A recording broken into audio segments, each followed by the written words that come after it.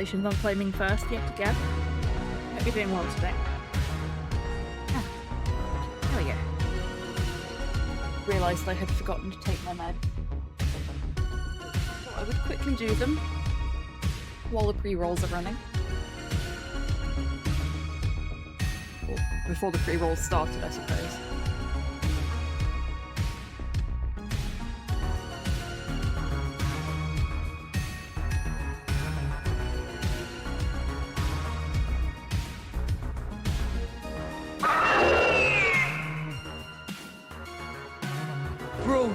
Roadshow! Hello, Cypher. Welcome in. I hope you're doing well today.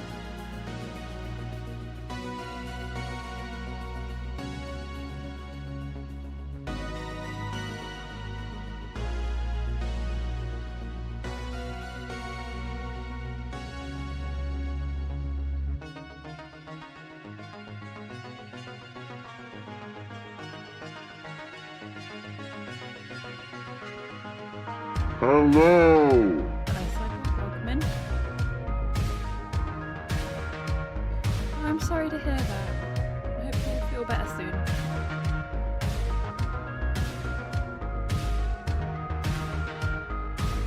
Ended up ship's captain again. Oh no. Did you have a good time all the same?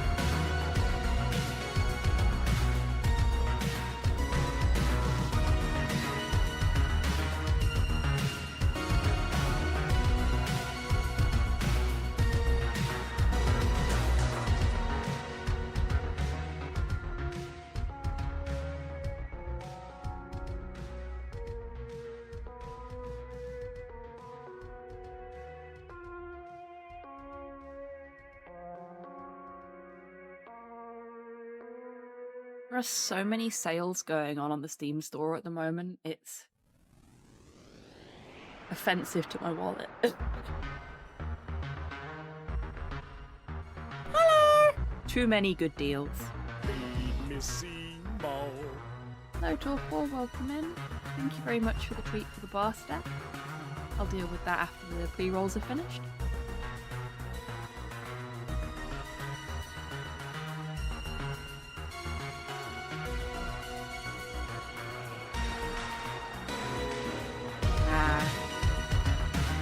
Was it was D&D fairly new for them as well? Because I remember the first RP I ever was involved in. Here's a wee reminder, folks. Go and take your meds if you haven't already. I had heard horror stories of that player, so I was desperate to make sure I was very definitely not that player, but as a result I reduced myself so much that my GM and my cohorts had to like encourage me to get involved. I would just sort of stand in the background and not do anything because I didn't want to take up all the limelight. And the problem there was that because of the way things had been set up and because of what the GM thought was going to be best, I ended up actually being the leader of the group. I was the most senior member in rank and the most junior player, as it were, in terms of experience. It was quite the learning curve. Hello, Corvus. Welcome in. Hope you're doing well today. I am too far away from my footrest, and I need to bring my chair closer.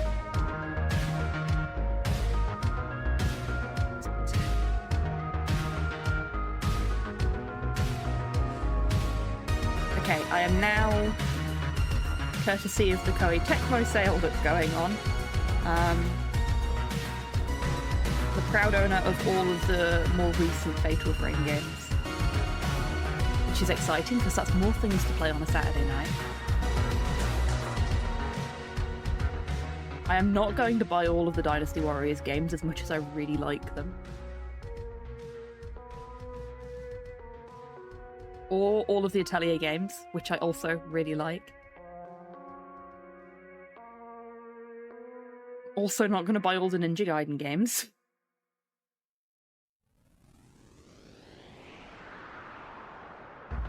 God, they've got so much stuff.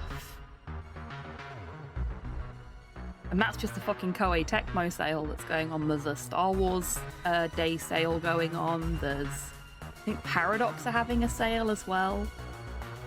All on Steam at the minute. On that note, if anybody is a big fan of strategy games, I fucking love Stellaris. If you don't already have Stellaris or there's DLC that you want for it, now might be a good time to get it, because it will be a little bit cheaper due to the Paradox sale.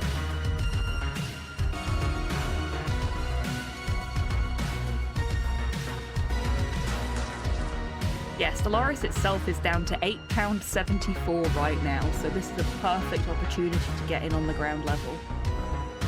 And if you have friends that already own it, you can play it with them and you don't have to buy the DLC. You can piggyback off of their DLC while you're playing together, which has been very useful for me. But enough about the Steam sales. Let's get on with the game, shall we? And look at this. We've got like a full party of characters in the background now.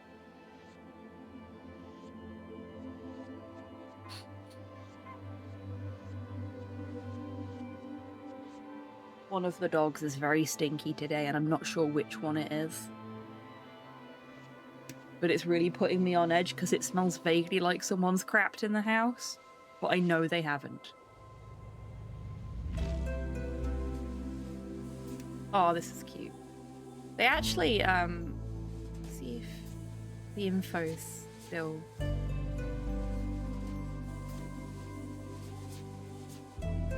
There was a post fairly recently about how popular the game had been and how happy they were about it. But more importantly, let me see if I can... There's the share button.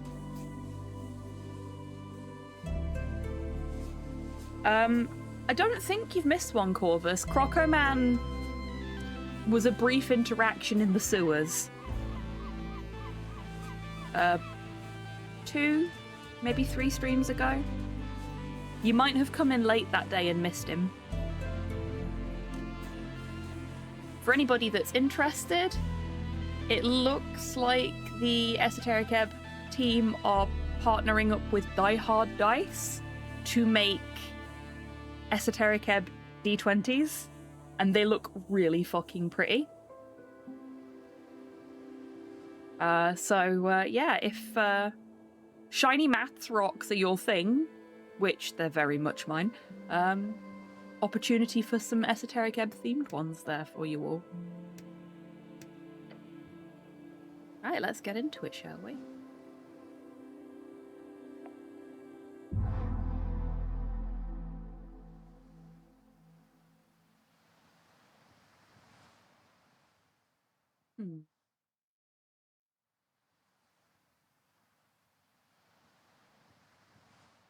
Oh, it's loading slow today, isn't it? Ah, typical. So, I play a lot of Teamfight Tactics with DMAC, not on stream. Historically not on stream because Discord and TFT at the same time crashes my computer, but I may have fixed that problem by fucking around with the registry. Because that's how you fix things in Windows these days. There is no easy fix. So maybe you'll see some TFT on stream at some point in the future. But the lobbies always load really fucking slowly, and you could be there for 5 minutes with it stuck at like 95%, and then one of you will go, "Oh, this lobby's loading slowly, isn't it?" And then it'll just finish loading. It's listening, it knows, and it's doing it to fuck with you. Okay, so... I remember at the end of the last stream, which was not last week but the week before, we cast Speak with Dead on this guy. It did not go well. I mean, it did. It worked. But,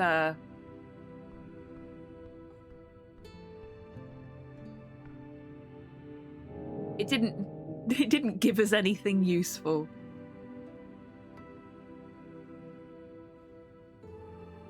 We finished the missing paladin.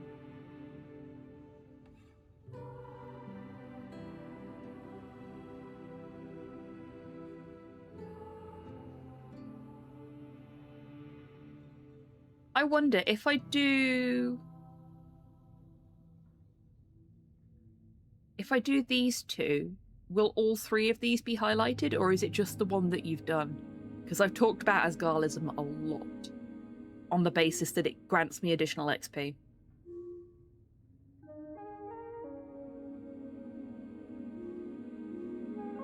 Got here. An Asgalis newspaper is being printed on Tolstad. You should find the location of this copper press and the name of the secret editor. Hey, Soup, welcome in. I hope you're doing well today.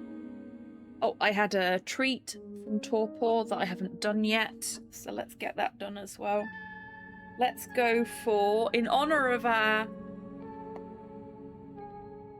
drow friend, who is further down in the catacombs, a mushroom. Thank you for the mushroom, Torpor. Oh, knocking things over. I'm a little clumsy today.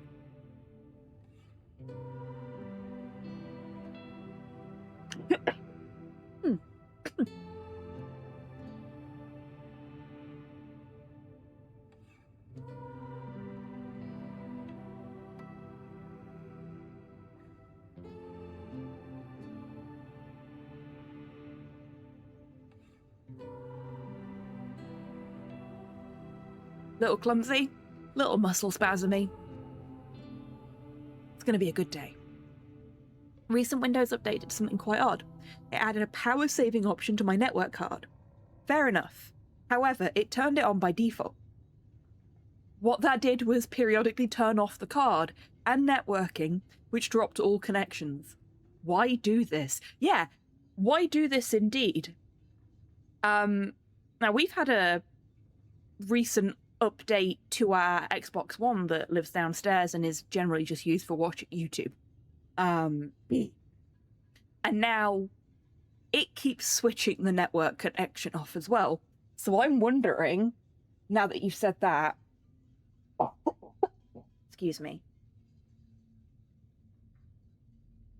if that power saving update has rolled out to all Microsoft operating systems.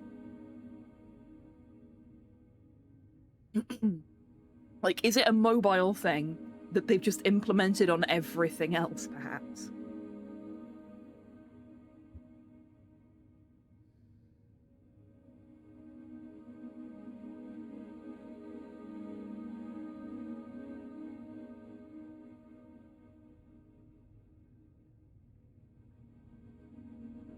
Okay. There's geopolitical conflict going on in the Clanlands. The homeland of Ascani native halflings has been cut in half by the so-called Golden Line. Celestials hold the west. Maybe you should find out more. What the fuck? So I coughed to clear the blockage, and it's still there? Excuse me. Hello, Sol. Welcome in. I hope you're doing well today. But yeah, I don't know what Microsoft is doing, but it's definitely fuckery of some description. Because my audio is still really weird from, you know, when I was saying yesterday that my desktop audio is really quiet all of a sudden. I mean, it could be that my ears are fucked, who knows? But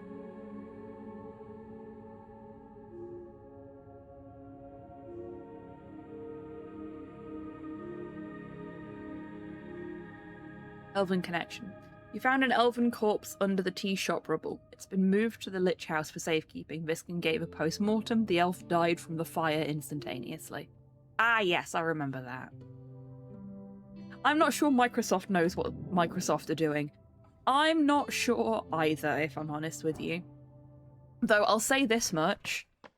Slow was telling me that they hired their old head of AI to be the new head of Xbox.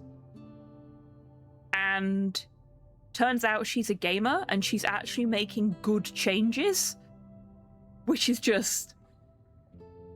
You can only assume that she ended up as the head of AI because there was no other role for her and they wanted to keep her. Seems like a game for us. Let's have a quick look-see. Cool. We got a pick-me-up for looking out the window. Oh, it's a farming sim. So definitely not one for on-stream, but potentially worth a look for off-stream. You are not likely to catch me playing farming sims on stream, with maybe the exception of... Oh gosh, what was it called? Horticular. Because I fucking love Horticular. And that's less of a farming sim and more of a creature collector, where I get to name the creatures after people in chat, which makes me very happy. Okay, that's Barkskin. We want Speak with Dead.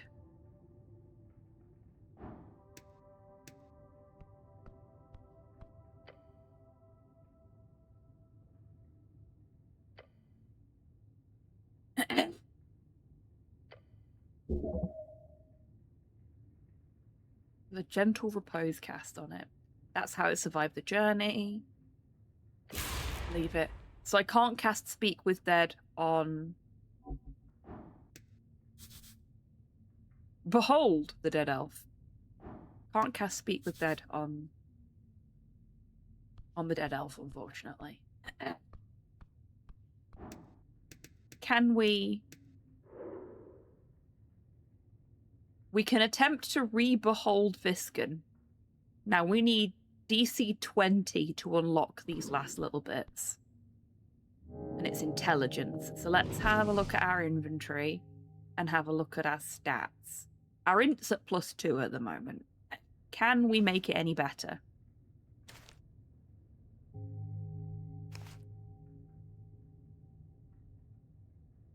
Dex, strength, whiz.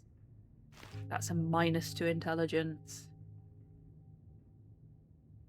Bucket is a minus to wisdom, which makes sense. We don't have a lot of int boosters. We have a lot of int reducers.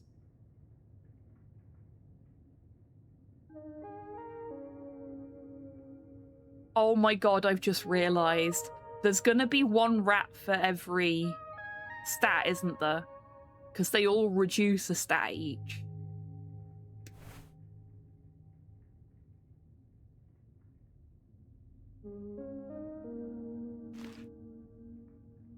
Okay.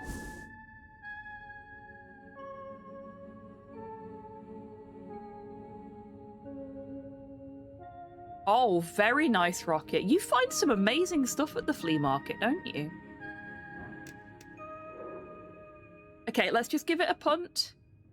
We do have reasonably good chances of getting what we need, I think. Or do we? No, we don't. It is impossible for us to actually behold Visken right now. So let's not bother. Let's just talk to him. €5 each. Hot damn. Bargain. Okay. Nothing else to ask him, actually.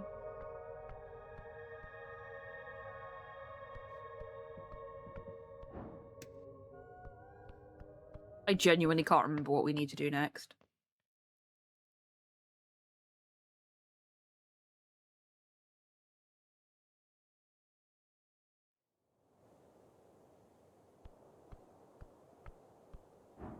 Hello.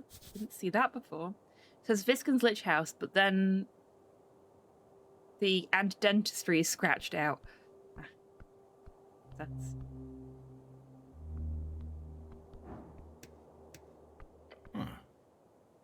You approach your companion.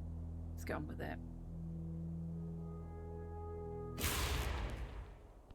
Okay.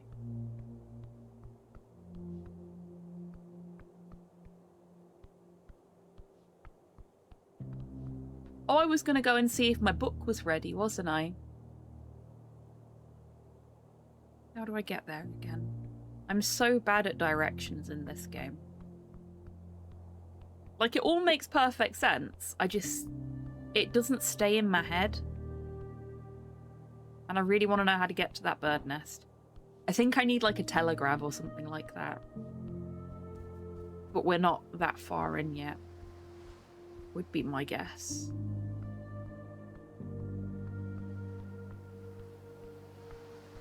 Oh.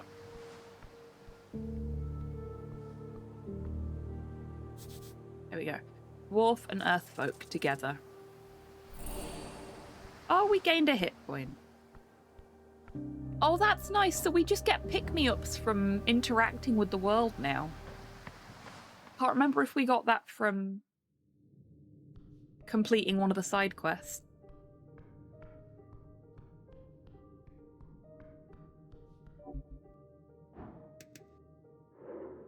Oh dear. 15 wisdom? I think we can manage 15 wisdom, can't we? Maybe not.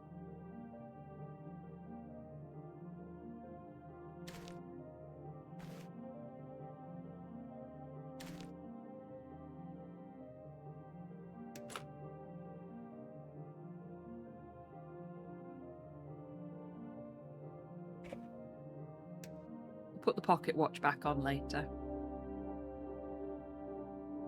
That puts us at exactly 15 wisdom.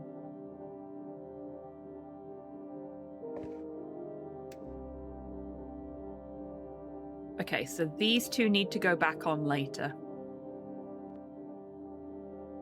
But I think that's the best we can do wisdom-wise.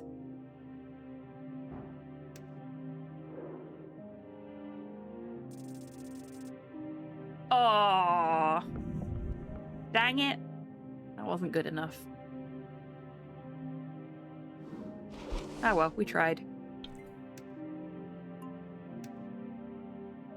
Perhaps after a level up or 10.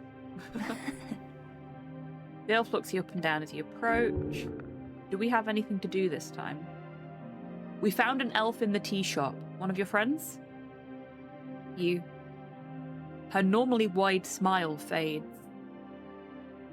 An Ilim, I presume. I do not consort with their kind. I'm afraid I cannot help in any way, apart from offering you a free piece of advice. A tip, if you will.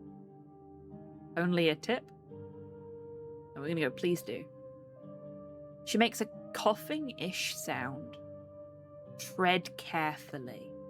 The roots of the Ilim grow far and deep. They will strangle you given the chance. Do not anger the Mender's shadow. The Mender is a common way to refer to Ilim, to the Ilim the Mender. To Ilim the Mender, the goddess who established the Ilim Empire. She was kind of a big deal before she died last century. I don't understand. Her smile returns. They do shady business. If the tea shop is their fault, you cannot do much. So be careful, just in case. Got it. I'll be careful. Good. She nods. Good.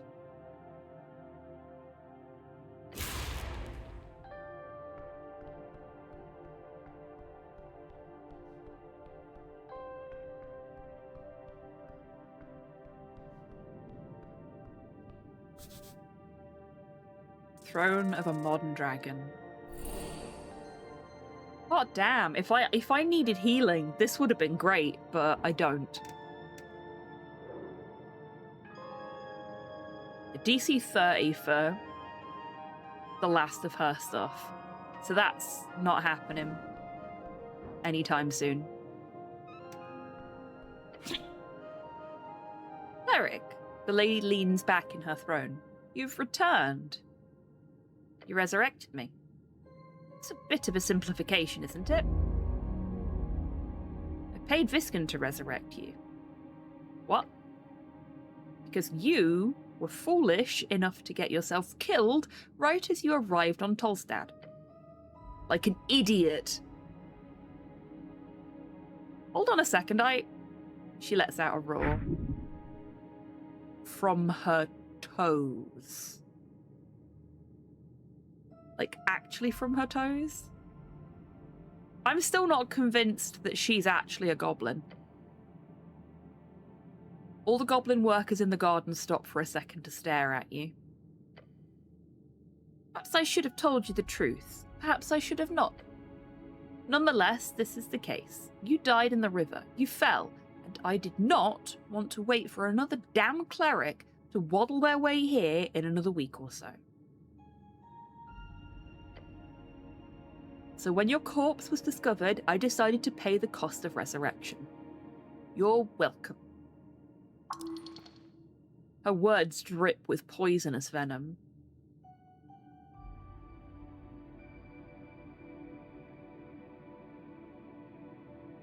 What about the assassin trying to kill me? Could that have something to do with it? She scoffs. Yes, I've had reports about that.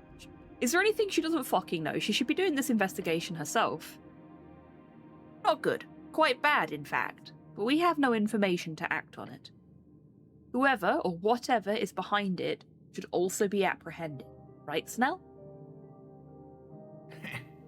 Yes, my lady. Did Snell know about this? No, cleric. I didn't actually. He sounds hurt. Perhaps she did not believe it to be relevant for him. She scoffs. You were busy, Snell, and I assumed it was better to leave you in the dark for now. I hope you are not cross with me. No, Lady Sageleaf.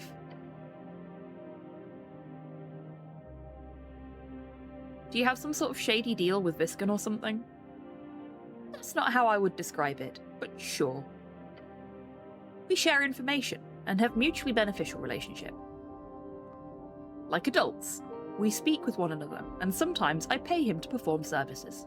It's called business. Nothing shady about it. Sort of shady, yeah, but smart. Interesting. She hired the Pale Man for his power, but why would he work with her? Well, I'm happy to be alive, I guess. I'm happy you're alive too, cleric, as long as it means you'll be performing your services here on Tolstad. So do that then. Make me proud.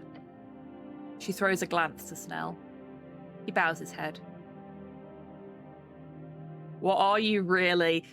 Okay, I'm not the only one that's just like, that's a fucking dragon. That's an actual fucking dragon shape-shifting.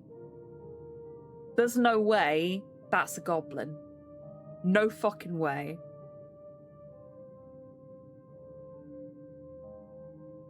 Is this your garden? No, this is a sanctuary for all. I am just its keeper.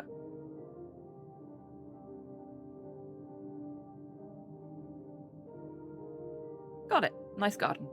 Thank you. So this HWBT, what exactly is it? She snorts. It's an affiliation, an organization, a family. Your family? Yes. That's a lot of kids.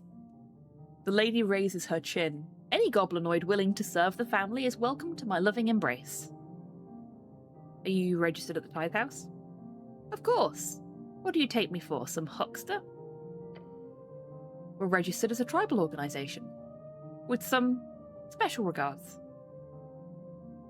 Why is it called the Halfway Bridge Tribe? She takes a deep breath. I'd say it's obvious. My people have lived in the tunnels of Tolstad for 5 generations. 5 goblin generation. That's around 50 years. The tunnels underneath the famous broken bridge of Norvik. The bridge that only reaches halfway across the river. When I united us, that name grew popular. And what's your role here? My role? She cackles. I'm the Director of Operations. Okay, I have other questions. What are you voting in the upcoming election? Democratic Herald regained 3 health. You dare tread onto such volatile grounds? Here in my chambers? Yes. Really? Her eyes pierce your stout figure. You meet it. Oh, that was a good time for a constitution success. You dare ask of my political opinions? This could get me killed. Let's see how quickly into the stream we can get murdered, shall we? Yes. Okay, well, I haven't decided.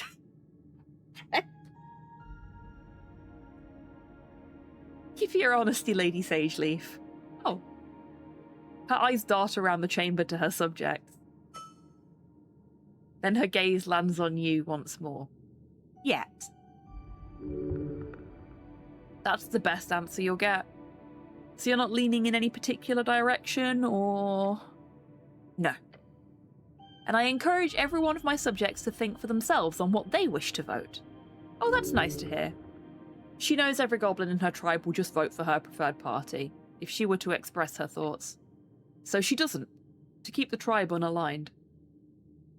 That's nice. That's good.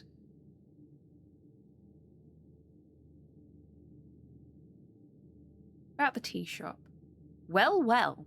Her eyes focus in on you, and the room seems to shrink. This is giving me canvassing flashbacks. It's okay, we're done with the canvassing for now.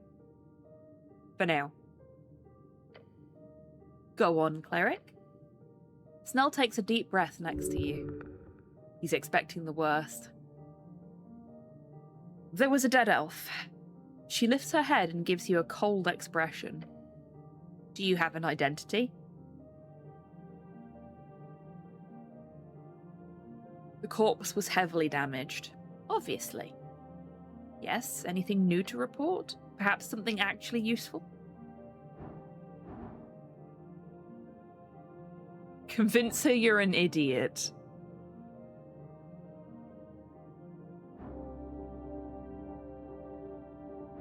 Which is at +10 because we told Snell about the necklace.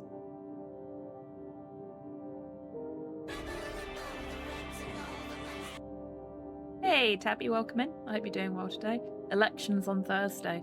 Oh, really? Heck.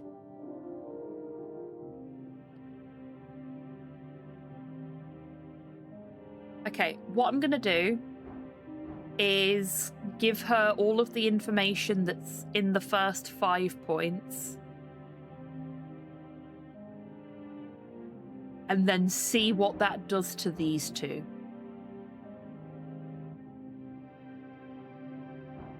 Because this is challenging, this is fucking daunting. And this one has a bunch of minuses on it.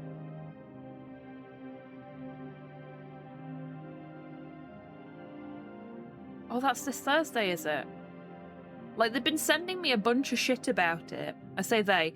I mean the local political parties. But I hadn't realised when it was.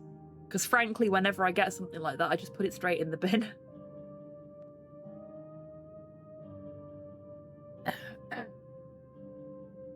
Particularly when it's come from fucking... Oh, what are they called?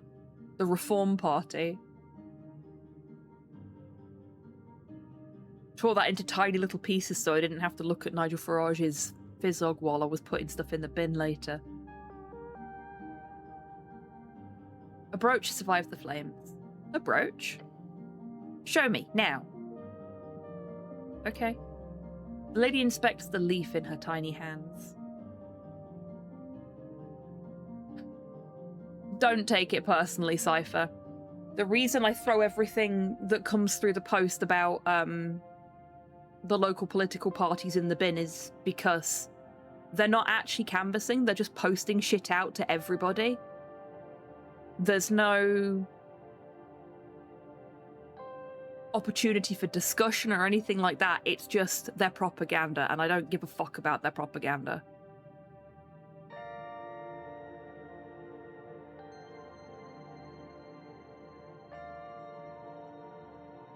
Yeah, like, it was the first bit of political mailing I got as well. Slow had been getting letters from the Labour Party for weeks.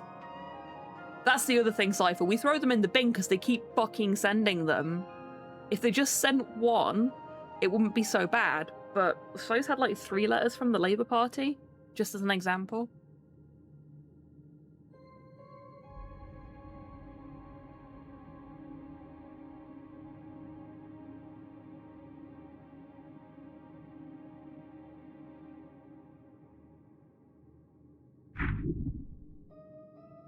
She senses its esoteric nature. Tacky, typically elven.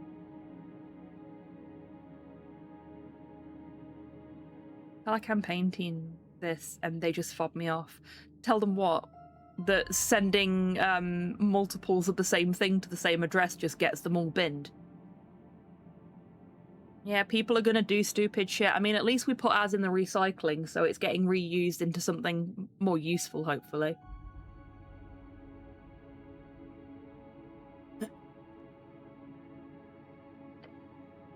And magical.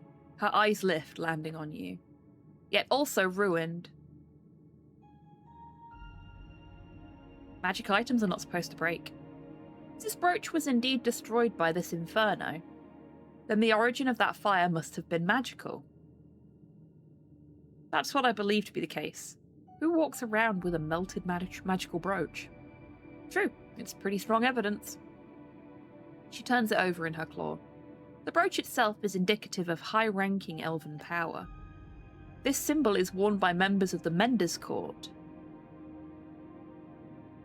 A royal? If that makes it easier for your limited human sensibilities, yes. Mender? Ilim. The dragon growls at you.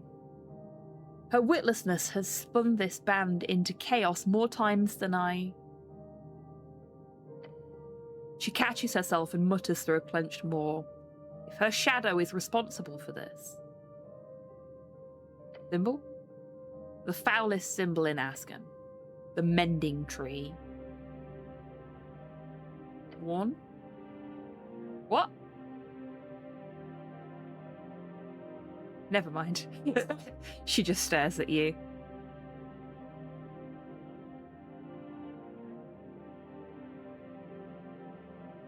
Can I have it back? The dragon tosses it to you with a frown. I do not wish her mark anywhere upon my lands. Has that changed the outcome for these two? We explained the brooch, so it has made this slightly less daunting. This, on the other hand, oh no, it's improved the quality of this one too. Okay, so this one gets harder the more we explain, this one gets easier the more we explain.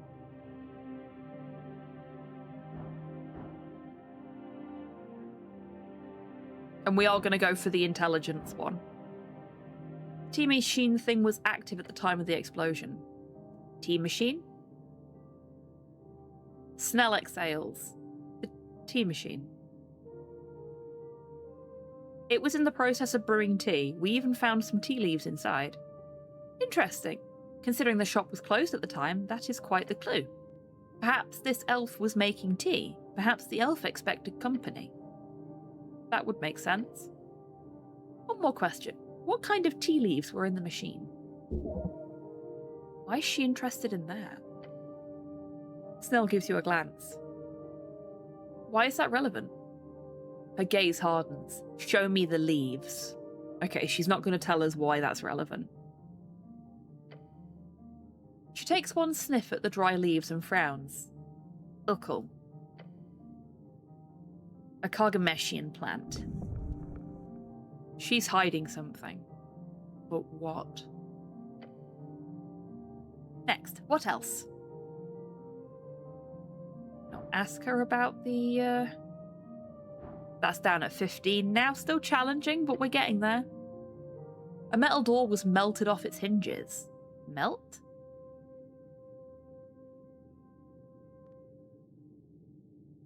Yes. I funded that shop. The door was hardstone, was it not? Dwarven made. It does not simply melt. I double-checked. It was hardstone. Her face scrunches up. To melt hardstone.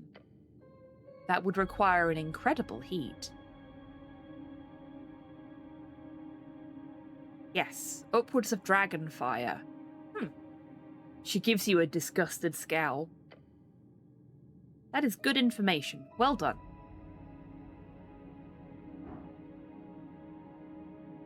Wow, that is now impossible, but this is moderate. There were 9 explosions. Her eyes focus in like fiery spotlights placed upon your soul.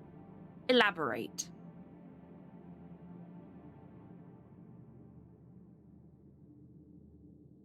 We're going to nod to Snell and let him take the lead on this bit. You go. Snell steps in with a quick bow. My lady, the cleric and I are certain of the cause of the explosion. A necklace of fireballs. The chamber goes dead silent. She scoffs. This explosion could not have been produced by Arcanist mimicry.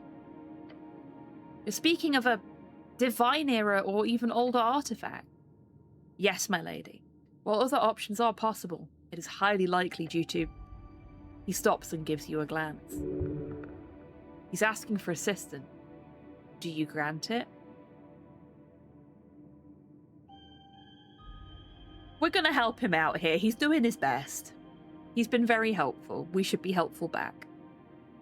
Several delayed fireballs or 9 separate casters. Both unlikely. He nods to you and continues. The goblin is grateful. A fully stocked and charged necklace of fireballs is the most reasonable explanation. Reasonable yet vexing, simply raising more questions. Yes, my lady, I'm afraid so. She frowns and scratches claws on her wooden throne. What else?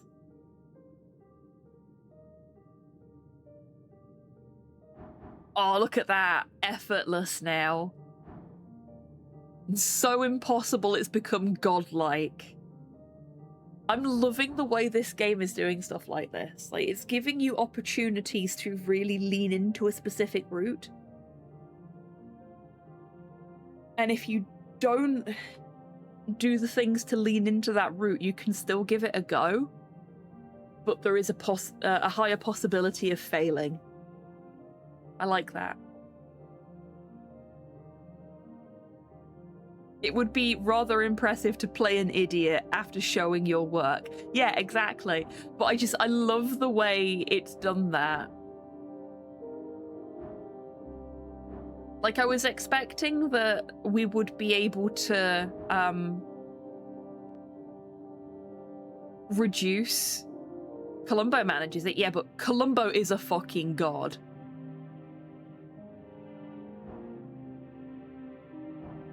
I was expecting we'd be able to reduce the difficulty of them. I didn't realise we were going to be reducing one and increasing the other, which is absolutely fantastic. We are playing with the scales here.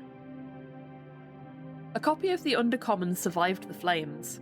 We don't need to tell her this, because the explaining everything option is now not failable for us, basically. It's still failable for us. We've had a couple of nat ones in the previous stream.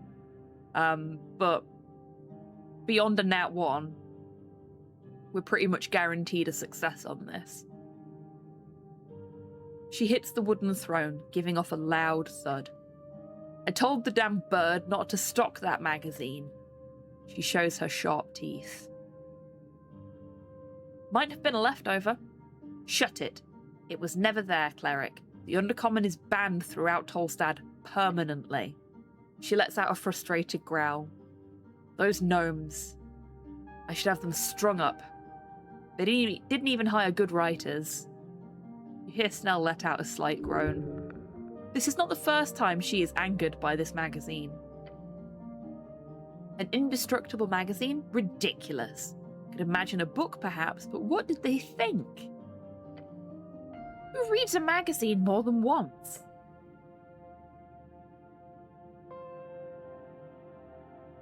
Except those ignorabi cum effusis cerebris. Okay, that's certainly an insult. She slams her fist on the throne. Artes esoteric illicite debent puniri tricentis verbribus inforo. Is that draconic? Fucking called it. Called it. She's fucking ranting in draconic because she's gone back to her mother tongue. The goblins around the chamber appear to nod and murmur in agreement, while Snell is just staring at the ground.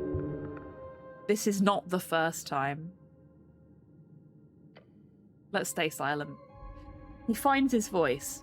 Indeed. However, the presence of the Undercommon is, quite interesting. She appears to calm down.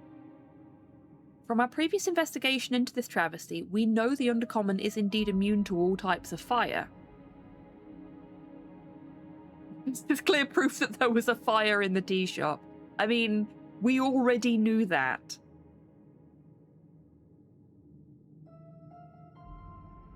It's evidence. Yes, okay. She takes a deep breath. What else?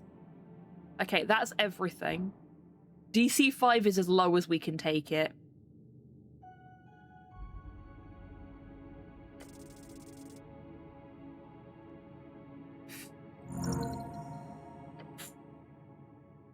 If it hadn't been for the pluses there, we would have still failed that. By 1. Yes. You go over the details, the broad strokes, putting the events into a clear chronological order. Lady Sageleaf listens patiently as you explain it all. The tea shop owner was not there. But the elf was. And the elf clearly had a reason to sit in the closed tea shop. The elf was in possession of a fully stocked necklace of fireballs. The goblin chieftain's lips curl into a slight smile, which then turns into a grim frown. Go on. She finds your explanation intellectually stimulating. Time to lay out the entire plot from the beginning. One thing that didn't make sense to me from the start was, why a tea shop? She shrugs. Why indeed? He glances between his queen and yourself. Careful now. You know the truth. You understand it.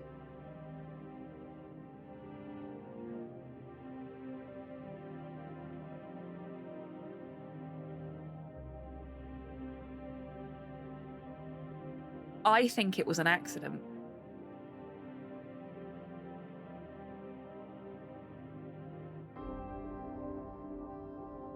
I think.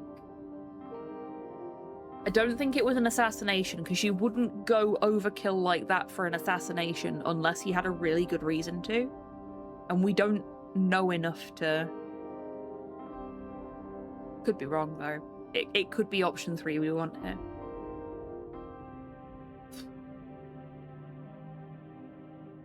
But why did they have the fully stocked? Unless that was the thing that they were making the deal for. No one meant to blow up the tea shop. It was an accident, a deal gone wrong. She contemplates your words for a few seconds. A deal, you say? Would not surprise me. Drummer appears exactly the type to mediate nefarious business. It really would. I do not believe for a second this was a planned attack. There are too many important targets so close. Had it been a simple fireball spell, perhaps? Snell, do you know how rare this artifact is, this necklace of fireballs? He nods. Exceedingly rare, my lady. Perhaps not, a single bead. Those float around the coast from time to time. Still expensive, but... remnants of the Coast War. Each bead, if detonated together, would result in the blast increasing in power. 1 level per bead. And it starts on 3rd level, as any normal fireball spell would. 9 beads would then mean... blast was about above 9th level. Yes, cleric. Her smile widens. 11th level. She speaks the words like they're delicious. Oh boy. Simple math, the goblin says, looking concerned. Cool. Isn't that against the rules of magic? She scoffs. There are no rules. Not really. The arcanists push boundaries beyond mortality and reason. She scoffs loudly and with an air of annoyance. Just impressed the dwarven masonry still stands. I assumed such power would tear reality itself asunder. But no, it simply scorched a lot hotter. I should also mention there was a gold chain in the hands of the elf. A gold chain? As in... That must be the necklace then. It actually survived the blast. Hello there. Hey, Fire Thief, welcome in. I hope you're doing well today.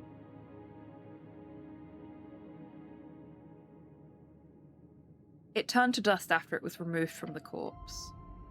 The goblin chieftain clicks her tongue and leans back in her throne. Interesting. Once spent, the core chain must have retained some magic until trifled with, of course. The lady glances to Snell, then back to you. Well done. You've convinced me of this perspective. For now, at least. The lady grows silent and begins twirling a ring on her finger. How is the cleric's health, Snell? Health, my lady? Do you believe he could require some magical assistance? The goblin mutters and gives you a good look. Yeah. She takes off the ring and tosses it to you. Wield it well, human. We got a ring of regen. Nice. Oh no, I'm sorry to hear that, Fire Thief. I hope you feel better soon. It will keep you up and running. She leans on her claw and glares at you. This joint venture is not yet finished. Snell? Cleric? Yes, my lady. You need to find the responsible party and bring them to justice. That is what you do, is it not? Do I have a choice? No. The elf might be dead, but I'm certain whoever is responsible here is not. Speak with the relevant parties, find out everything about this elf. Locate the missing witness, this Frank, son of Frank, dressed in yellow. Fake name or not, if he can be found, you must do it. And then there's the question of the poor fool drummer, of course. You have until the election, cleric. Be quick about it. Time is running thin. Where shall I look for the tea shop owner? Who knows? He's probably already left the city. If he's stupid enough to hide in some corner, cowering like the craven fool he is, then find him and make him talk. Do you know anything about the dead elf? She groans. There were words of a certain elf making friends within political circles here on Tolstad. I'm assuming this is the one. I would suggest speaking with those connected. The Asgulls for their involvement with the tea shop, Visken for the post-mortem. And of course, the corpse itself, that you should be able to handle. Any more info on this missing witness, this Frank, son of Frank? Not much. Some whispers about a man dressed in yellow rushing downwards. Perhaps he fled into the city below? The fellow is probably dead or dying in that case. Either way, find him. That's all for now. And now we have to ask the question. I'm hoping because we caught her cursing in Draconic, that's going to help us with this line of questioning. What are you? Really? Whatever do you mean, cleric? You know what I mean. Her eyes light up. Leave us. The goblins surrounding her throne all pause and look at her. Leave us now. My lady, you too, Snell. The goblin looks confused at the both of you. And he bows his head. Yes, my lady. Well then. What is it you see so well, cleric? An inane observation, perhaps. I fucking called it. Week 1, I called it. You're a dragon. That is my nickname, yes, but I can see you mean something else. You're very easy to read, you see, unlike me. Which makes me all the more impressed.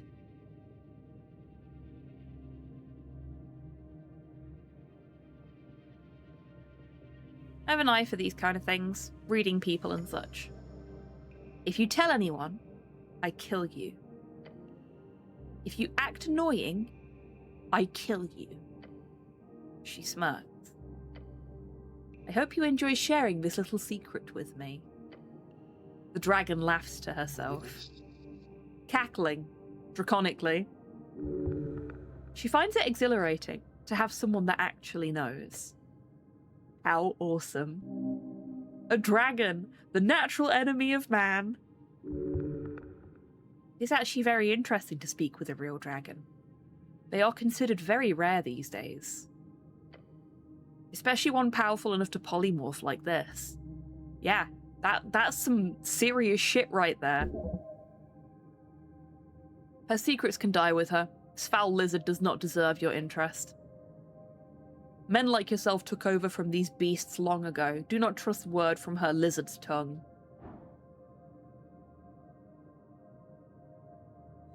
Oh, can we manage it? Let's do these first and then do this. Let's see if we can lower the difficulty on this first. Why a goblin? Why indeed? I came to this city a long time ago, cleric. My reasons are my own. Why did you come to Norvik? Isn't it obvious? Good kingdoms are hard to come by these days. Especially loyal ones. She cackles a bit. Okay, that's not, it's not made any dent in this at all. What's your true name? You wouldn't be able to pronounce it. Try me? No.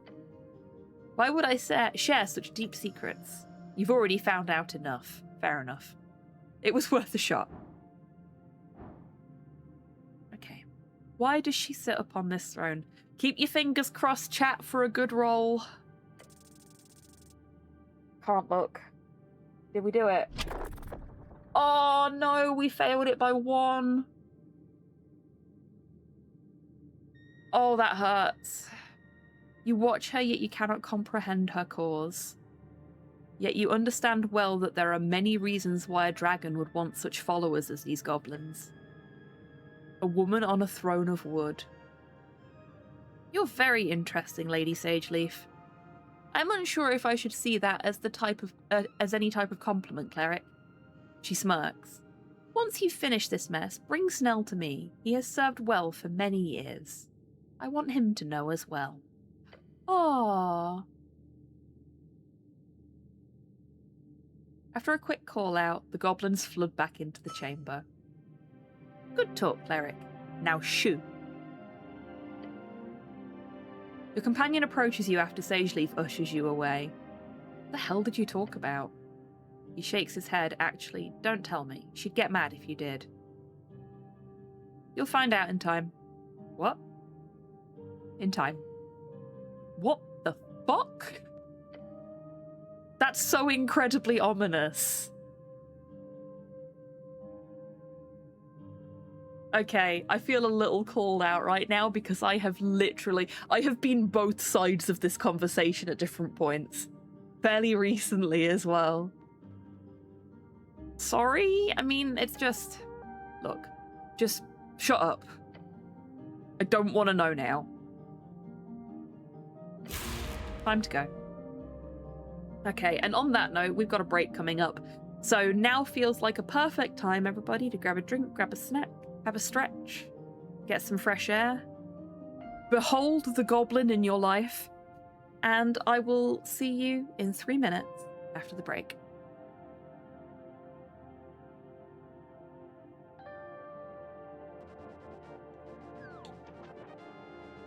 First try. Yay! If you get hit while you're swimming, it will break the game. Because when you get hit, it'll cancel your fake flipper, but also the game doesn't know where it wants to put you because you weren't on safe ground on this screen. I would. Oops. Yay, we're safe. Kind of. Okay, I was gonna say I might just get hit so I can see what happens, but now we know. Now we know. That's great. I haven't the slightest idea what you're talking about. Now, So, scram, we haven't before actually- I call the conductor and have you confined to the lunatic car. There's a lunatic car? There's a lunatic car? Forgot he says that.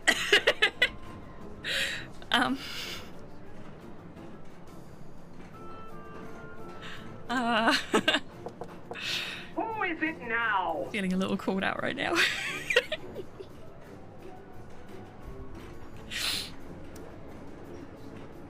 HobbyTan is literally Max confirmed. I mean, I can't really argue with that, can I? Oh, what's that? He's only a little excited, can you tell?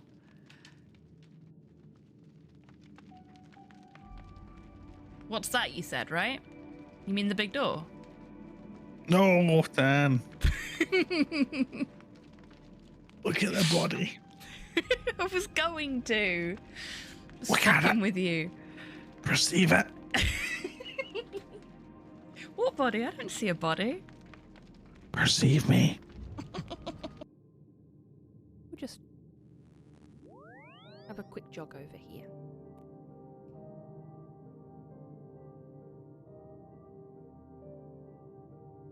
Oh, too far. No. Oh, shit! I'm so sorry! Oh, I accidentally punched a gnome to death. I'm gonna give you a proper burial. In the appropriate place. I am so sorry. Oh.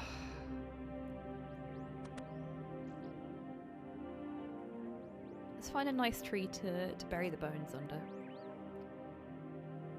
Welcome back hide from the my break, everybody. shame. I hope you're feeling refreshed. Oh.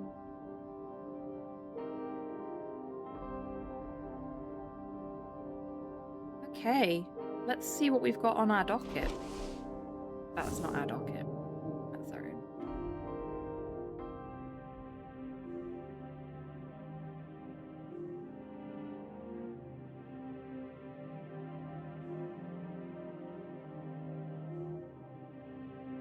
Ah, here we go. This one needs to take root.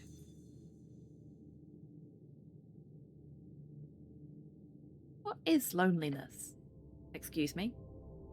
What is it? That feeling in your chest. The knowledge of lacking, of being without. This thing hanging veil-like as a connective tissue between others. Is it something? Or is it simply void? Is nothing something? Sounds like a mathematical thought for the blue one. So, you come here to solve a mystery. Yet what you find is everything working Hello. against you. Hey, Sense, welcome in. I hope you're doing well today.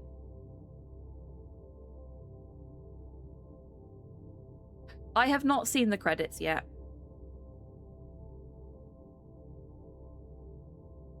We're still on the first playthrough.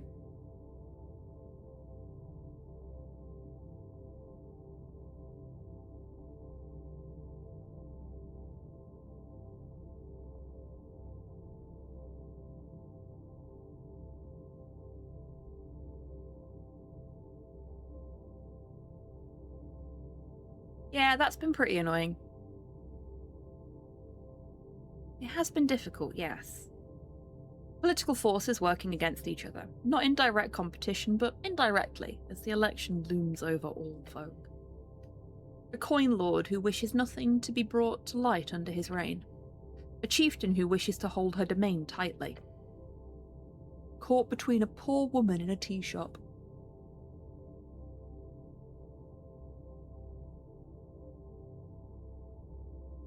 It's a right mess. That is very true. For you, despite these tribulations, it has proven a revitalization. A return to form. This last year has been terrible. It was just a demotion. I've been through worse. But now, you are on your way to handle it all. All thanks to... Well, yes. His presence is a good in your life. He is, potentially, a friend. A friend. Friendship is not a necessity. Nor is beauty, nor is love. They do not help you survive this world. Rather, each of those things give value to survival. So the empty hole in your chest does not open up as wide at the end of your next quest. When the silence of your tower office or room at Mum's apartment does not engulf you quite so suddenly and hastily. Yeah, we're absolutely going to join the homosexual underground in this as well if we can. I didn't manage to get that quest line unlocked in Disco Elysium, and I'm gutted about it. Remember that feeling. But then you can ask yourself another question. What is tea, really? Are you shifting topic again? Okay, I've said before that when wisdom and intelligence start talking to each other, it's like when me and DMAC have a conversation. This is me. Wisdom is just me. Because this is exactly the kind of shit I pull. I go, like, really deep into the fucking weeds on something, as you've all seen me do, and then just immediately snap to something else. What is tea, really? Are you shifting topic again? A warm liquid, filtered through leaves of various distinguished plants. Only to be served to free-spirited youthful folk of common cloth. A drink of the post-war era. And then this drink explodes. It does not. However, you see, at the centre of Norvik, in the middle of the chilled River Torna, sits a fortress. One filled with folk, each of them flowing through the alleys and tunnels and streets, at the centre of which you find a tea shop. Stepping through its doors, you're immediately hit by a wave of exotic aromas. There are folk of all kinds debating, playing music, and exchanging ideas within these walls. Stacks of newspapers thrown about the tables. Behind the counter you see a dark feathered creature serving freshly brewed cups. This is a tea shop. There are many like it in Norvik. There is nothing special about this one, apart from the fact that this one blew up. Wait, what's the tea shop called again? That is clearly not important. Since it is now left only a memory to those who loved its comfort. It was the best years of your life. It was the closest you ever came to having real friends. Most of it spent drinking halfling tea in Vargby. Vargby, one of 5 districts in Norvik, located in and around the Great Steam Pit in northwestern Norvik. The Great Steam Pit, a deep crevice in northwestern Norvik that's connected with the river via a canal, a centrepiece of Dvargby. With people. Oh, shut up. They used you. Aren't you the one always going on about exploited labour? Well, that's you. A lonely kid tricked into pushing dwarf propaganda. That's all. It's not so simple. They were also kids. Myron, she was trying to... You don't need them. Nothing to cry over. Nothing lost. Everything gained, however. If you hadn't gotten arrested, you never would have joined the Earth Guard. It was destiny, a group of Asgarlists turning on each other, running to the hills. To survive that builds character. Keep this goblin at arm's length. You don't know where he's been, or what his intentions are. You will make it as a lone cleric against the world, as always. No, Don't push him away. You gotta reel him in, just like everyone else. Your main problem from the beginning has been one thing: honesty. You keep showing your true colours. Nobody likes that. Keep it friendly, keep it light. Everyone should enjoy your company.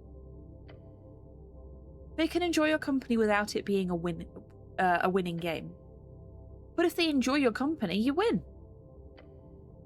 Everyone wins. Including you. Ignore this idiocy. Focus on your spells, learning, retaining knowledge, and applying it during your downtime. Become an even greater master of memorization.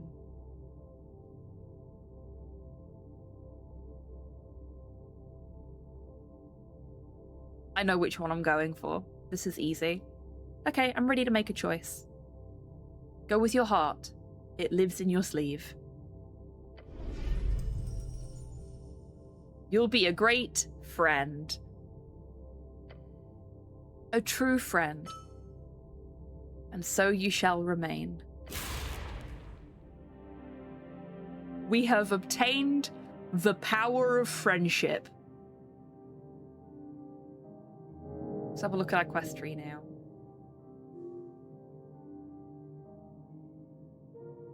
Too many feats chosen. Okay, so we can't have any more than what we've already got.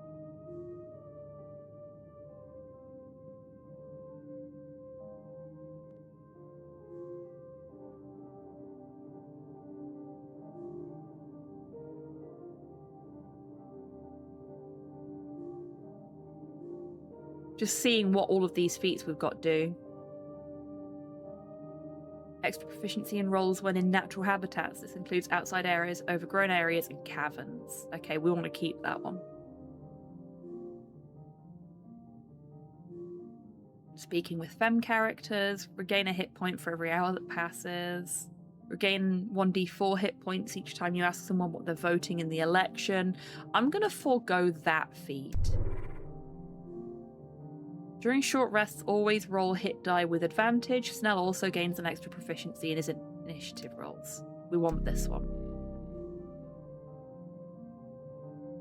Oh, wait, I have to wait, I guess. Or did it actually select it? No, it selected it. Never mind. It made a funny noise. What's this one here? Ah, yes. The title one. We are yet to unlock the power of love, indeed. Power of friendship. Time to go kill a god. Absolutely.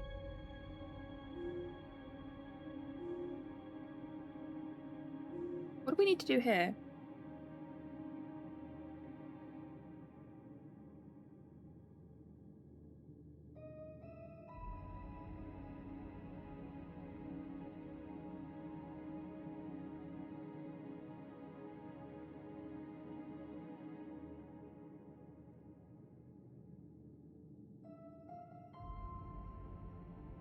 Visit the Lich House after midnight alone. Might end up rough, so make sure to prepare. Okay. So that's what we're going to do next.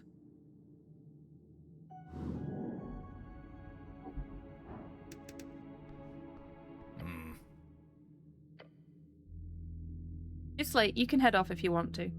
Snell looks at you with tired, almost deliriously manic eyes. And leave you here by yourself? He also looks around. You're going to go sleep, right? Because I sure hope you're not going off on some adventure by yourself. I don't need to sleep, I'm the cleric. Yes, Snell, I am going to bed. You're not my boss. I'm gonna go with the first one. He sighs. Fine, I'm tired. I'm going home.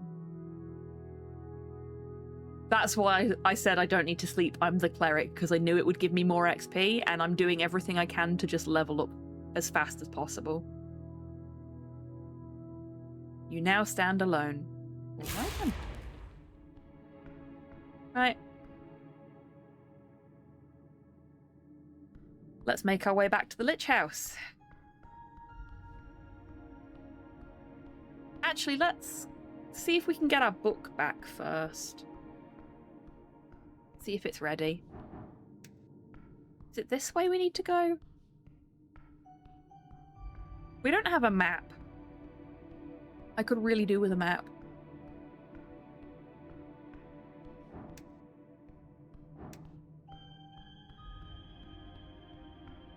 That's because I keep double clicking on the door icon instead of single clicking.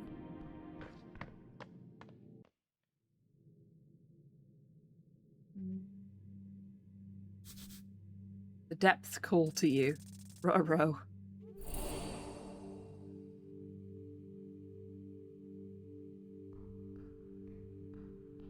I mean, I don't mind not having a map. It's just that my sense of direction is bad, and I only play this once a week. So it's been 2 weeks since I last played it this time around because of last Saturday. But yeah, it makes it difficult to remember where I need to go. So if they add anything to it, I would very much like them to add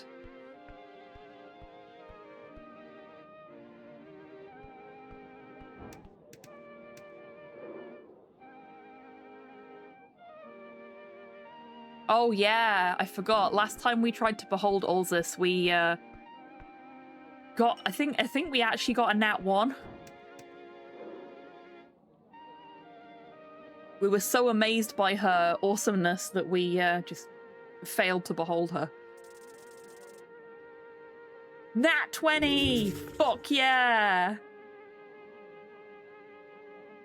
Monstrosity, level 14 Gynosphinx, lawful good. Thousands of years spent guarding a hole in reality. Remember, her perception is beyond your ability to conceive. For her, a day is a fleeting moment, unless you make it memorable. The Gynosphinx giving out riddles, a woman searching for something, anything, even remotely interesting about these scurrying mortals. Why else allow them into her lair like this? She's not being exploited. Whatever deal she struck with the tavern keep, this beast of yore could break it at any moment. None of them hold any power over her, yet she cannot leave. Resentment. Anyone sane, and with even a sliver of mortal understanding, would feel resentment after being stuck in one spot for millennia. Ulzus, this oh-so-powerful creature, feels a hint of resentment towards her masters. Perhaps that is why she entertains this fleeting moment. There we go. We learn everything there is to learn about Ulzus. And that'll be the one natural 20 I get all fucking game. Where has this brought us out? Oh, that brought us out here. Okay.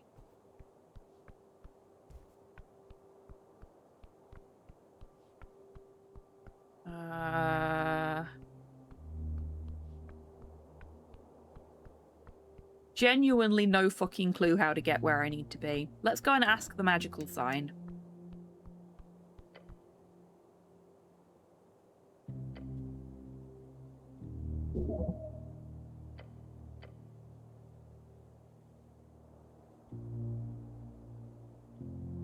Which way is Waterlane View?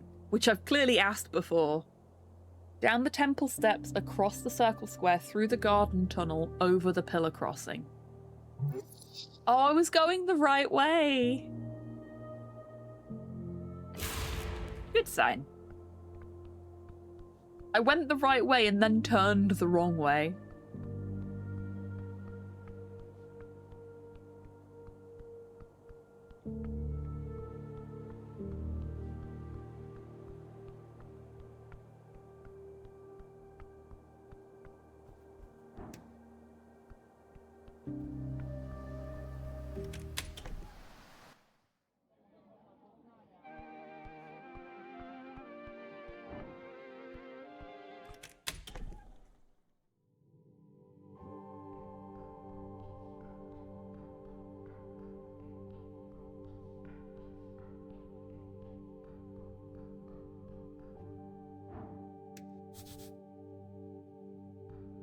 Dormitory out of commission.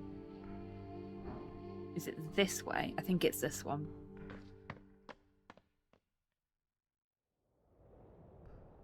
Yep, here we go.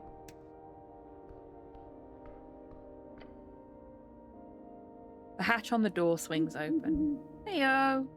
A pair of yellow piercing eyes gaze at you from beyond a veil of bushy feathers. Hello. Hello, Valcion. Welcome in. I hope you're doing well today. I'm here to pick up my book. Yes, yes, it is done now. It's done now! Hooray! Now you pay. How much do I owe you? Process was quite complicated, but I handled it like the pro I am. Final cost is 250 Norvikian crowns. Oh boy, that's a fair amount for you. Pay now. You could purchase a basic spellbook for 50. Okay, try for a charisma throw. However, if this bird is as proficient as he believes himself to be, then it could be worth the cost. Do I have 250 crowns? I'm gonna try for a charisma roll. Yes! Gotta comb his feathers, you know? Just say, make it 100 and I'll owe you big time. Wouldn't it be nice to have a cleric in your debt? True. Okay, pay 100, then you get your book. Great. You toss in all 100 crowns from your pouch of holding, and out of the slot in the door, you see the end of a paper-wrapped book. Take it. You open the wrap, discovering a wildly bound book, its paper smelling like a fresh, damp forest. Yet it is easy to use. Opening it reveals a series of primal patterns. It's quite frankly a masterpiece of esoteric delight. Feels tingly to your touch. Extremely esoteric. You are happy, I can see it. The yellow eyes tilt to the side as they peer at you from the slot. Now be on your way, and mention my services to your clerical friends. I am the best, you see. That needs to be known.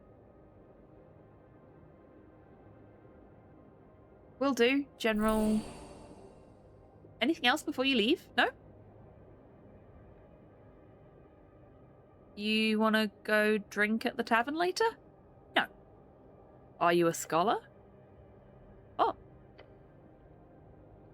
You are interested in the arts? It's kind of my job, yeah. I was trained in the knowledge back in 3 Wings. I know many things. But no time to talk or share. Busy. If you want scholarly teachings, go speak with my upstairs neighbour. That gnome never stops talking. Who? Just go upstairs. His door is always open. Thank you for your time. Upstairs neighbour. That has actually put us past midnight as well, so...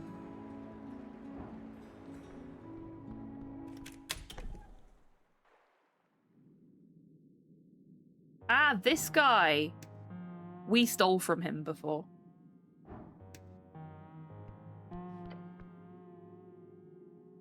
I think we've looked at all this stuff as well.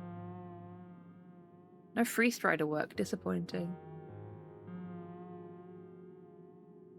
The Folk by Alexandro. A Blind Manifesto by the Hedonists. Memoirs of a Statesman by Nicholas Darrow. Dark Book of Shadow by the Shadow Lord. The Coin Lord's own book.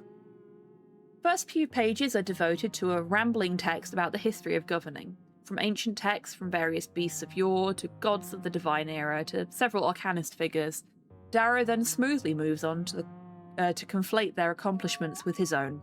Of course he fucking does. Especially since he also includes an explanation of his lineage, that he is a direct firstborn grandson of Borgo Darrow, the first paladin of Earth. It is not so subtle. The many pages go on to describe both practical but mostly theoretical methods a statesman should use when dealing with the populace, the bureaucracy, and the ideologies of modern life. You haven't read this before. Luckily, you don't have time to do so now either. Generally, the book has a rather rough tone about democracy, a quote you've heard before from this book pops up towards the end. Those who believe in democracy have a wonderful view of folk, to think them capable of making rational and informed decisions devoid of personal bias and emotional conduct. From what you remember, it caused quite a stir when it came out 2 years ago. Quite anti-democratic. Let's open The Folk by Alexandro. Alexandro, this was the first book placed in your hands as an Earthfolk recruit. Open it. It's an old, worn copy of that same text. Musings about the divine era, of great walking gods and their theocratic states. A history lesson morphing into a series of guidelines, how modern leaders, as a response to the drawn-out Coast War, should return to the old. The proven, the organised, the divine. Although written from the perspective of not faith nor service to the holy, but rather that of service to the state, a modern theocratic vision. The nation as an entity, not bound by the protection and lifetime of its god.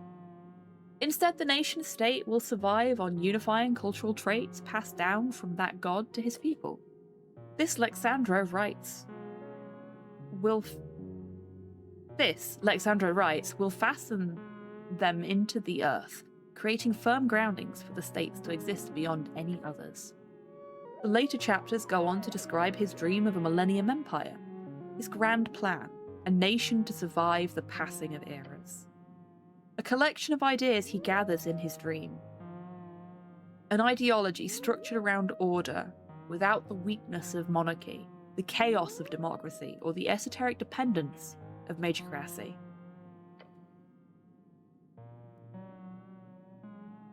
The Millennium Empire, the fascist ideal. Fascist, an emotional and illogical nationalist extremist, basically a cultist. Gee, I wonder what this game developer's political alignment might be. Oh, Slow is awake and it sounds like Nick is causing trouble. I'll be right back, folks. I'm just going to go see what Nick is doing that is causing so much frustration to Slow.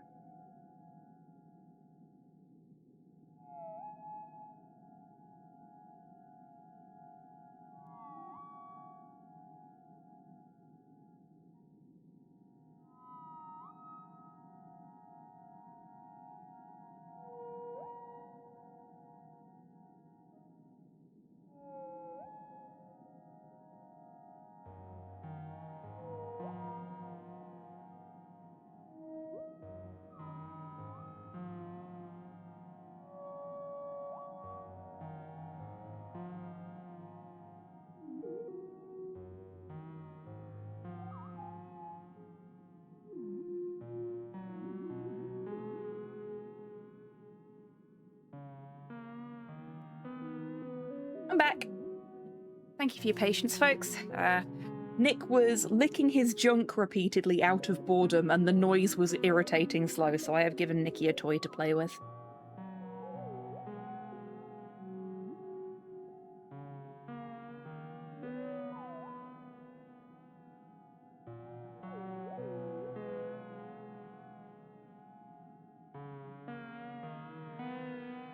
Dangerous ideas. Fascism has led many cities astray in reads. Whatever your thoughts are, this book is used to reshape the city.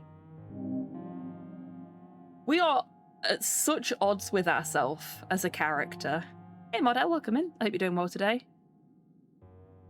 I entered chat at an opportune moment, I hear. Yes, it certainly seems that way.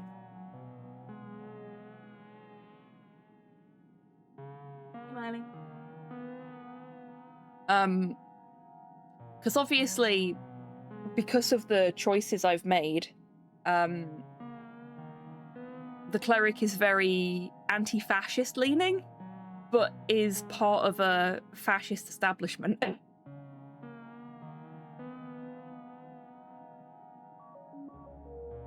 I find it very interesting that these games have a habit, it seems, at this point, because I've played 3 games where this has been the case now, of having the strength statistic be the fashy leaning one, and be so deluded from the rest of your personality in these games as well.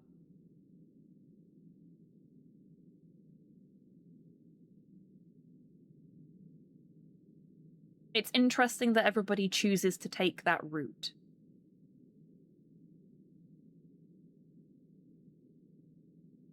You know well how effective it is. Absolutely, Modhail. It's just, like, there are other ways you could do it, and I find it interesting that that's the one that they go for all the time. Like, I like the fact that dexterity is the fucking rampant capitalist in this as well. Let's open a blind manifesto by the hedonists. The book. The book. Always listen to your hungry stomach, it says with big, ugly letters on the first page. You should listen to the book and the stomach. This wonderful manual. Same as always, the book begins with a tirade about property ownership. Then, on the 5th page, you find a diagram showing how to ritualistically summon a demon. It's incorrect, however, on purpose, supposedly. The purpose is metaphoric criticism of authoritarian governments. The rest is a series of extreme essays on the topics of hedonism, rejection of statehood, free association, maximizing sensation, direct democracy, and reciprocal exchange. It paints up an image of an ideal world where all can live without strife simply through the cooperation and love of all things. A loving image, communally loving. Made illegal in many cities after its release in 466 AE, this rambling text has survived for one reason or another. It is the thing that makes you feel good. The text of truth. Let's look at the chapter on free love. You flip to pages 52. You remember it well. It has pictures. Tiny scribbling, something akin to stick figures positioned in various enwrapped unities. You remember the words well, the guide on how to make ultimate sensations of flesh.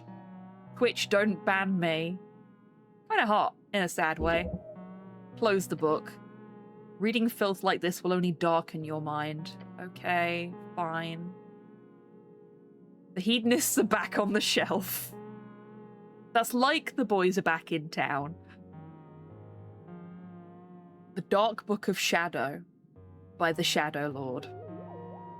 Well, edgy title, edgy writer. You pick up the black-covered tome. A faint tingle goes through your gloved hand. Thickened graphene. That's how they create the darkness on the cover. A memory lingers in this tome. If you open it, you shall recall. Let's open it. Despite its evil nature, the text is not dangerous. The pages show but a holy scripture of the Shadow Lord's lost religion, one of eternal servitude and the search for life in death. The Shadow Lord, an early walking god of the Divine Era, known for his legion of Death Knights and the grasp they held over Old Dimenor for close to a century. His city, Savalny, still stands today and is where the remaining Shadow Clerics gather. Savalny, the third biggest free city in Reeds, known for their divine roots, naval expertise, and vineyards. One of the few cities that retained a religious base during the Arcane Era. However, you remember it well. This was the first book you were ordered to study as punishment for your idiotic behaviour at the towers. You remember your first journey towards the Esoteric. Oh! Second nat 20 of the stream! How liberating it was. To know beyond any doubt how much greatness hid within your mind. Blurred faces, hushed whispers. A crowd of thoughtful peers, each snickering about your hand. A raised hand among a crowd of sheep. Patriarch is not just a religious text. They stare at you. It's a spell book. Those were the words. Oh, how they laugh. He asked you to prove yourself.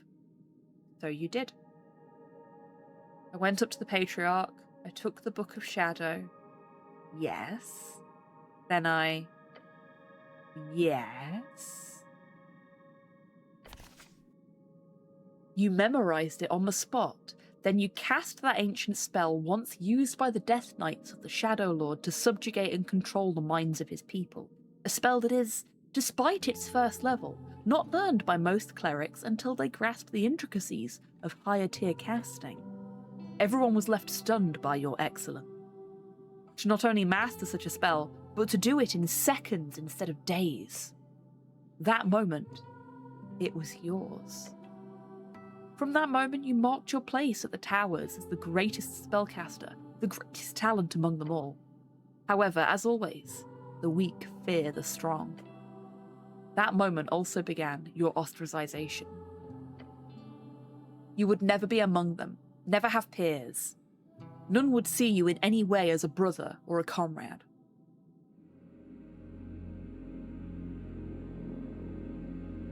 It would be their end. You are, and you shall continue to be. Your vision is blurry. It's filled by the pages of that book. It's a good one, despite its religious fervour. As many say, the Shadow Lord was as much an early arcanist as he was the greatest of the walking gods. Well, that was an experience, wasn't it? Thank you, Cypher and Bodhell, for contributing to the Resist or Serve challenge.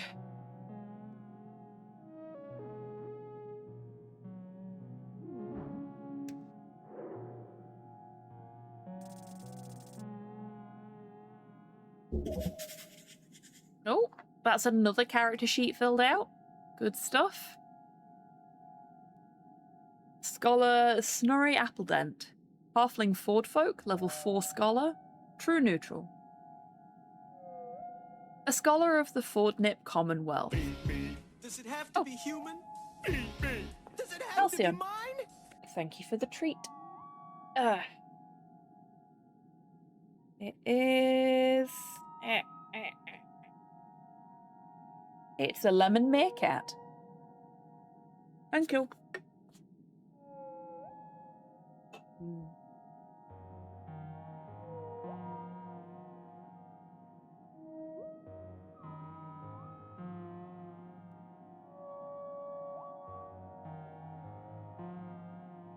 I really like those gummy meerkats. They've got a nice little bit of bite on the outside, but they're the right kind of texture on the inside. And they're a lot more flavourful than jelly babies.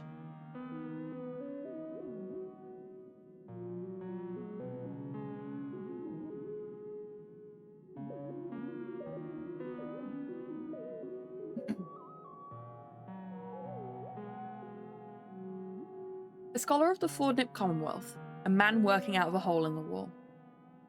This is the type of man who knows exactly where he is going, and is simply going there very slowly and deliberately.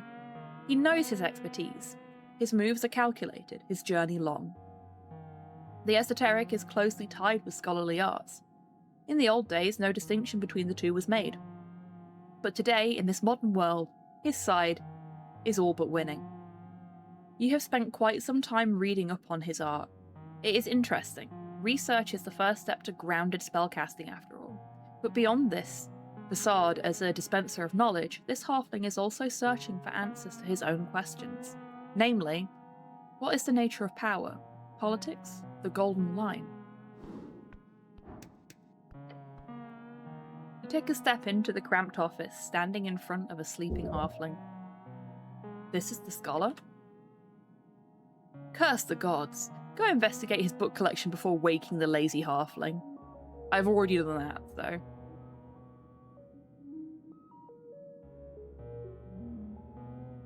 Good forenoon, citizen. Oh! He mutters and widens his bushy eyes. His confused gaze focuses on you. Life is pain. What? Terrible, terrible pain. Oh, he mutters and rubs his face. The wrinkles fold over one another like waves on a storied sea. Are you... He looks at you with his weary expression. Then he rubs his nose and sniffs twice. Are you here for the invoice? His words come out in a stilted halfling accent. What? The invoice? I don't have any invoice. Not for you, at least. You don't? Oh, hold on. I've already paid that invoice. You're here for something different. I'm exploring random buildings and yours was unlocked. Yes, I've got some questions about the tea shop mostly. Tea shop? Then you are dealing with interesting events. The city has seen its fair share of great calamities over the years, and the tea shop explosion appears tiny in comparison. Probably, but I have some questions regardless. Of course. Curiosity is absolutely vital for keeping the old brain in motion, so I commend you, cleric. You like this guy. He's like a rabid dog, without the biting. So far. I'm Snorri Appledent, he says, and bows his head in the chair. Scholar of Fordnip University, in dedicated service to the progress of AIS. But what exactly do you do? Many things. Primarily, my expertise lands on the topic of alignment and its many historical and contemporary applications. Some bullshit, I will tell you. These days, I mostly deal with other forms of study. Specifically, I run this office here in the experimental technique of psychoanalysis. What kind of magic is that? No magic at all, although there has been some detect thoughts involved at some points in the development. It is a form of mind healing, as they call it. I'll be one to call it support instead. He's a therapist. We found a therapist. It is essentially the idea that the mental present is shaped by the mental past, and that through dialogue, our unreleased, unconscious ghosts can be vanquished. So it's talking about feelings? I know, truly horrifying. A Viridian friend of mine once told me this joke, and I apologise if it is too vulgar for your taste, but he sputters out the words through little chortles. I want to listen to the vulgar joke. Right. A cleric, an arcanist, and a rogue delve into the lair of a succubus. The fiend defeats all three men, throwing them in her dungeon. But she grows to fancy them, so she offers them a choice. For each man who can successfully satisfy her, she will let that man go. Otherwise, he speaks with little fits of laughter in between, she ends them, so to say. There's going to be a long tale. If it is sacrilegious, you'll have to beat the gnome. Oh ho ho! What a rambunctious tale! Do go on! So the three adventurers debate in which order to go. Eventually the rogue and arcanist decide the cleric should go first, as he is a virgin and will be least likely to increase her standards. Beat the gnome? Is that a euphemism? I'll do. Good grief, Mudhell. The cleric, being divine and so on, prays to his god and goes to the fiend's bedchambers. He comes out 10 minutes later, completely unharmed, and gives a thumbs up to his two friends, who of course both feel a great sense of relief. The arcanist goes in next, confident and arrogant. If the cleric could do it, the fiend must be easy. Within minutes, his bones roll out of the bedchamber entrance and the man, having been incinerated by hellish flames. The rogue is horrified but realises obviously the arcanist overestimated his abilities, so he carefully enters the bedchamber, ready to put every ounce of effort into it. Less than a minute later, screams erupt from the bedchamber and the rogue's lifeless corpse falls out of the entrance. The cleric prays for the souls of his comrades and gathers their remains for burial. The succubus steps out, smoking a cigarette. She tells the cleric, "My, your friends were truly terrible. They were just fumbling about down there. At least you managed to touch it a little." To which the cleric responds, "You are truly an awful creature, and I will pray for your presence to be exorcised from this plane of existence every day until I die." Then before he walks away, the cleric also adds, "Oh, but I did heal that horrible wound you had between your legs. Hopefully that makes you less evil in the future."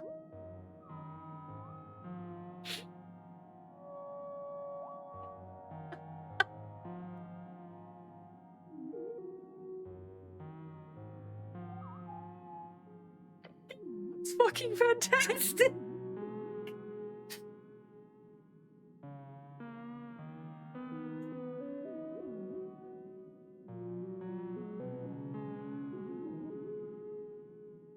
You'd have to give me a minute, chat. That one's a good one.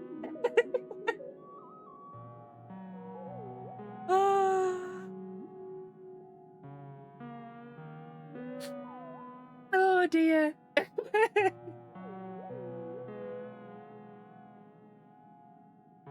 I'm gonna have to try and remember that one so I can tell my friends that one later. Oh, that's great. Okay. I need to stop laughing at the joke now. And actually oh, my face hurts from smirking. Ow. Deary me. Yeah, that were a good one. That were a good one. I love a good D&D joke. So slow. Okay. Bye-bye.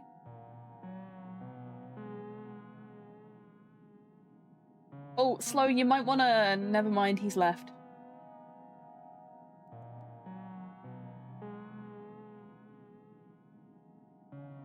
Slow, do you want to shut them in here with me while you're out, please?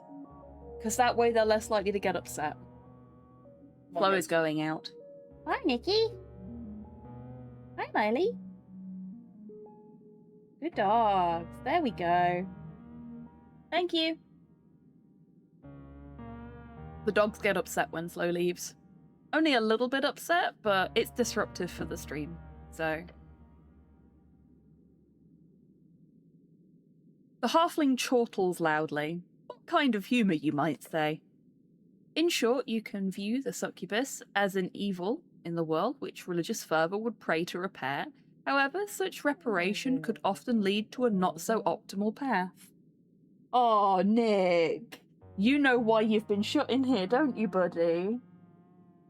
I don't know if my microphone picked that up. Or that. Buddy? Here. Come round here. Oh, Miley down. Miley down. Here we go. Hello? Hello, kids. Let me see if I can get you on the big camera. There you are. Hello? Hello?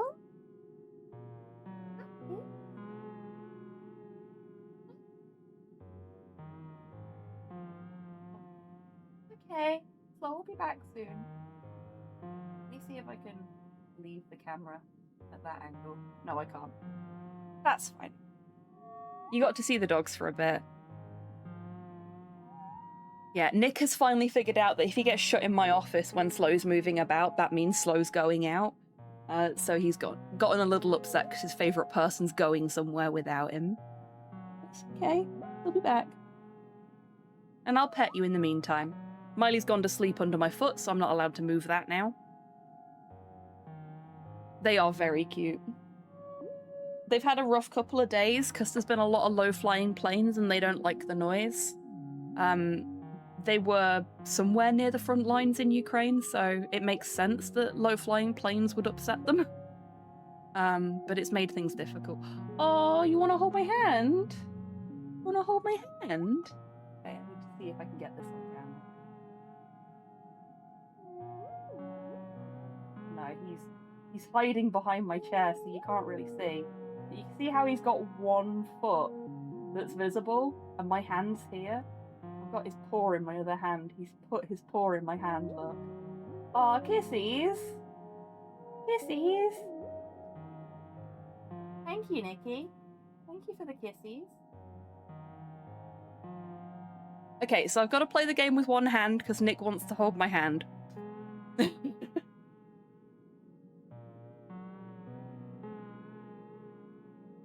They are such big babies. Okay, where was I?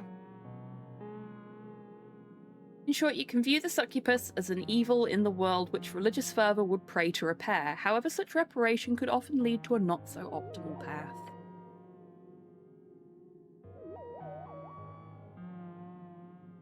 We've not taught Meg to give paw because she's got big ones and we didn't feel like getting twatted every time she wants something. Here's the thing, Soup. We didn't teach Nick to do that. He just does it. He also likes to put both of his paws around your arm and then lick your arm, which is apparently just... It's not a request for any kind of assistance or anything like that. It's just a thing he does. It's just him being cute. I know, buddy. I know. Woo woo. I know. Tell you what, buddy. How about I give you a turkey treat and you go over there? No, Miley's gone over there. Okay, you can have a turkey treat behind my chair then. There we go. He keeps on laughing. Or, most simply, you could say it's a basic allegory for alignment itself. The cleric meant well, for all intents, but his actions cost the lives of both his comrades. Is that evil, or is it good? And so on.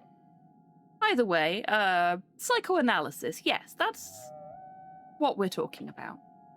It's about your feelings, thoughts, memories, choices you've made, things that have happened to you. They can bog you down, so to say. And the goal in my clinical practice is to root that out in my patients' minds and help make them aware of repressed negative baggage, if you will. Nicky? Noisy Nicky. No worries, Cypher. Thank you for hanging out. It's been lovely to see you. I hope you have a lovely time with your father-in-law. I'm going to take my cardigan off because Nicky is pawing at my arm. And this is like a proper knitted cardigan, so it is going to get damaged if I'm not careful. He's already damaged it once. Then I'll rub his butt. There we go. Butt scratches. Sounds like removing a curse of the mind. Metaphorical sense, yes. But it's not the only thing I work on here. I am currently exploring the dream of animus. That's something to do with masculinity and femininity, based on Cividix's ideas. A dream of a man and a woman. Hey, sad boy. What's up? Okay. Hello. No, you can't go back out there for a bit. Hey, SK, welcome in. Ow, Miley, why are you always stepping on my toes? I hope you're doing well today. Nicky is feeling very neat. Come here. There's my baby. It's very neat. Very neat. So we put you in here to stop you from disrupting the stream while Slow was out, and you still disrupted the stream. But at least everybody gets to see you being a fucking cutie now. You big baby. You big baby, yeah. Hi.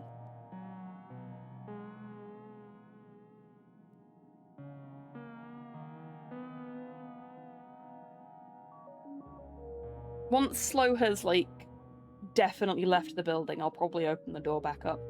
Which should be when the break's coming up anyway. Hello, Miley. Hello. Cute doggo alert, I know. Nicky's such a softie as well.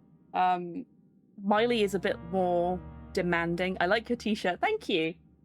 I got it at the Ninja Sex Party Pure Elegance tour on Tuesday last week. I also got the badges, but Slow and I split them between us, and then I was devastated to find out after the fact that they were a concert exclusive, because I really wanted to buy another set so that we could have a set each. I just couldn't afford 2 sets on the night. I was. Me and my partner were there. I had no idea. Ah, I guess you were there as well. Yeah, so Slow and I were supposed to go and see Twerp when they did their European tour. 3-4 years ago. It was going to be the first gig we'd ever been to in Scotland, but it was the day after we moved house and the tickets never showed up. So it didn't happen, and we were both devastated because we've been Twerp fans for a while. kill her. And then we found out that NSP and Twerp were doing a tour together, essentially. And we were like, yeah, fuck it, we're getting tickets for that. But then we adopted 2 dogs, so we had to hire a sitter. And then we had to be home for when the sitter needed to leave, so we had to leave the concert early. But we got to see Twerp's set, and we got to see a little bit of NSP's set, so I'm quite happy. Ah, yes, Dee mentioned he'd bumped into you. I hadn't realised when he said that he'd bumped into you that he'd bumped into you at the gig. I thought maybe he'd bumped into you in the general area.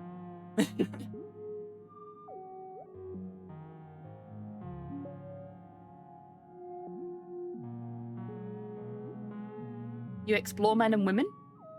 Poor phrasing, but yes. Beyond that, I also focus a lot on my own unverified theories. He slaps his knees and grins. I like this guy.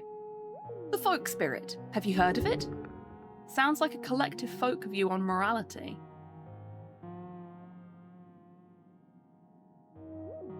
Is that some kind of unified moral or ethical code of a people or culture? No, it's... He leans back and squints. That's not actually that far off. Got a head on you, cleric.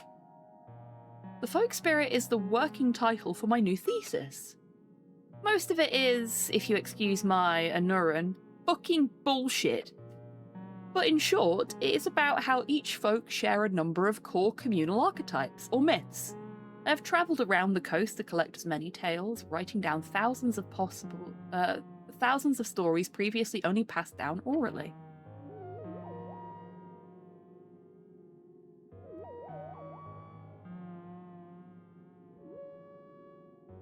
Missed all of Twerp. Would have died from heat stroke waiting in that queue. Oh no, really? That sucks.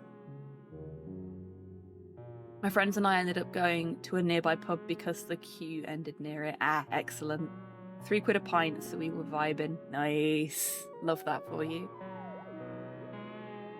We'll see how well my theory holds up in the minds of so many folk. He clears his throat and leans back into his chair. Apologies, I'm ranting here. Let us put a stop to it. What do you want, cleric?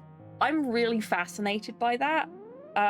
So a lot of you already know I did a degree in criminology and forensics at university. Nick is trying to chew my toes. Hey, buddy. And my... What's the word? My thesis advisor, for want of a better description, I can't remember what the proper term for her was, had worked on, I think it was either her master's thesis or her doctorate, was in part about the internet as the Celtic otherworld. And that kind of stuff really fascinates me. Because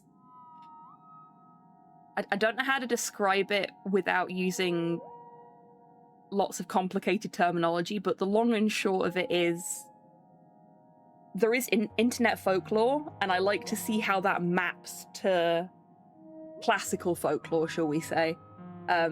Folklore and cyberspace and cyber psychology are things that are massively interlinked for me and that I find really fascinating. Like, I consider cryptids to be part of more modern, but still classical, folklore as well.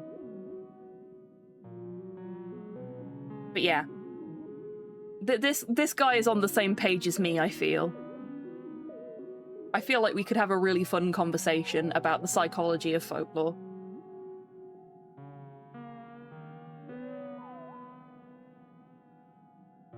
So many conversation options with him. Okay, I'm actually gonna not talk to him right now because that is so much conversation and I really want to go and do the Viscon thing now that we've got our book. So we know he's there. We'll come back and talk to him after the Viscon thing. But also I need to go into my inventory and look at my shiny new book. +2 wisdom.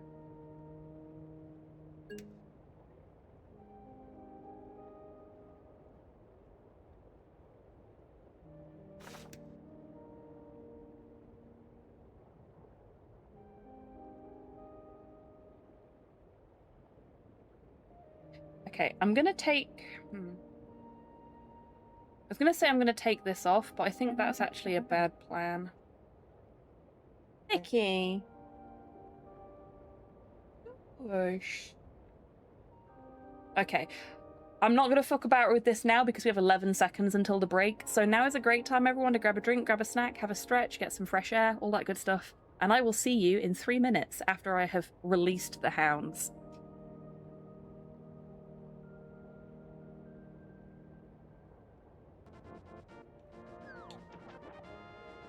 First try. Yay! If you get hit while you're swimming, it will break the game. Because when you get hit, it'll cancel your fake flipper, but also the game doesn't know where it wants to put you because you weren't on safe ground on this screen. I would. Oops. Yay, we're safe. Kind of. Okay, I was gonna say I might just get hit so I can see what happens, but now we know. Now we know. That's great.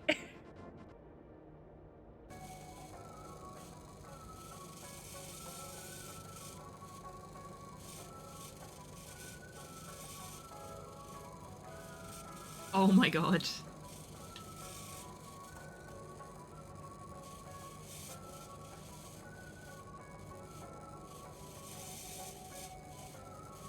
I'm doing this.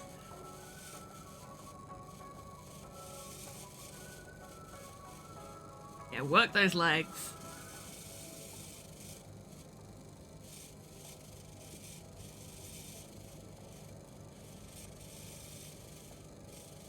You can definitely pelvic thrust, Jerry can.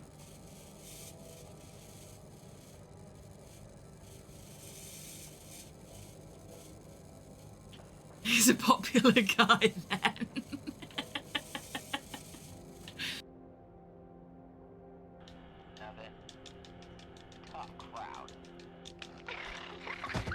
Did that work?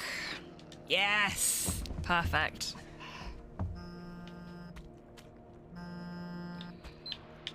Hey.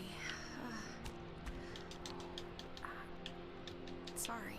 For what? Well, I don't know. Everything. No need. Listen, I'm bored in another 15. Stay safe. Or leave.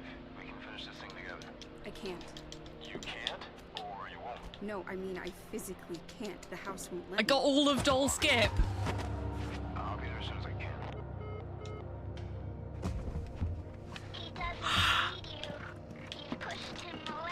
That was a perfect tapless Doll Skip, everybody. I've never done that before.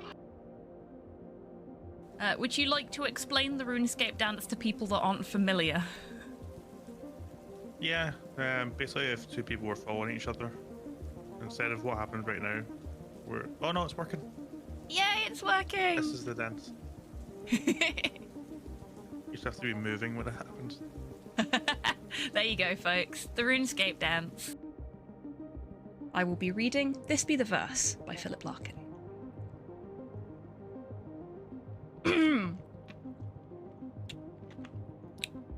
They fuck you up, your mum and dad.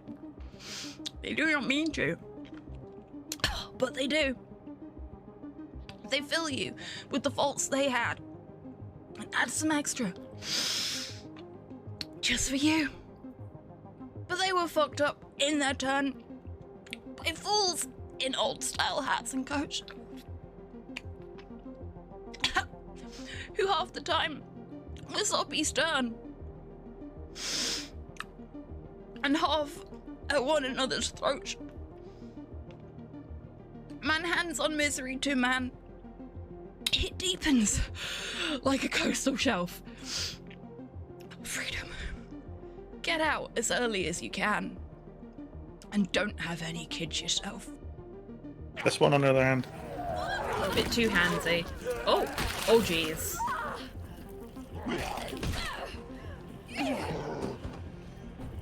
Oh my god.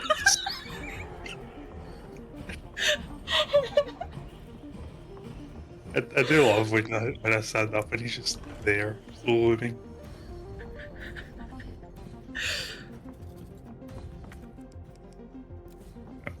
Yeah, just politely waiting his turn in back. Mr. X likes to watch. That's fine. Just pick the one you'd most want to boink. Okay, Tidders, get ready with a poll, I think. I think that's how this is going to end up going. They ruined my life. There will be no boink. Okay, no, I'm dead. End the stream. Oh, fuck. Rude. What the? So, why? No! No! Oh my god, this is weird! All my timings are off!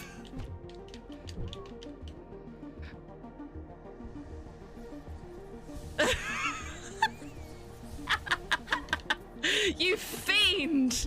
You scoundrel! Oh, I think it's going back to normal. Is it? No. No, it's not. You are. And now nobody can see anything but your butt. Nobody wants to see your butt. They want to see your beautiful little face. Which they still can't see because you're too short. Oh, baby. No, no kisses. Ah, he licked my nose. The tail wags. Yeah, he is very much my dog. Like, he likes Slow, my partner, but fucking loves me.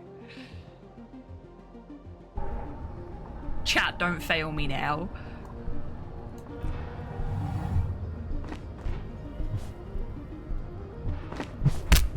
Oh, yes! That was really good form from Harry as well. Bravo, Harry. Muscles and sinew. I'm gonna rub my watering eye whilst I... Oh no. Do not rub your eye during the speedrun. Yeah, I'm gonna not.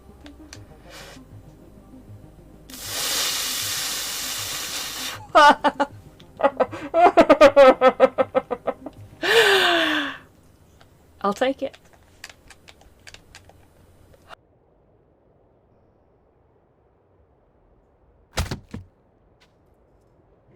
That answers that question.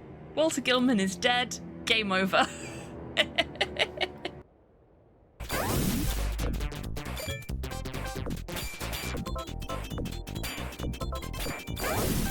Holy shit! I have never done this before. This is the first time I've beaten a bonus stage on one ball. Yeah, that's the front door. You know what? I've had it with you lot. I'm fucking taking this with me. This is my record now. Fuck the lot of you. I'm out of here. Yes, lick the boot. Lick the boot. Lick it harder. That is the single most powerful lich in all of D&D. That looked like a sore one. I was really hoping you didn't see that. I'm gonna give him a little bit of yellow and see if it helps. Is this supposed to start working now or later? Okay, yellow did not help. Red? I killed him!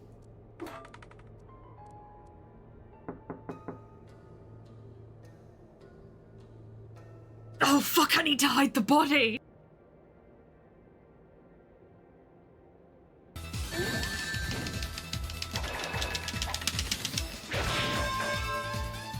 We just kissed him goodnight. Do your thing. Tim's? Tims. The door! I have opened it for you. No, don't clamour at me. Go and get the egg. Tims, egg, seek. Tims, please, work with me here. We'll just have a quick jog over here.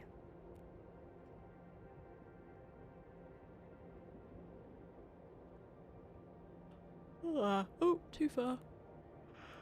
No. Oh, shit! I'm so sorry! Oh, I accidentally punched a gnome to death. I'm gonna give you a proper burial. In the appropriate place. I am so sorry. Oh.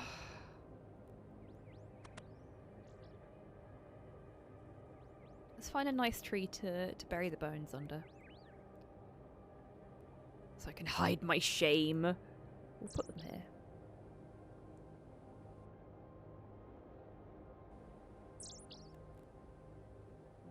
I'm sorry, little gnome. Welcome back from the break, everybody, and thank you for your patience. Nicky really needed to poop, which explains why he was so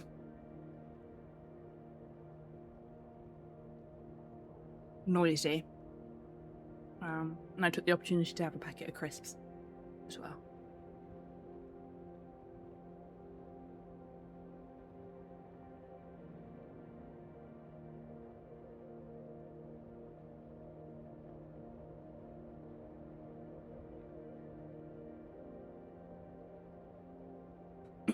But I hope you're all feeling refreshed and had a nice break. Okay.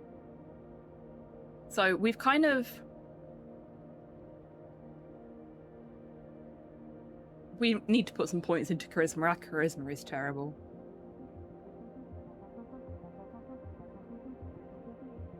Partially because of the incense bowl. So actually, let's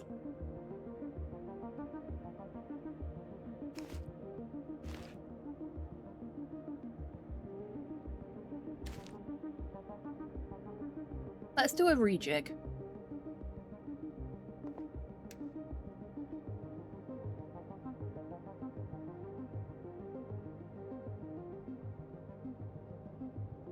Oh, excellent.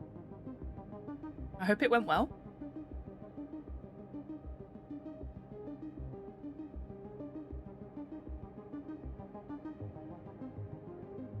Our charisma's still really low. Calling that Aventail.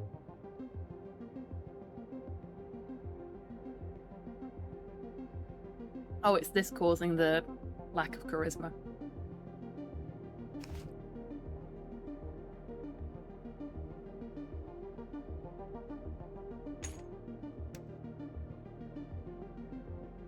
That's slightly better purely because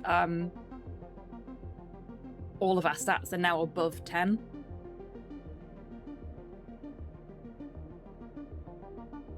Oh, fingers crossed for you, Modho. That'll do for now. We can make further amendments later, should we choose to.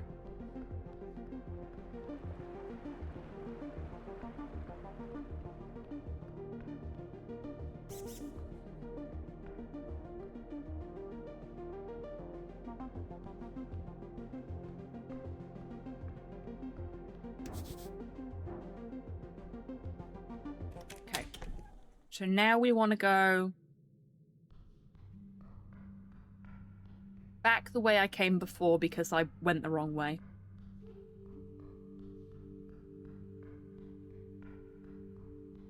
Because we want to go back up to the circle square or whatever they call it. Yes, Rocket? What is your great news?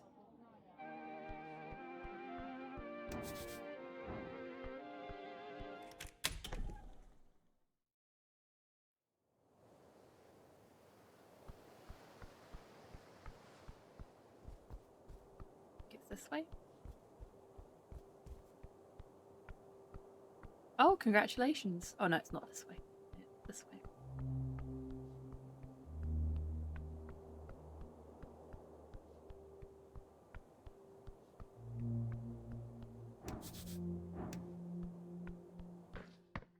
This could get us killed. We'll see. Oh.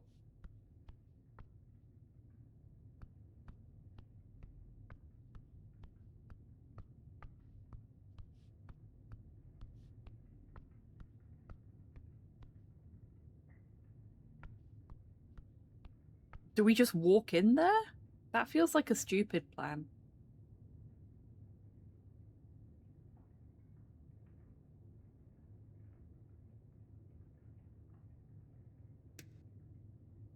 I'm gonna cast Bark Skin now, in case I get my ass beat here. Soldier. Cleric, speak to master now. Tisk. Kraid feels great anticipation. Good evening, Cleric. The pleasant words belie his annoyance. They're having a meeting. Crocodile, Dark Knight, Kobold, Goblin. What the fuck? Is this an ambush?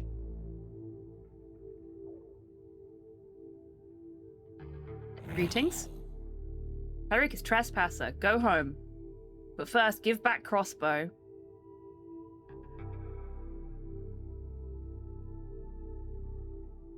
No, it's mine. Bastard cleric. Cleric? His words, they cause your legs to falter. I would like to ensure something from you. What would that be? Silence. The pale man glances towards his servants before he speaks. You have uncovered a fair bit of information. I'm impressed. However, I must insist you keep that information to yourself. He shrugs as though he has no choice in the matter. Permanently. He's going to kill you. The Dark Knight lifts his axe to his shoulder. He's tying up loose ends, of course. Make sure you show yourself useful.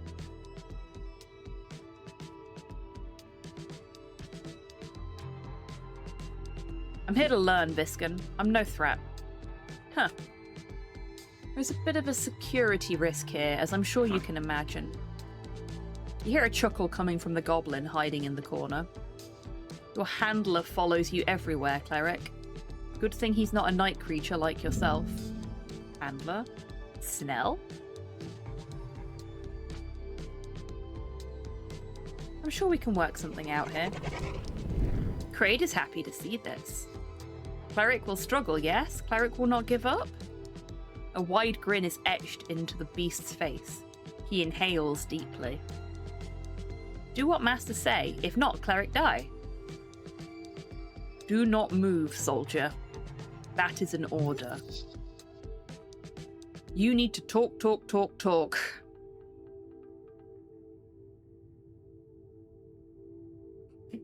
We can try to sound cool, we can freeze, or we can just, actually try and play this out. Let's just calm down here, alright? We're not enemies. Sure. And why don't you come over here then, friend? The wretched goblin takes a step closer. I'll enjoy skinning you alive, you filthy human. The goblin lets out an insane, shivering chuckle.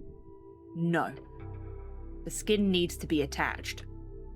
Cleric gets what's coming to Cleric. Oh boy, am I glad that I adjusted my outfit before we started this conversation.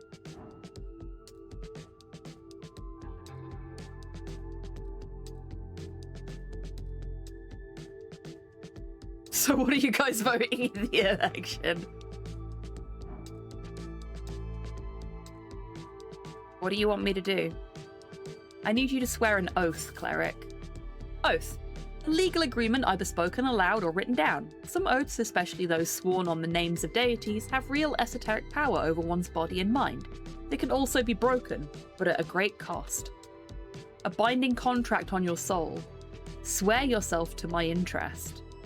To follow this abomination would be heresy, to say the least. You'll be rewarded for such loyalty, of course. In return, you will simply have to perform a handful of tasks on my behalf. A slight service in exchange for great influence. To bow down is not ideal. However, You can learn a great deal from this lich, enough to make such an oath worthwhile. An apprenticeship? Let us not go quite so far yet.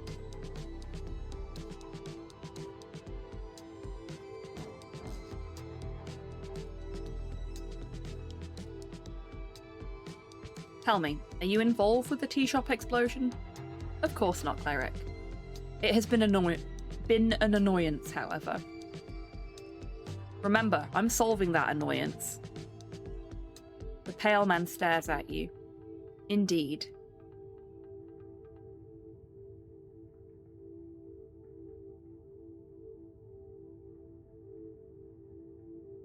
You're smart, right? You know threatening me won't help you. With unerring deliberation, his face arrives at a faint smile. Perhaps.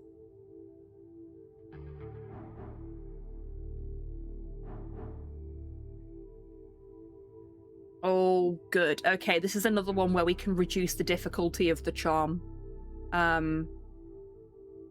We had a conversation with the duck about manhood, and it's reduced the difficulty of this.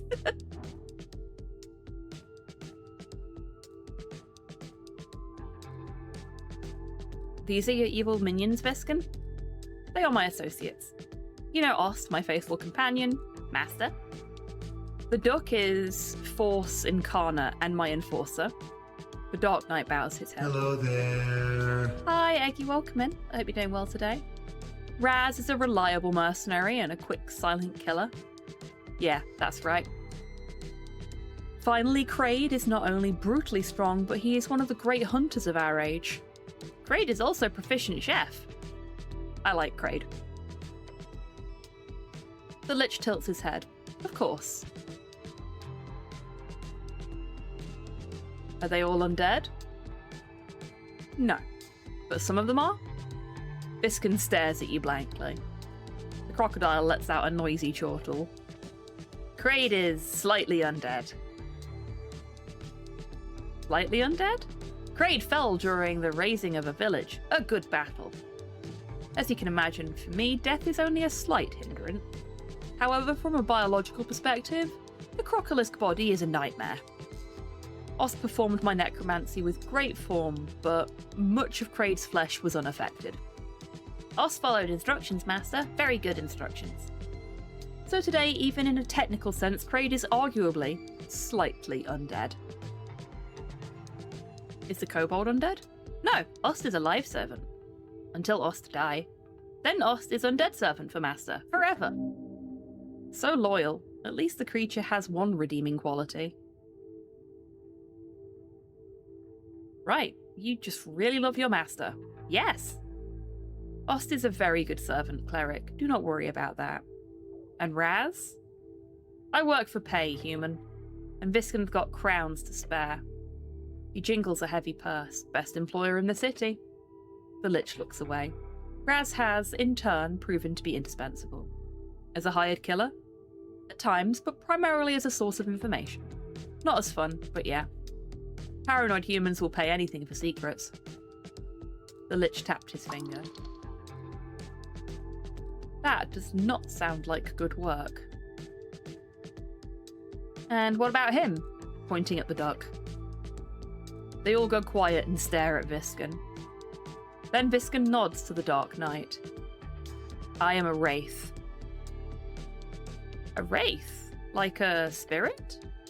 I am a manifestation of the fear instilled in the enemies of the state. I bring order to chaos. Yes, tell cleric. The kobold smirks. You take wrong step, Borgo will end cleric. Oh, you weren't supposed to say that, I don't think, Ost. Viscon clicks his tongue. The kobold stops smiling. His normally unfeeling face ends up in a sort of terrified scowl. The kobold messed up. He used the wrong name, yeah. So for those that weren't here for that part of the playthrough, Borgo is the missing knight of Earth, who we identified is probably dead. Turns out he's probably undead. I'll be honest with you, I had a sneaking suspicion that this was Borgo. because we found the duck before we found evidence of Borgo's death. And we didn't find that much evidence of Borgo's death. They all go quiet and look to their master. Borgo? As in the legendary paladin Borgo Darrow? Interesting. The wizard must have stolen the corpse, which is why we didn't find a corpse.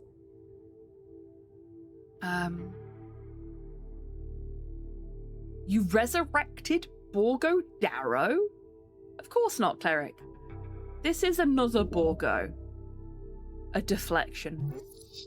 He's lying, straight up. Oh, the pale man is flustered, much as he is able to be. Let me explain. At one point, they each had code names. Unfortunately, they were not found to be too practical. The duck is one of the code names. So perhaps we can move on from this. Wait, who came up with that code name? It's awful. An awkward silence falls upon the chamber. Viscon raises one finger. I did. The duck? What was the plan? To send him on a lot of bread-eating missions? The pale man stares at you. He lets the silence stick in the air. What were the other code names? Ost was the hand, Raz was the eye, Kraid was the rage. Not really sticking to a theme, huh? Borgo was the duck. It was an attempt. Kraid liked the rage. It was suitable. I don't care. Raz is fine. Ost like whatever Master suggests. Right, moving on. The pale man nods. Yes, cleric, move on. The kobold looks relieved. Looks like it had no effect, thankfully. What's it like being a lich? The pale man does not answer your question for quite some time. He simply stares at you dead still. Oh geez. See how still he is? He stopped pretending to breathe. It is good. I have made a good life for myself. Lichdom is not to be undertaken lightly. It requires personal sacrifice and often general bloodshed. Personally, I avoid such barbarism. My continued existence does not hurt anyone, I assure you.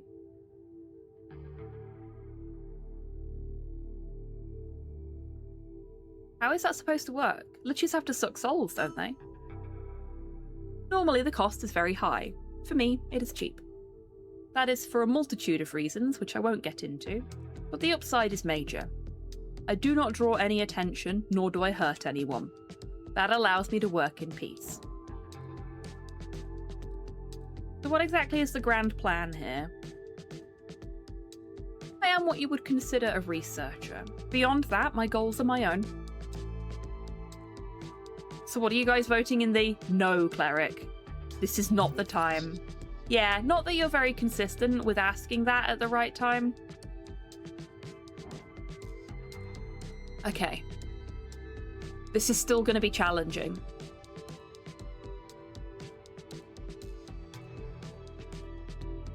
We need 11 or higher.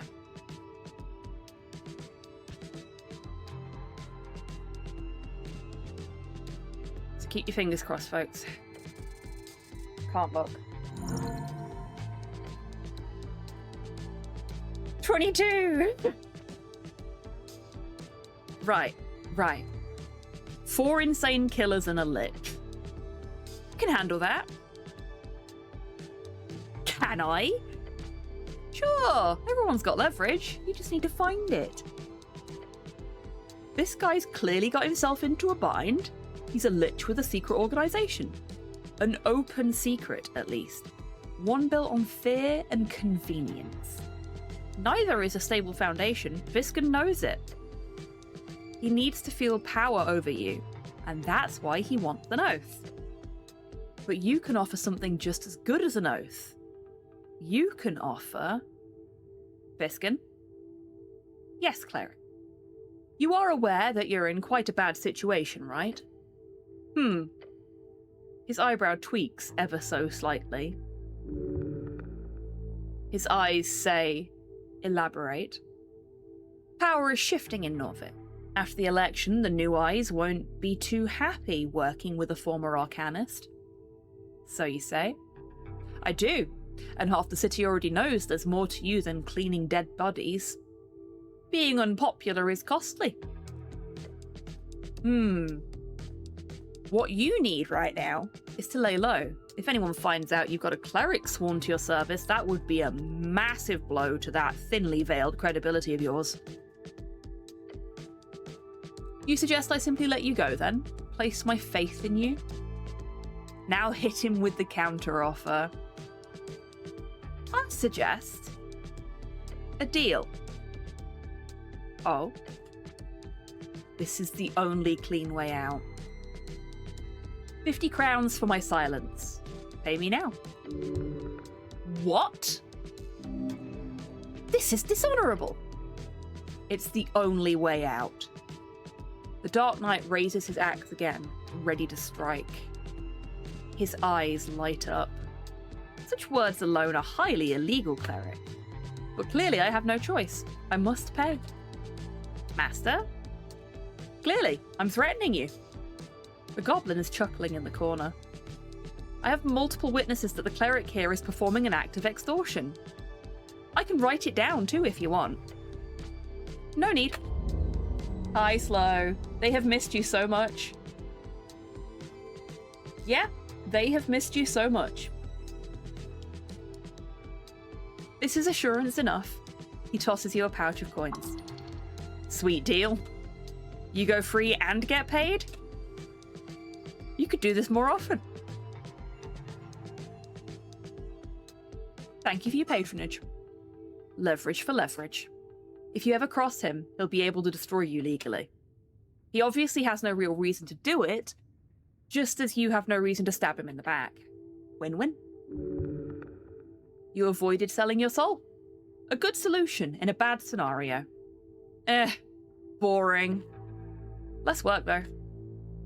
Cleric speaks smoothly. Kraid is impressed, yet disappointed in a lack of a hunt. Thank you, Kraid. Soldier. I am proud of myself for consistently calling the twists in this game and still really enjoying them. Hi, Sly. Do you want to say hi to chat? They missed me, did they? Yeah, they did. Nikki was sat behind my chair making all sorts of howly noises. Not the usual ones either. It turned out he also desperately needed a shit, but he was very upset that you left and was like at the bedroom door, not the bedroom door, the office door, crying for you for a little while. Thank you. He's being very needy. Modhail says we miss Slow too, as does Valsion. Chat missed you as well. You were gone forever. Apparently I'm the only one that didn't miss you because I knew you were coming back. Come here, Slow.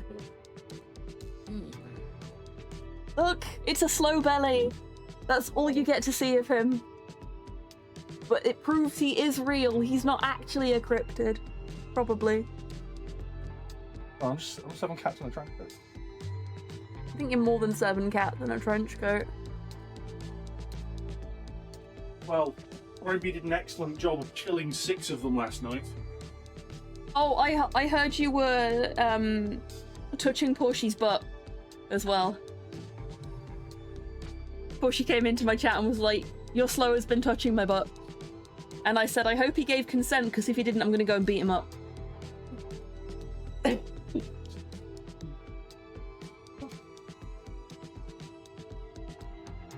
They were bleeding out, so consent was implied, apparently.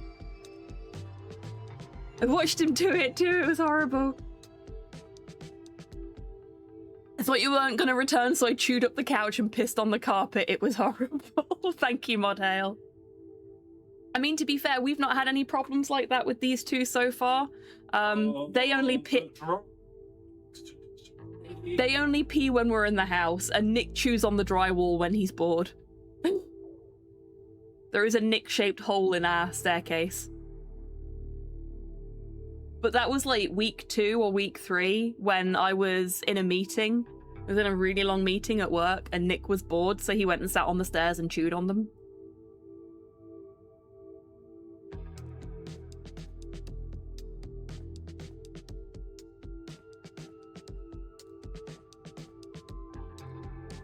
How could you see you were face deep digging up the flower pots? Oh, I don't know if I've told you folks actually. Nick has this habit of pulling plants out of my planters. So I planted this marmalade bush that had been growing wild on our path into a planter and put it on the decking. And while they were playing one day, Nicky ran over to it, gave it a good sniff, and then tilted his head like 90 degrees, clamped his mouth around the bottom of it and yanked it out of the soil, and then just threw it on the floor. And I was like, dude, what the fuck? Why did you do that to my plant?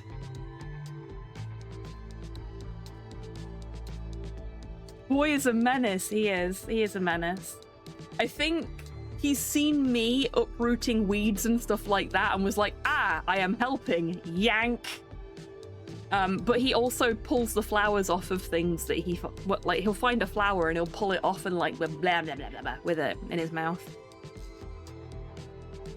The calculation head turn is so funny. Yeah, the thing is, it wasn't even like a calculation head turn. It was like he'd realized that he needed to have his mouth a certain way around to pull it out of the planter. So he was just angling himself to get maximum grip on my poor marmalade bush. Poor little thing has not had a good run of it since it got put in the planter.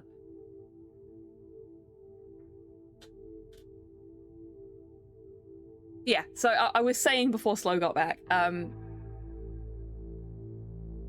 really pleased that I keep calling the twists with the characters,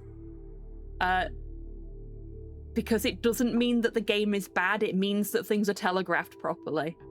And they're telegraphed properly in a game that is ostensibly a D&D game where you can go anywhere the fuck you like and do whatever you want. So I have managed to figure this shit out with not necessarily all of the breadcrumbs. And that speaks to a level of craftsmanship in the storytelling that is bar none, basically. And I kind of love that.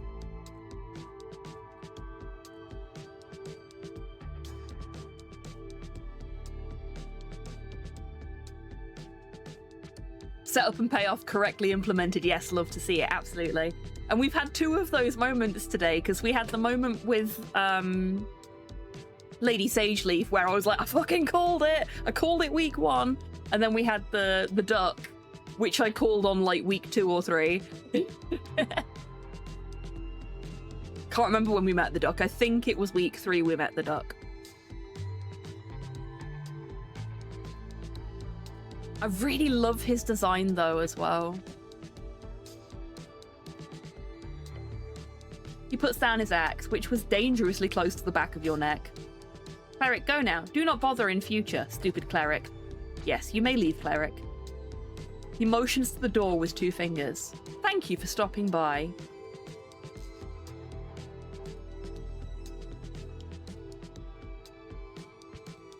I'll be doing business with you. As always, cleric. None of his facial muscles even move an inch. Will stare at his helpers nervously. Aw, thank you, Eggy. That's very nice of you to say. Is it that I'm very clever, or that I've consumed so much media that I am desensitized to the tropes? Can they be classed as the same thing? It's like me and my mum figuring out the horror movies we watched last weekend. We've watched so many horror movies, we know how these things play out. And there's nothing wrong with that, we can still perfectly enjoy them, as we proved last weekend, but the joy of discovery is slightly different for me and for people like me, I think, than it is for others, and there's nothing wrong with that.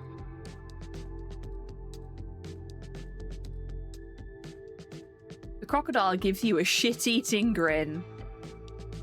The Dark Knight stares at you silently from the darkness under his helm.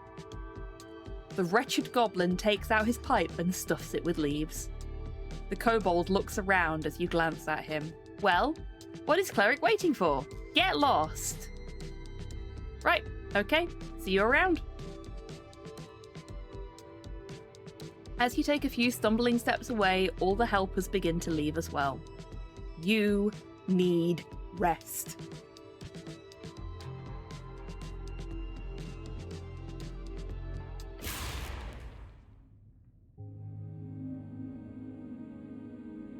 At some point, I would really like to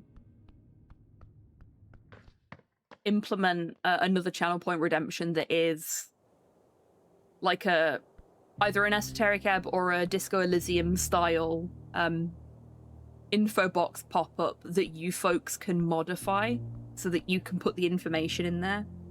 Like, I can't remember, what was the guy's name? There was a character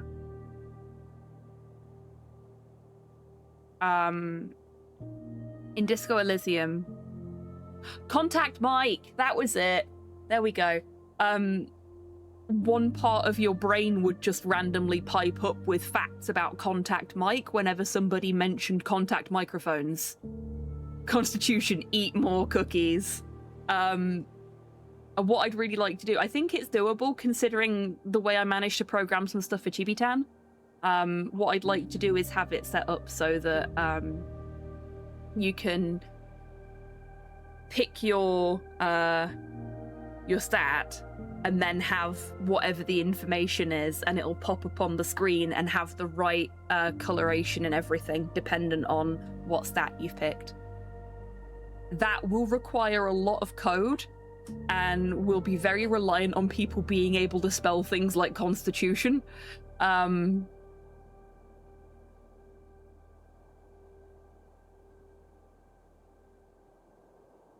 But I would love to do that when I have the time. And it will be a when I have the time thing, because there are lots of other things that are half finished for the stream that I would really like to finish at some point. Like, I have other HobbyTan skins that I haven't finished making yet. But what if the cookies are oat cookies? Because that's giving you fiber. Oat cookies are a good source of fiber.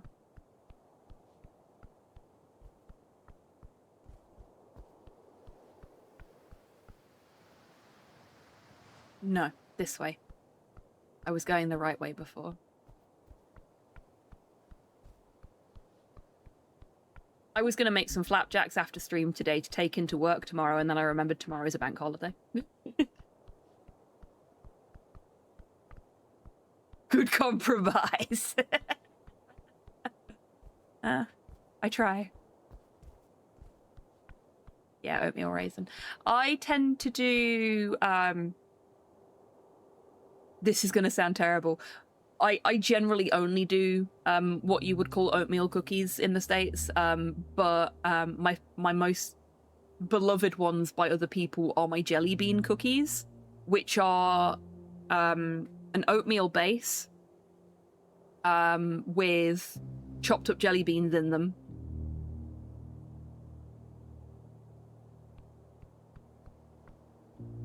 And I tend to use brown sugar rather than light sugar.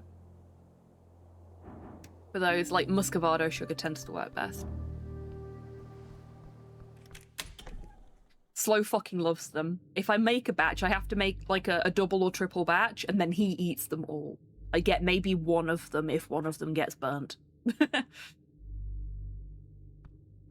Which is fine. Anything I can engage in there? You could spend an inordinate amount of time sorting and investigating these documents. It could be of value to spend time here, or it could not.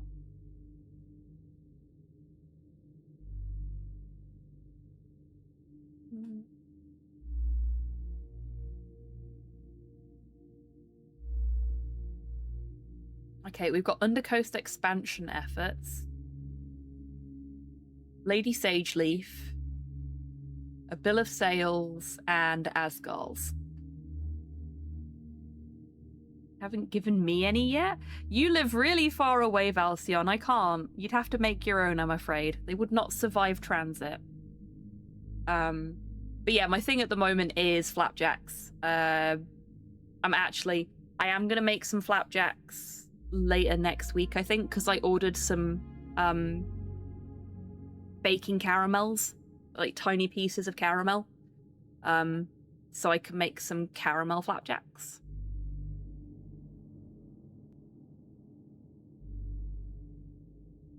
If you swear upon the recipe, does it make them oatmeal cookies? Yes, it does. Yes, it does. Bravo. The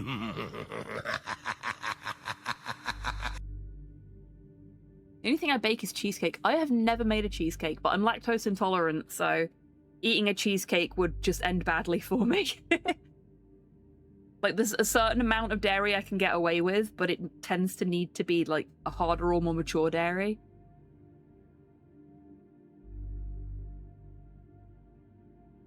If you make them while being foolish and clumsy, does that make them oatmeal? Yes.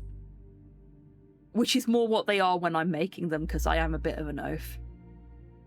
I'm lactose intolerant too. Cheesecake is just worth it. Yeah, that's fair. My it's just worth it is ice cream. You can pry the ice cream from my cold, dead fingers. Get lactose-free cream cheese. Yeah, it's really fucking expensive here. So I just don't bother, because I'd have to eat it all by myself as well. I guess that means if you stub your toe while making them, it's oof meal. Well done, everybody.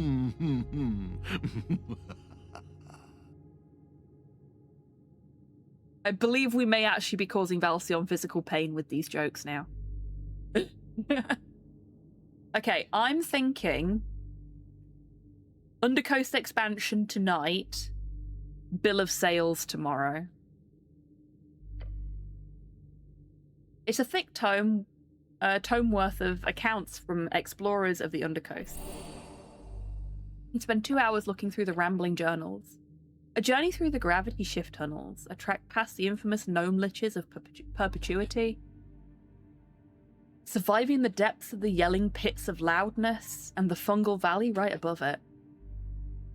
Then it goes on for several chapters on the topic of traversing the Undercoast itself, along with visits to the various enclaves and remote isles of the esoteric events that often change the landscape that far seawards. Seaward, a term for travel towards the coast and towards Yaw's Point. Yaw's Point, the legendary first gate. Based on archaeological evidence, the beasts of Yaw believes Yaw to have first entered... I'm very confused by the way that's been written. The beasts of Yaw believe Yaw to have first entered this realm at this location, at the farthest point of Yaw's sea, right where all of the bands collide. None who have tried sailing to this point have ever returned. Yaw's Sea, a name for the Great Sea, which the bands surround. 20 XP for that, lovely. We're like a third of the way to our next level. The knowledge held within might not help you directly, especially by just taking a quick look through it. But if you run into trouble below, some of these tips could save your life. There's a note sticking out at the end. A short list is stuck to the last page. It contains a bunch of names you don't recognise. It says, Druidism meetups. They meet in various parks and eat some sort of snack. Not interesting nor dangerous. Druidism, a political movement pushed mainly by groves of collective druids across the coast. They have many divergent ideas, but primarily they focus on reverence for nature, primal spirits, and a focus on cultivating honourable relationships with the physical landscape and all its inhabitants. The Undercoast sure is scary. It's 3:22.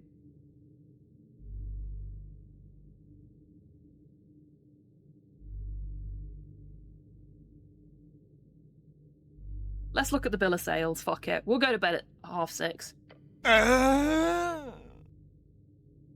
Your keytar just arrived. Hello, DMAC. Welcome in. Oh, that's very exciting. I'm a little jealous. I say, having not touched my violin in years. Time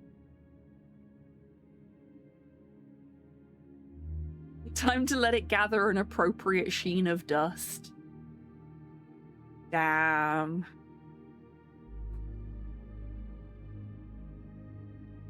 Oh, big stretchy, Miley. Hang on a minute. Let me see if I can get this on camera for you all, because this is fucking adorable. Look at her.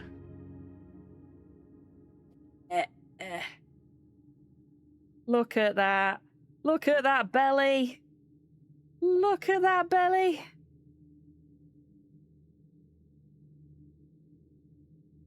She's so cute. And she knows it. Camera stay.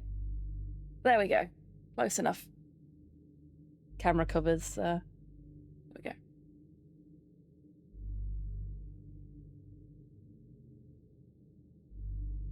I'm very excited because I am going to be getting a parcel on Tuesday.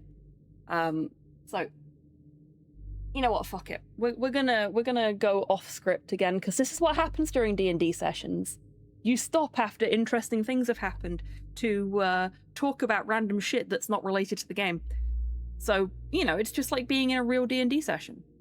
So, some of you will have seen this cardigan, which I'm going to hold up now. You may not have realised that it's covered in stag beetles. Ta-da. So this is...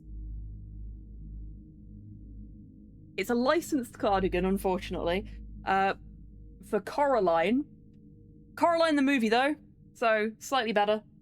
Slightly more removed from its source. By a company called Steady Hands.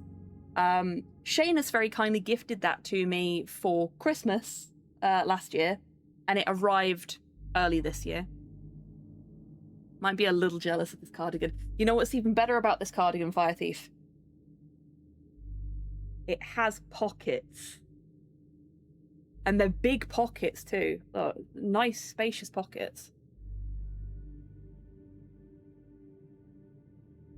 I mean, we can't hate Dakota. No, we can't. And we can't hate Henry Selick either. So, that cardigan, received it. We were all like, mysterious cardigan company none of us have ever heard of before, but has really nice designs. Let's give it a go. We'll see how it turns out. And the cardigans are not cheap. I will tell you that much. They are quite pricey, but considering the craftsmanship, they're worth every fucking penny. And they had a line that they were doing on pre-order with Apothecary Diaries, because they get quite a lot of anime collabs that they do. Like, they've recently done one for, I think it was... might have been a football anime that's gotten popular, I can't remember. I don't pay a lot of attention to sports anime. But they did some Apothecary Diaries ones, and I am a big fan of Apothecary Diaries. And Mau Mau's, I don't know what the correct term is, because it's not a kimono. But Mau Mau's outfit is in my favourite colour palette as well. So when they announced they were doing a Mau Mau cardigan, I was like, yes, fucking please. They've also done a few of the other characters from Apothecary Diaries, and I ordered myself a Mau Mau cardigan, and I can't remember which other one I ordered. But I got the announcement email that they had been shipped and will be here on Tuesday. So I'm very, very excited about that. They're beautiful, aren't they? Season 2 is so good. I kind of hope they don't do any more now, though. It's a nice day for a light sweater. It's a nice day for a cardigan. It is always a nice day for a cardigan. Well done, Mudhouse. But yeah, so they're arriving on Tuesday. And I ordered those, I think, about 6 months ago. Which means that in another sort of 5 months, I should be getting the Godzilla cardigans that I ordered from them. I'm only a little excited about that. I ordered a Shin Godzilla one, I ordered a King Ghidorah one, and I ordered a Mothra one, of course. And I am absolutely going to be wearing them to work. Godzilla cardigan, yeah. Honestly, even if you're not really a cardigan person, go have a look on the Steady Hands website because their stuff is so fucking pretty. They do an entire series of cryptid ones as well, and the Mothman cardigan is always out of stock, much to my dismay. I want the Mothman cardigan. Oh yeah, they recently started doing Gloomy Bear as well. I haven't thought about Gloomy Bear in a long time either. I used to have a couple of Gloomy Bear plushies that I got at conventions. But yeah, I know it's only cardigans, but I am unreasonably excited for them to arrive because they're so pretty and colourful, and I think they'll inject a really nice bit of life into my work attire.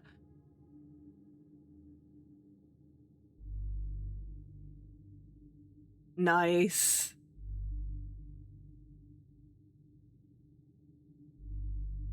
Oh yeah, they've got some Dorohedoro stuff as well. I lose track of how many different official anime collabs they've got, in all honesty, at this point. It's really quite impressive. And their own stuff, their own brand stuff is so good as well. They do a cardigan that's just hundreds of raccoons in pride flag colours, which is also always fucking out of stock, because of course it is.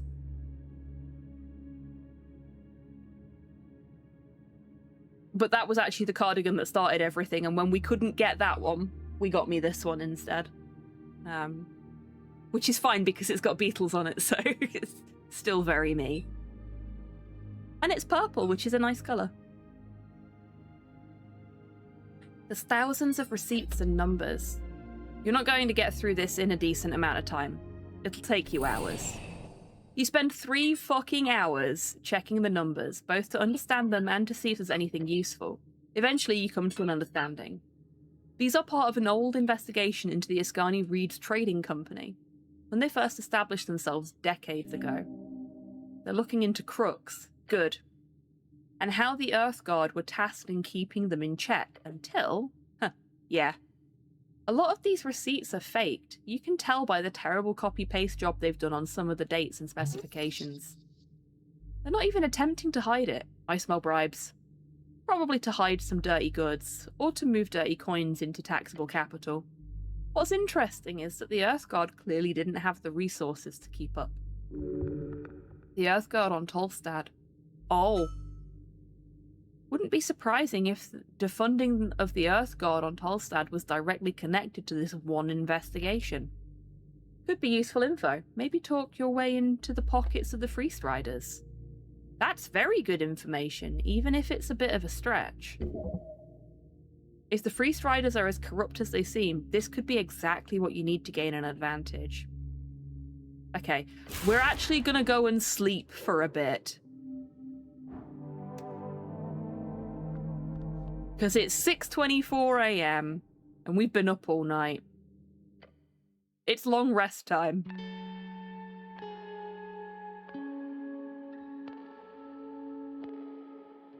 As you fall into the softness of the bedroll in this tiny tower, you feel tired, the kind of tired sleep won't fix. Then there's the question of the elf. This was supposed to be a simple job, no casualties, no pressure, just some angry goblins and a ruined tea shop. Now it appears to be anything but. Will you be able to complete this quest of yours? Below the below, that is where you must go. That is where you will find your answers. Answers within strings. Well then.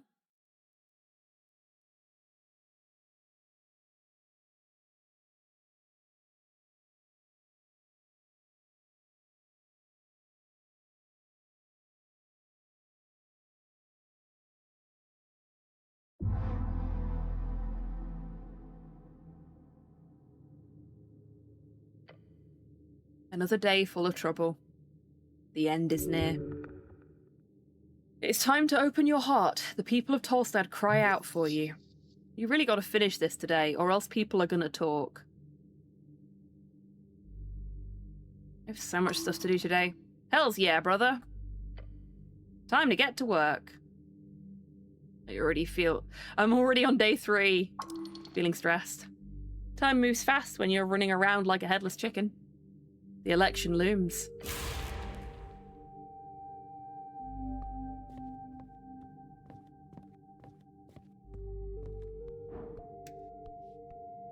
Let's have a chat with Ezio. Good day, cleric. Her voice is cold and emotionless. You might just want to say what you want. Don't bother with frivolities. Celestials are higher beings, and you must engage them in that manner. That's correct, actually. She is not the type to do small talk. It'll be rude rather than polite.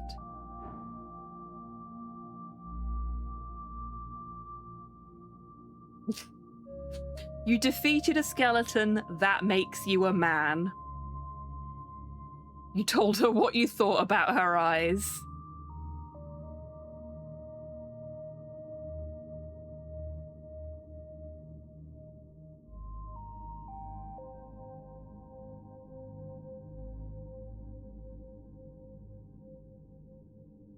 Fuck it, we're gonna try. Yay! That's a success. You clench. You pause unnecessary bodily functions, and some necessary ones, like breathing. Then you focus on the goal. Speech! Tell me about Earth. She stops writing. She mimics a sigh. The faded man god. Earth of Norvik. That's the guy. Yes. She lifts her hand, pointing towards your chest. I serve his remnants. Zehi Smokao. Smoko what? Her many eyes look at you. The Celestial turns her head in your direction, just a bit. I uphold my honor through service to the Coin Lord. Sounds like a shitty job. A job. She turns back to her documents. I'm unsure about many things. Yet for now, I serve. For good or ill. Her stance, it relaxes. Ever so slightly, she settles in your presence. You've got an in. She's a fascinating creature. Ask her more. God, she's terrifying. There we go. Now she will speak with you, for real.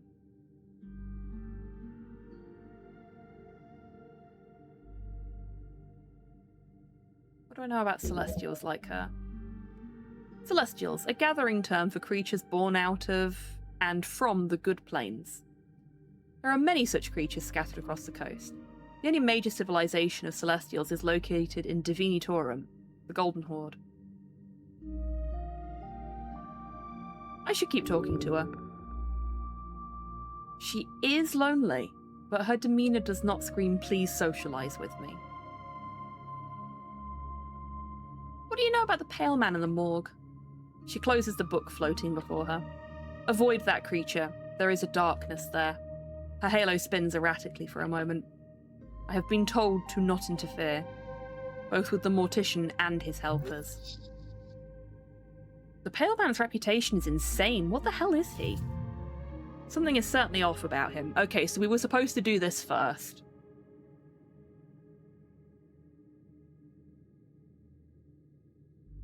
Okay, good info, thanks. Do not engage. That is my advice.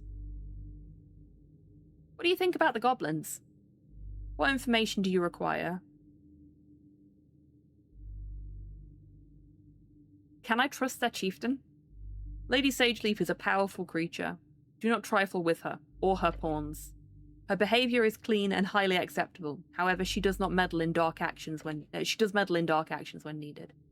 She looks at you for a few seconds. Perform your duties and leave. That is my advice. How are they, you know, as a people here on Tolstad? Weak-willed and powerless as individuals. A creature that survives through reliance on the group and on greater creatures. Thanks for sharing. Her eyes glance at you. I would describe humans the same way. She's calling you weak? Not okay.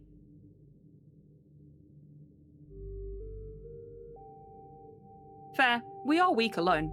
Strong together. She nods slowly, but I do not see it as a negative. Warmth. Her soul opens. The voice softens. Humility and trust are important traits, in all, for all. Agreed. Huh, the angel's got some weird views. That is what I think. What else? What do goblins do here, just in general? The goblins perform manual labour such as militia duty, construction, various public services, mail delivery, and manning many defensive perimeters in the city below. Over the last decade, they have taken up near all such posts in Tolstad. They are also overrepresented in crime statistics and are several times more likely to join and form crime syndicates than the general human or dwarven populace all across the city. This appears to be primarily due to segregated housing areas, lack of access to higher paying jobs, and general cultural elements. The goblins are a troubled yet slowly integrating part of Norvik from what I have observed. And now I feel awkward. It appears to be a highly politicised topic. I apologise if I have made you uncomfortable. She is correct. The goblins are troublesome indeed. Lady Sageleaf has clearly cleaned up Tolstad, but most of your other encounters with goblins have been rather unpleasant. Or perhaps the cleaning up has been the result of goblins being more welcomed in Tolstad over the past 10 years. Somewhat more welcomed. I have other non-goblin related questions. Get to know her better. That one's risky. We can attempt to flirt with her again. Will you join my party? You seem like a strong companion. No, I am busy, cleric. If you play your cards right, anything's possible. Good, you are strong enough to carry this team. Snell actually does a lot. You should appreciate him more. The goblin? He means well, but he's just a bit of assistance. Barely noticeable. Men were not meant to carry the world upon their shoulders. Not alone. You have very cool armor. Thank you. She's welcome. She has practiced the formal way of answering a compliment, because in her culture one does not do such things.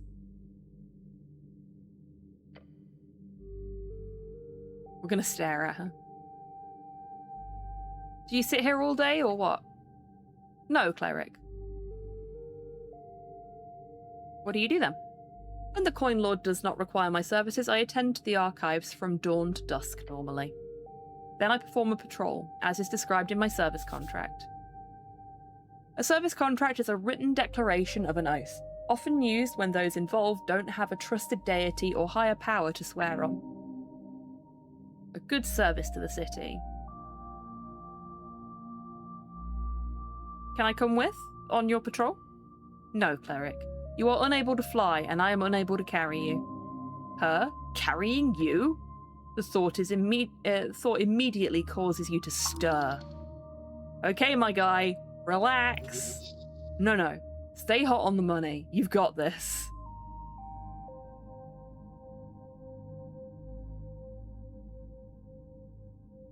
Sounds contentable? Contentable? That's the best you could do? Yes. Those feelings are very human. My service is to the Coin Lord. She's bound by duty, but where does her heart lie? A truly great woman, commendable to the utmost level. You will falter. Before the steps of divinity, your manhood crumbles. Oof. I think we've all been there. As you ask about... religion!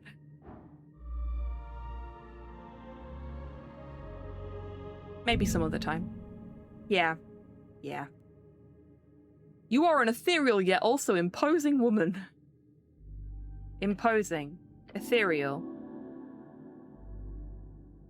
A telepathic voice gets dropped down several octaves.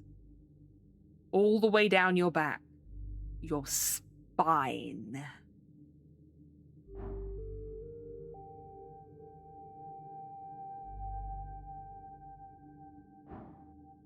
I literally have to get a 20. I have to get a natural 20. Or a 19. Otherwise I fail this roll. I don't know if I can say the right thing. But damn it, I'm gonna try. You need to believe in the heart of the dice. Okay. I'm gonna do it. I'm gonna try and flirt with the fucking Celestial. This is gonna end badly, but it'll be fun. Oh, it's an 8. Why are you doing this to yourself? You feel as if the world is against you. The woman, she is simply too powerful, isn't she? Like, as pertains to planes of existence, yours is a different league from hers. The type to crush you like an insect. And yet you're trying to win her favor?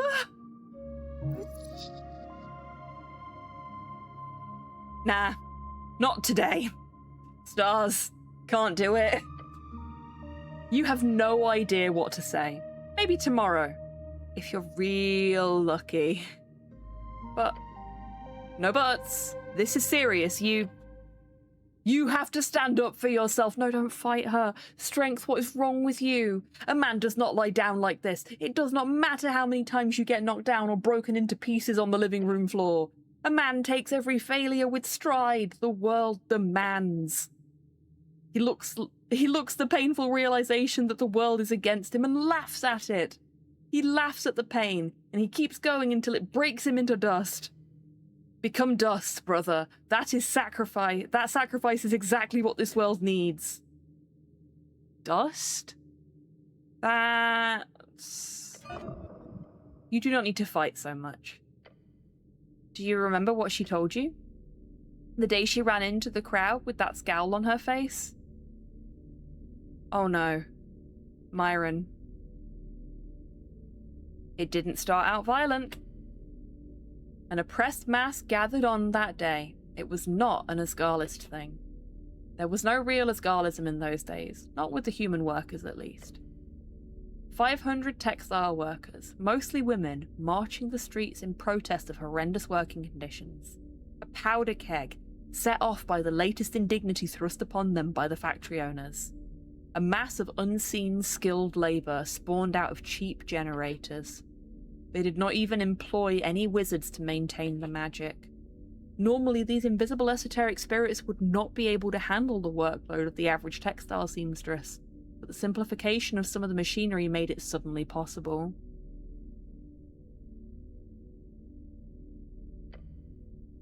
The women who lost their livelihoods were screaming in the streets, as is only natural. Strength has a manosphere/incel podcast, I'm certain of it. Yeah, me too.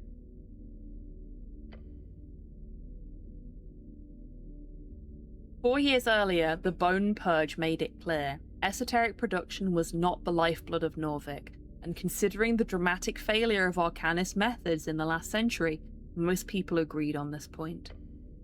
Alas, greed knows no boundaries. Myron brought me there. She did. That girl did not think about anything but the egalitarian dream. Puffed upon green pamphlets and green books, she shared that dream with you, along with the rest of that group of outcasts. You and a handful of other activists of the youth held signs, chanted dwarven songs, and held the line as the fascists rolled in. I didn't throw any rocks. You went the peaceful route, despite their aggression. As the Earthguard peacekeepers pushed into the crowd, bulky Pavis's breaking bones and dislocating jaws, the group scattered. One by one, those outcasts left to live in the system, instead of attempting to smash it with an adamantite hammer. Smash it with an adamantite hammer, a saying that means more or less doing something useless, since adamantite is so light, that any blunt weapon forged with it will literally just bounce off of its target. Ah, shit, and I stayed behind like an idiot. You stood by your principles. Or, you stood by her principles. She had a lot of those. When the bricks began to fly, it was far too late to back out. The roaring crowd surrounded, the batons pelting, the mass crying. The state won. That was the last time you saw Maran. May she rest in peace. What? She did not die. Oh. Last you heard, she was leading the Asgarlan front. She is their only female foreperson. The Asgarlian front, an offshoot of the Asgarlists, are pushing for more extreme parts of the ideology. She's one of the most influential women in Norvik.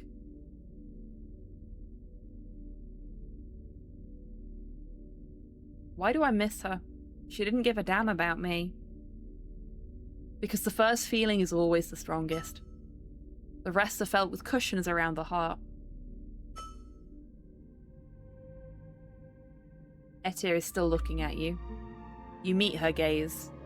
Perhaps you should rethink your methods here. This whole flirting thing, you can try again later. Right now, just chill, okay? Have a good day, Etir.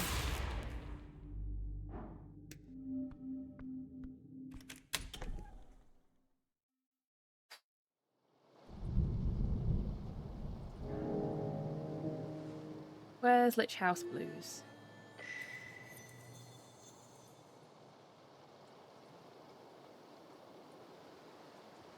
The Pale Man is death. Liches aren't literally death. It is the Lich who drains the world, a perpetual spirit in flesh, suckling life from everything around. It is the ultimate selfish creature, a man built upon the suffering of everything else. The Pale Man is death.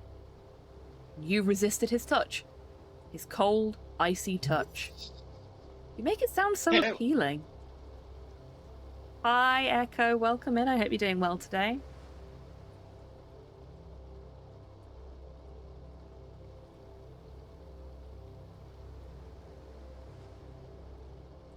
I'm honestly quite inspired by his lichdom. That proposition causes your legs to shake. To fall into such dangerous esoteric grounds, it is unthinkable. It was foolish. You only made it through sheer luck and determination. It was the right thing to do. But yes, you are lucky to be alive. Now, you stand here, free from the Lich's grasp. His evil shall not overtake you. For now, you are happy to have survived such an encounter. That you managed to manage such a feat. It inspires you. Oh, very cool. Hope you're enjoying it. Your body is but a vessel. What? A vessel of blood. A wonderful resource. I don't follow. You must use it. Wield it. There is power in expending such a resource. To drain it. Like a lich, yet not. Instead of draining it from others, like some filthy vampire, you suckle yourself. You might want to think about the phrasing on that, Constitution. I think I'd rather suckle others, to be frank. Oh, gold stars for the writing on this game, fucking seriously. That sounds disgusting. It is natural. Gain strength through blood magic. I love that this is how we learn blood magic. The good kind. Hello. Your stomach is rumbling about hemomancy?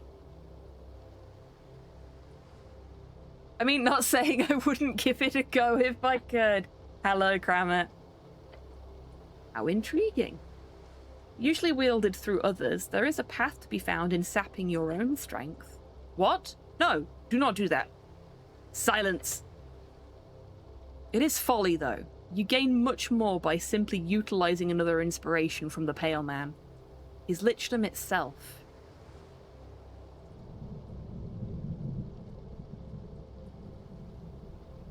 I will never succumb to such desperation. You will have no need for it, of course. When the time comes, you will not give your glorious life up for such a tiny fraction of power, but until then you can surely find shortcuts by taking inspiration in that undeathly state. Reaching a state of almost lichdom, a state that is almost perfect. And how would that work exactly? Your body is a temple, and you are its masterful manipulator. The esoteric could surely be enough to sustain it, to some degree. There is an unfeeling nature in that stasis, a numbness of belief and Folkarian spirit, in all their shapes and sizes. Do not trust the pale man to be anything but a horrid lesson in despair. Instead, embrace the faults in your mind, the quirks, the pain in existence. Do not strive to be numb and void. Strive to be wonderfully uneven in your life. Strive towards an esoteric neuroticism. You know what? I think we should all strive to be wonderfully uneven in our lives. There is some beauty in our imperfection.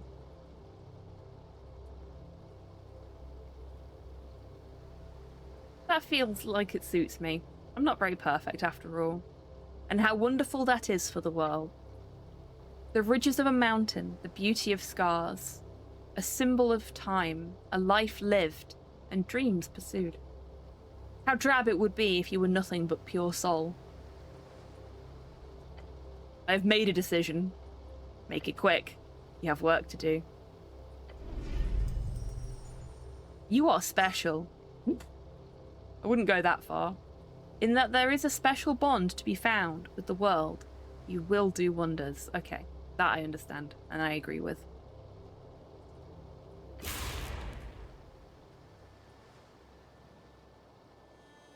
It was a toss-up between the neuroticism and the blood magic there, I must admit.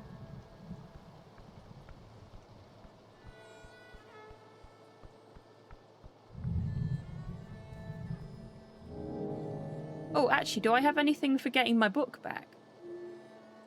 Probably not.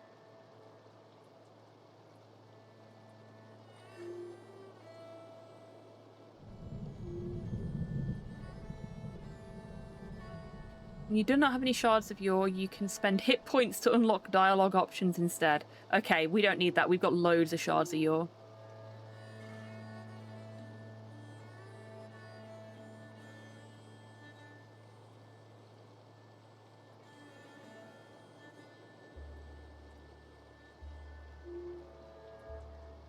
It feels like we did a lot on day 1 and not a lot on day 2.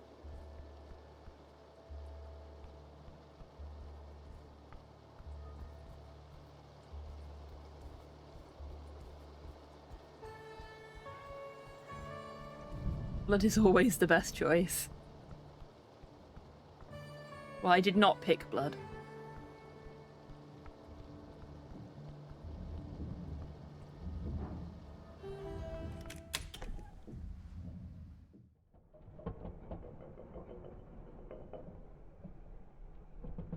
Oh, there's actual people in here now.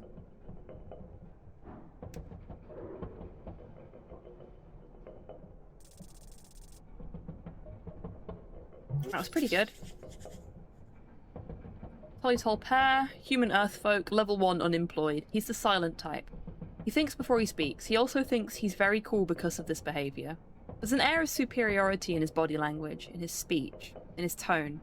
He thinks he's above it all, even his friends. Hopefully he'll stop thinking such things before it bites him in the ass.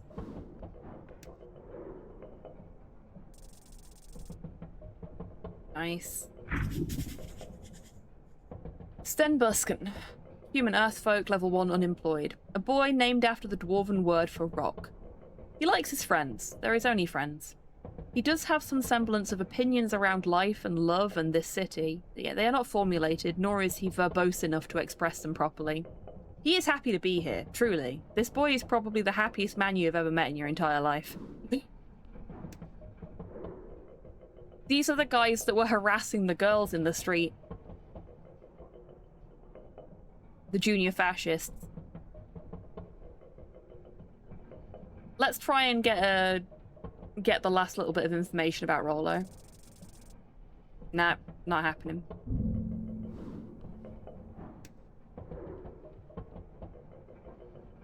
Earthness. Human Earthfolk, level 1, unemployed. If he was your peer growing up, he'd be one of those fucking bullies. That's not really a massive negative on his part. Pretty much every well-adjusted kid bullied you. Ouch.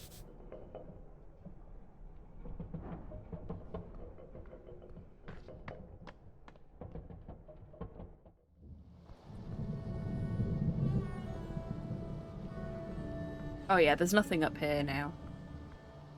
I already got it.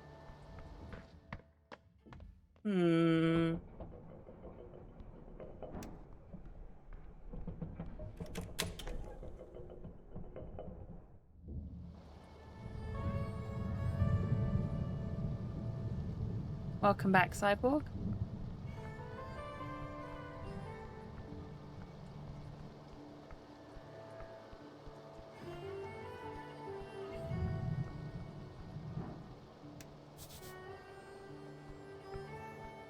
Sleeping for service, come back at midnight-ish. Okay. So... I guess that's someone I have to go and talk to at midnight. One bike stands out. Have we already done this?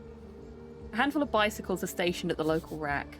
A bicycle, a form of transport built upon the strength of your own two legs. True men race through the city streets to find their destiny.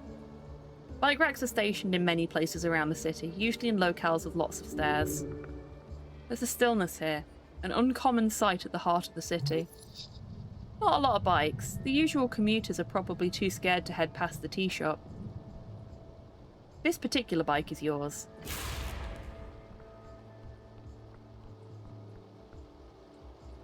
Can't talk to them.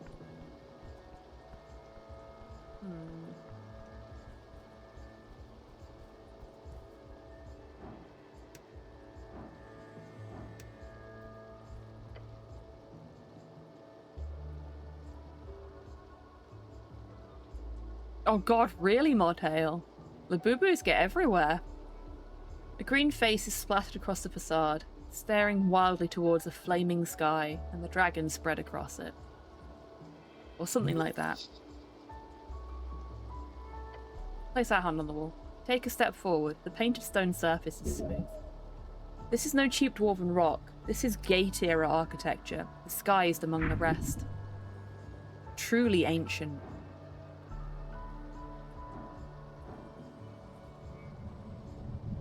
Tell me your secrets. Hey, we got a success! Sense a crack in the wall. It wasn't there before. Then you hear the voice, a faint voice, a hoarse voice. Secrets end when spoken. Oh, good! You're not crazy!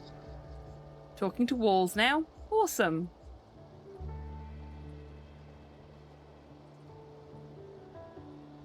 What's your name? Chansey. That's a pretty name. Okay. What's your political affiliation?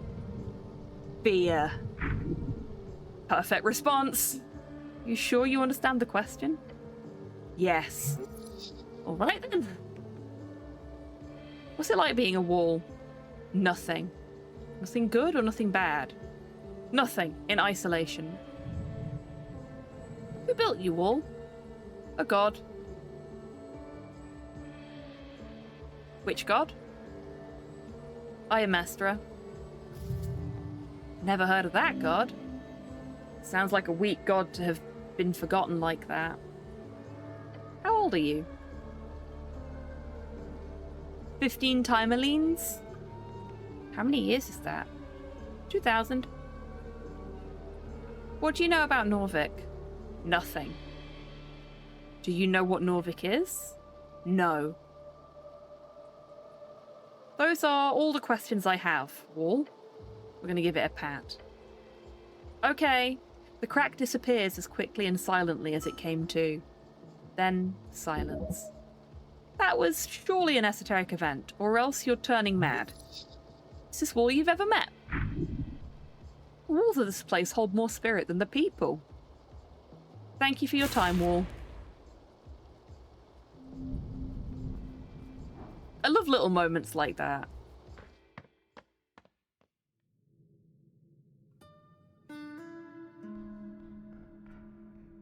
So...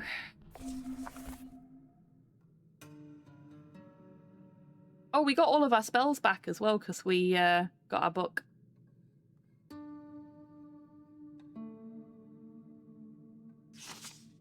I think that's how that's supposed to work.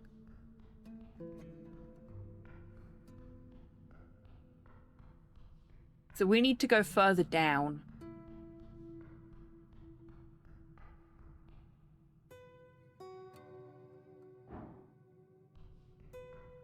But first we need to pick Snell up. I've got to figure out which room's his again. This one? Yeah, it's this one.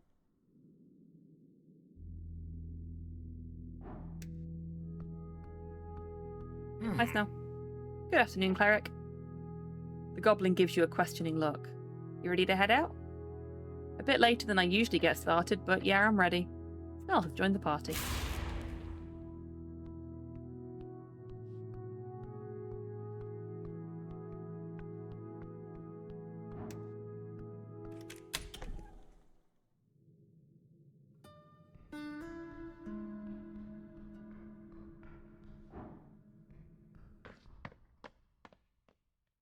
Is this down or is it just across?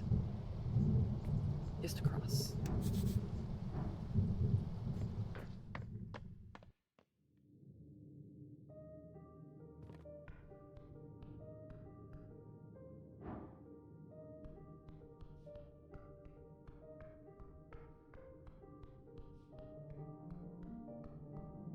Where's that going to take us? I can't remember.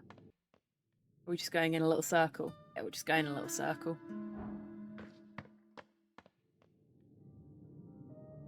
I'm going to see if I can figure out... I'm going to try and behold Lady Sageleaf again. No.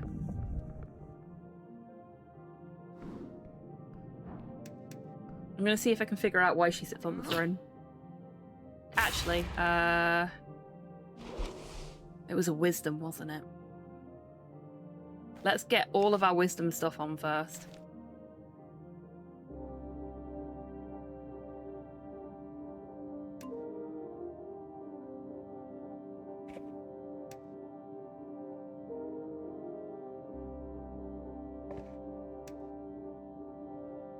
We want to have as good a wisdom as is physically possible for us. That's the best we can do, I think. Oh, no. 18 wisdom is the best we can do.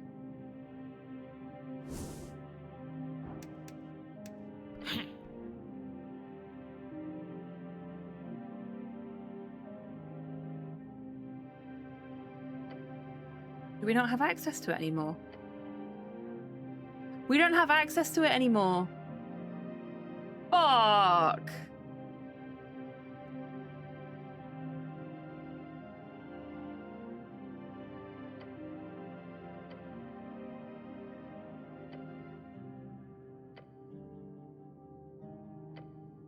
Yeah, they've taken the conversation option away from me now that I know what she is. I'm not allowed to try and figure out again why she sits on the throne. I'm really disappointed about that. This game has been so good for letting you try things again, but that one apparently is the exception.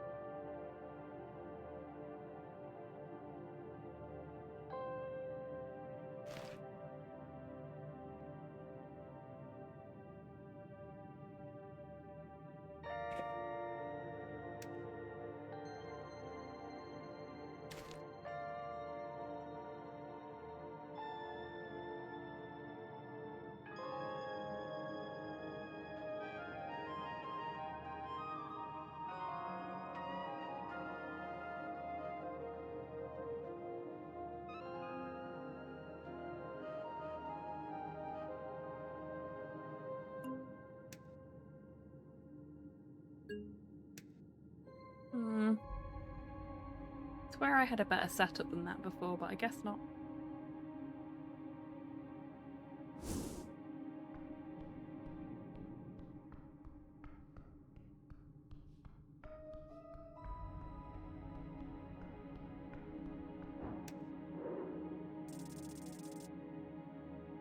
Hey, finally!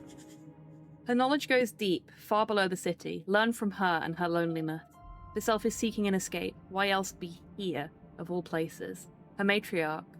Yes, this woman is in trouble, just like you. And now we know everything about her, too. So we've got quite a few completed character sheets now, which is nice. Some that we're just not going to be able to complete.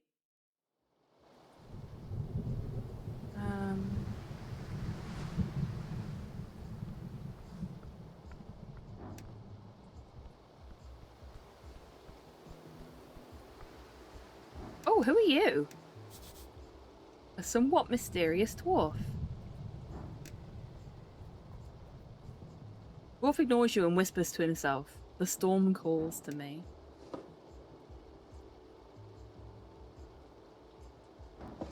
He's not got anything I want to steal.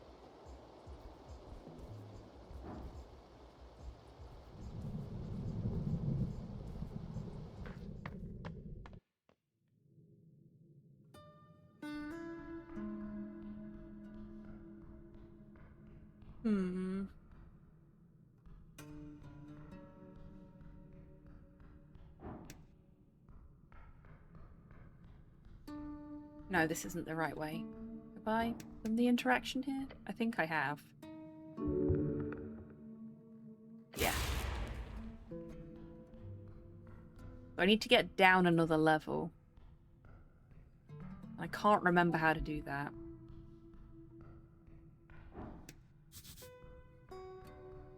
I think it's through the Goblin Garden somewhere. It might be through the Lich House, though. We've got another door over here, don't we? Yeah, lower layer. Here we go. Where I need to go.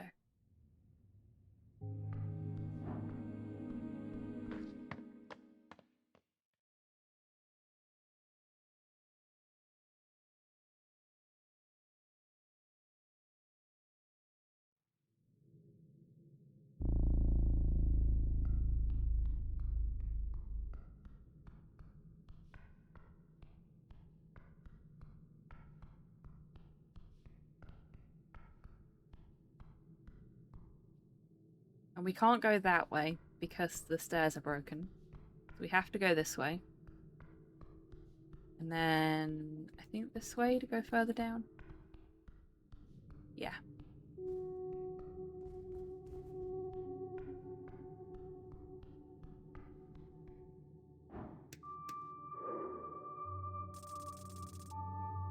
Oof.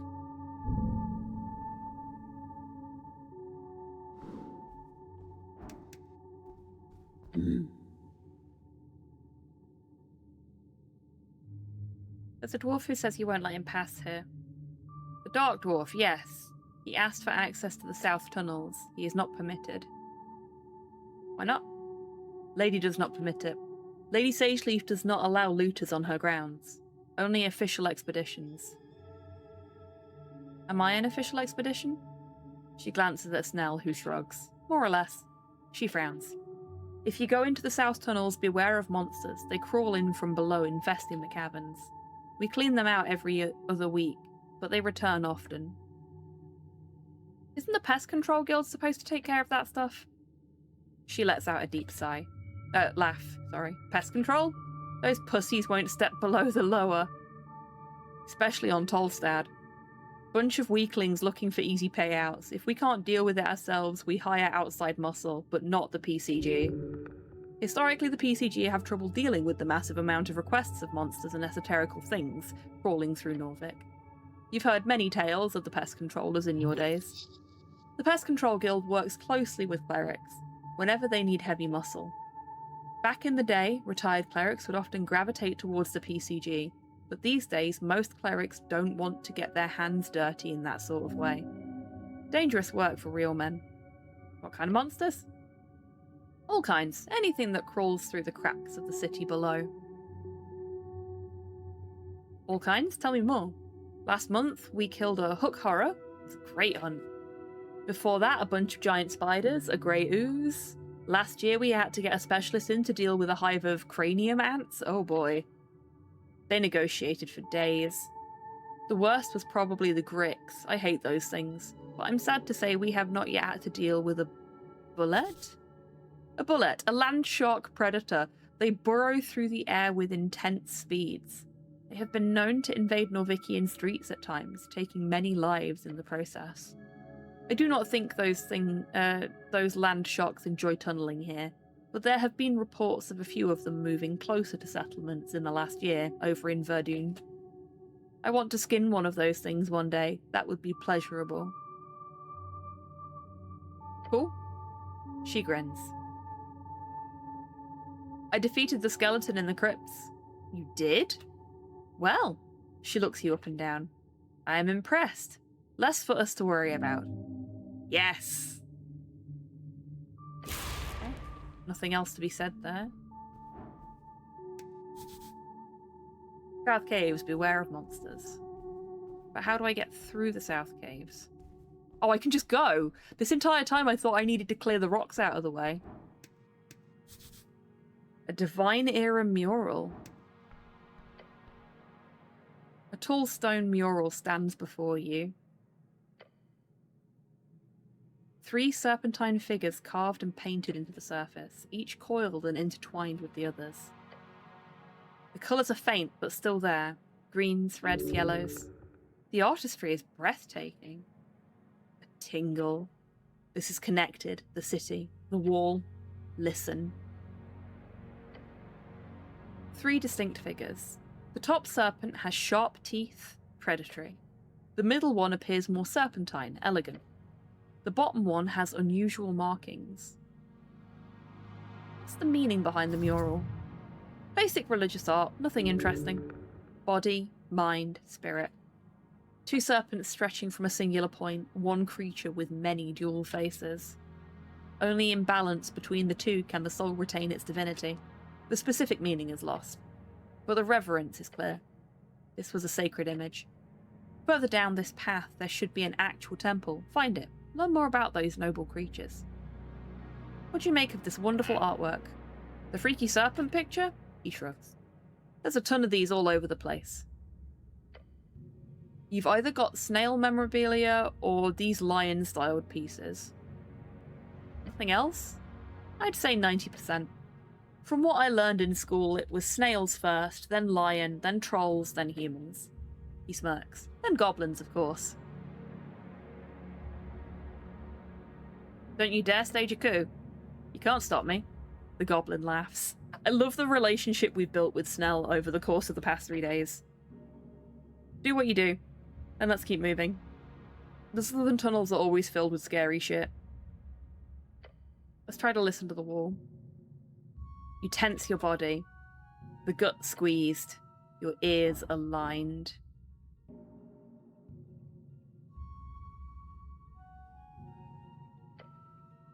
Not now. Touch the carvings. The stone is smooth, cool. Has that had any change? Not now. Okay, no. Leave the mural. Change my outfit, then try and listen to the wall. We're going to be doing a lot of outfit switching today, I think.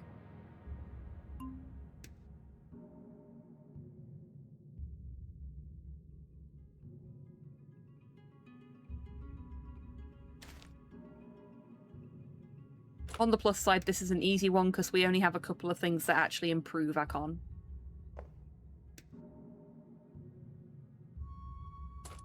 That's +2 con, so we'll go with that one. Yeah, that's the best we can do in that regard.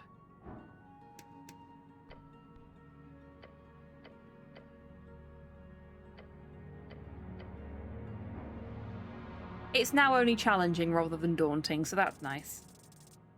Oh, 3. You feel... You hear, but nothing comes through. A garbled mess of vocality, its waves too faint.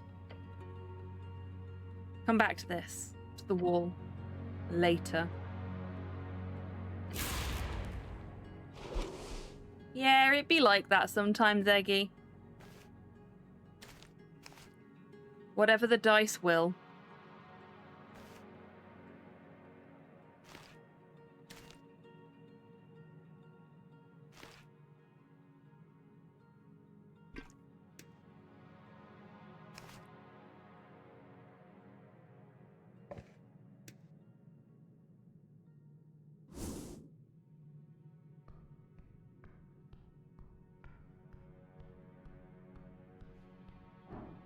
Yeah, I like that it's not a once and out. Like, other than the Lady Sageleaf sitting on her throne thing, every single check that we've had that we failed, we've been able to come and try again after a rest.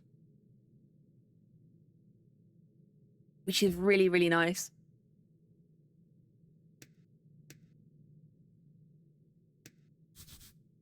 Cave paintings? Please don't step on the literal human skulls. Strange markings cover the cave walls, painted in faded pigment. Humanoid figures, simple, primitive. Red and white against the dark stone. Multiple figures depicted across several surfaces. We step closer to inspect them. The style is unsettling. Crude stick figures with circular heads. Count the figures.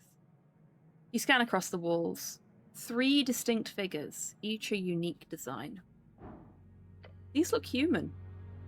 They do. Humanoid, at least. 2 arms, 2 legs, round head. But the style is too simple to determine species. Snell, your people ever make art like this? Goblins? He laughs. We weren't even on this continent when these were made.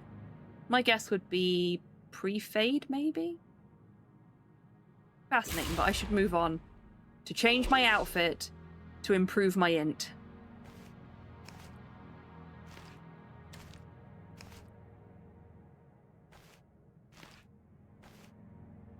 How did I get it into...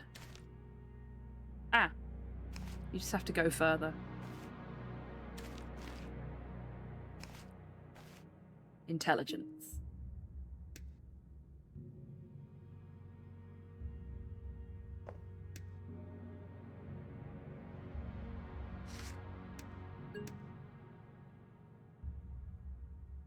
That is a plus. Yeah, it's a plus.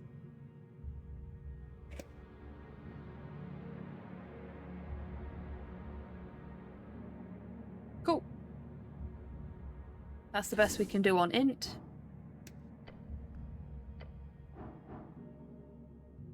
Still daunting. Another flubbed roll. These are old, but that's just a guess. Dating cave paintings is difficult without proper study. Damn it! Trying so hard. You know what? Actually, I don't really need that right now, so... There you go.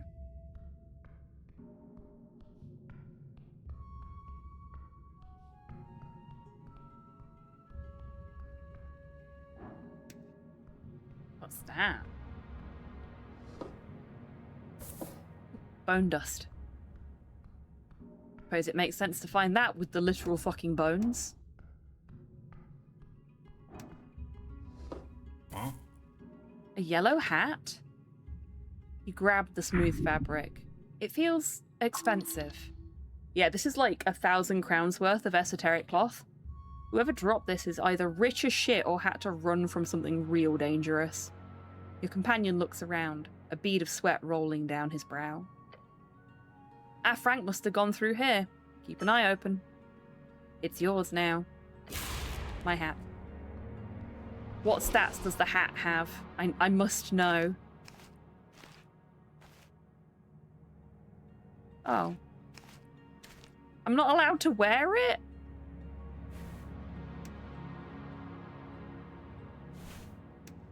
I could probably wear this. Well, let me wear it then. Oh, okay. I have to wear it in my pocket. I can't actually wear it. That's a shame.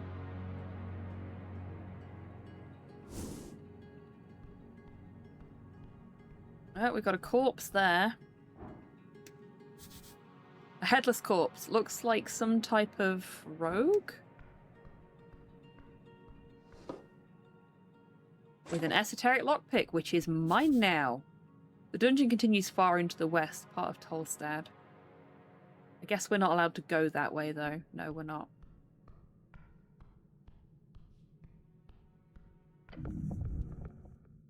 A sinking feeling appears. To your right. Your gut. It sees death. The goblin jolts to the side. Cleric, there's... Huh? Oh, of course Dex failed.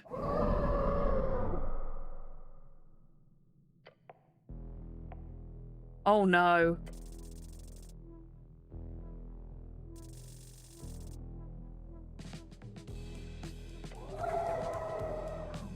One of the stalagmites has sprouted a particularly nasty looking maw. How did I not notice that thing? It was hidden perfectly. An ambush? The goblin attempts to spring into action, but he's just too late. A monster? Punch it. Once you get control of your muscles again, that is. It appears to have been you have been ambushed. No shit! That thing, it was perfectly hidden. Now you're at its mercy. Is there really nothing I can do here? Pray. Waste of time. Try screaming instead. Huh? What? Flung around the shadows of the cavern comes a long tendril. It flies towards you, like a ballista firing a long, fleshy snake. Huh? You're everything. Oh, we're actually getting thrown around on screen now. That's great. Hey, Shay, welcome in. I hope you're doing well today. Damn it! It tightens its grip and flails you around. I'm gonna put bark skin on and hope that that helps me not take so much damage. It's impressive animation-wise. It's pretty good, isn't it? Just subscribed for 52 months. Yay! Subby for the hobby. Thank you so much for being subscribed for 52 months, Could you my pick me up friend. so I can bite you?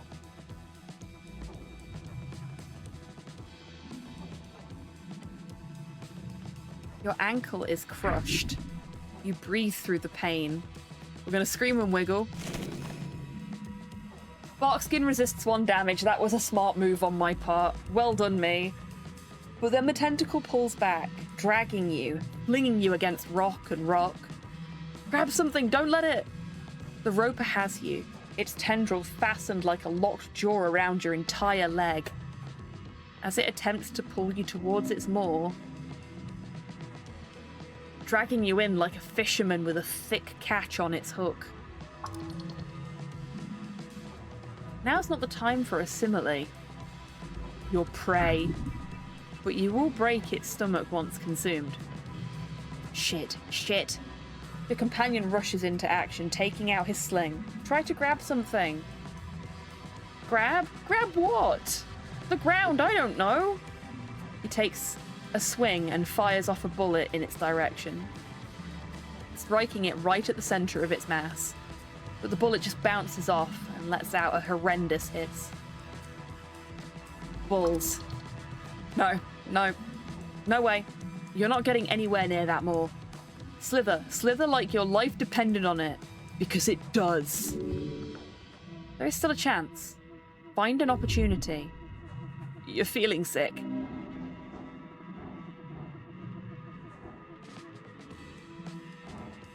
Okay, let's try to slither. Come on. Fuck. Oh! You spasm. You spasm harder. Each loosens the grip of the beast. Following the violent flinging, you kick and flail and rotate and dance like a beautiful dance imitating a fish on land. Lady Fair bonus? Is that what it said?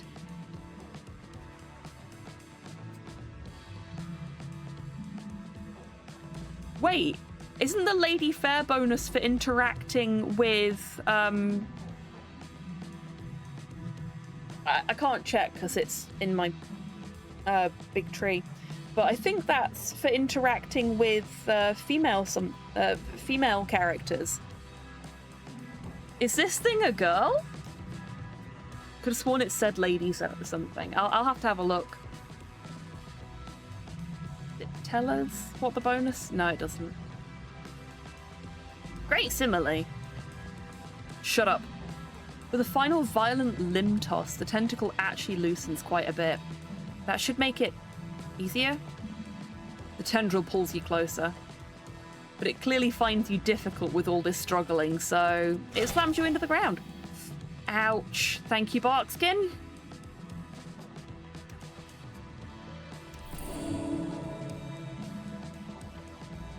Bones broken, but still attached. It grips even harder. The goblin rushes up to you and yells, "Let go!" He struggles against the tendril in a frantic attempt to save you. Last try. Break free. I actually failed one of those rolls. With a deep animalistic groan, you push yourself to the limit. Your body is a fight against this rubbery appendix of despair. No more. You get a hold of it as it slithers around your leg and you rip it to shreds. Oh, thank you, Soul. The beast shrieks as its tentacle is left broken by your incredible display of power. You are free. One last breath. The beast lunges forwards, way further than you expected. Its maw brushes up against you and bites down. Really glad I used Cure Wounds.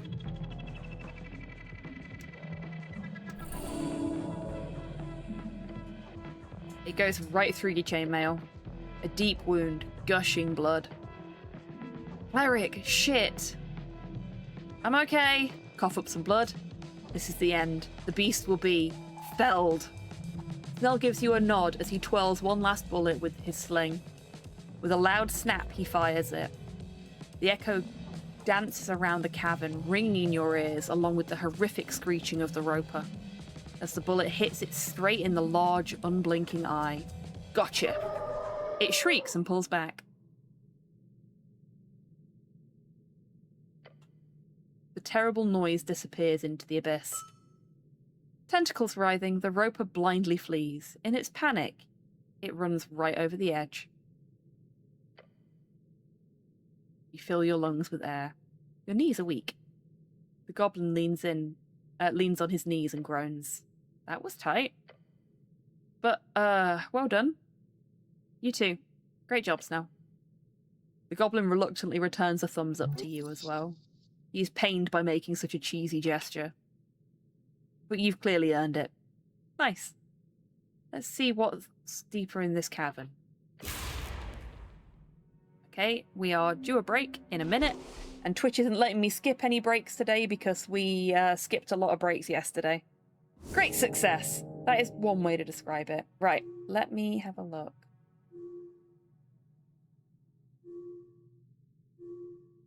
Lady Fair.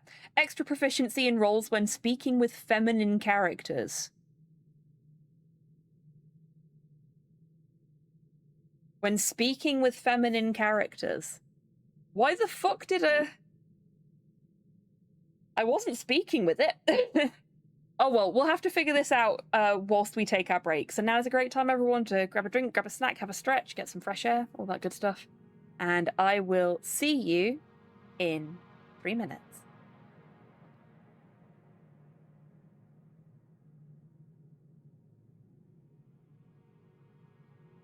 It's fine. Just pick the one you'd most want to boink. Okay, Tidders, get ready with a poll, I think. I think that's how this is going to end up going. They ruined my life. There will be no boink. Okay, no, I'm dead. End the stream. Oh, fuck.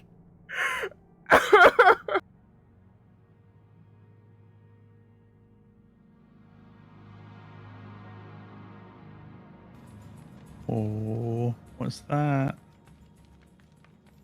He's only a little excited, can you tell?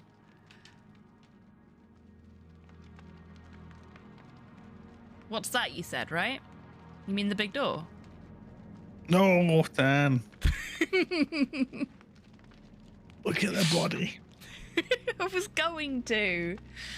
Look at Fucking it. with you. Perceive it. What body? I don't see a body. Perceive me.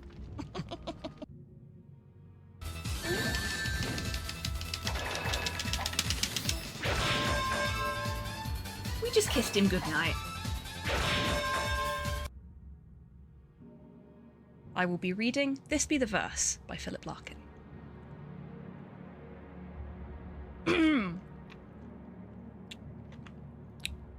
They fuck you up, your mum and dad. They do not mean to, but they do. They fill you with the faults they had and add some extra just for you. But they were fucked up in their turn by fools in old style hats and coats who half the time were soppy stern and half at one another's throats. Man hands on misery to man. It deepens like a coastal shelf. Freedom. Get out as early as you can. And don't have any kids yourself. Do your thing. Tims? Tims. The door! I have opened it for you. No, don't clamour at me. Go and get the egg. Tims, egg, seek. Tims, please, work with me here.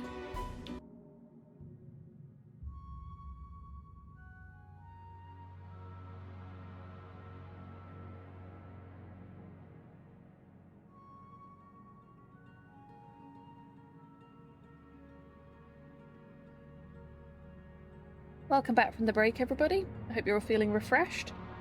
Looks like I picked the right time to come back, considering the clip reel decided to crap itself. Yeah.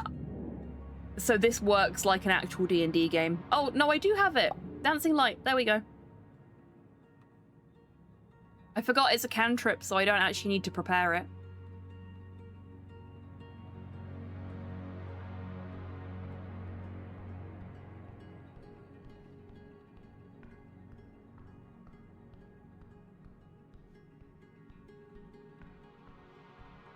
That might have helped with some of the, like, perception rolls.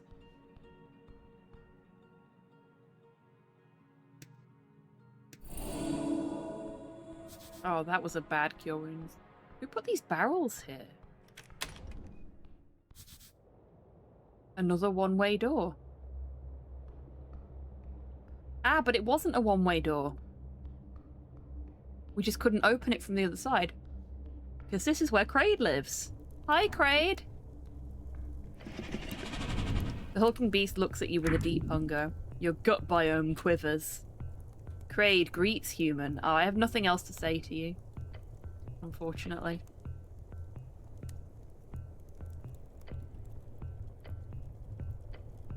I've already had this conversation. I didn't mean to click on it. There we go.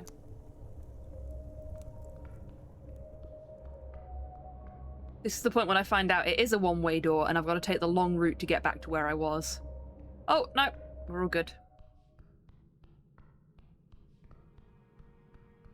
There we go. I got stuck on the barrels for a while there.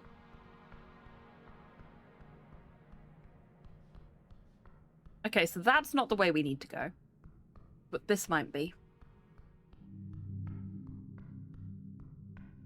Oh, interesting. Okay. Oh, hello. Leaves left to dry for a long time. Doesn't look like there's anything else I can interact with here. A grand engraving of the Divine Era. Among the fallen and the broken of an ancient world lies among them a single structure. Ooh, that's a bit wonky. We found a few typos playing through this. And there's been more this stream than any other stream so far, so I feel like we're probably getting nearer to the end of the game, and this is where things are less easy to pick up in QC. A monument to a forgotten power. At the top, a cracked lion's head glares at you. A one-eyed lion with a single dark and empty socket. A shrine like any other. You feel at home on your knees here. A shrine to what god? One lost to time. Does it work? You may prepare spells here, yes. There is a connection to divinity. Shrines like this often hold a latent connection to your strings. If you can do it at the shrine of one dead god, why not another? Do not compare Earth to this cat god. If you think your god is somehow unique, then you are sorely mistaken. You seen anything like this, Snell?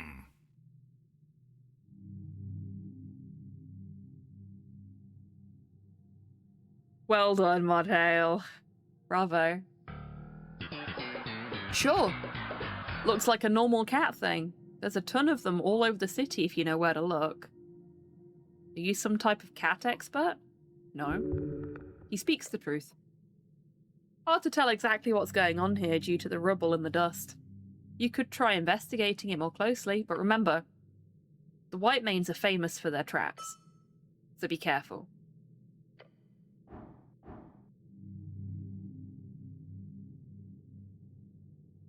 Let's have a look for the symbol that Axel was talking about. You dust off the front of the shrine, then the sides of the shrine. It's faint, but there is some type of symbol on it. It's difficult to tell what's a weathered scratch and what's a creative choice.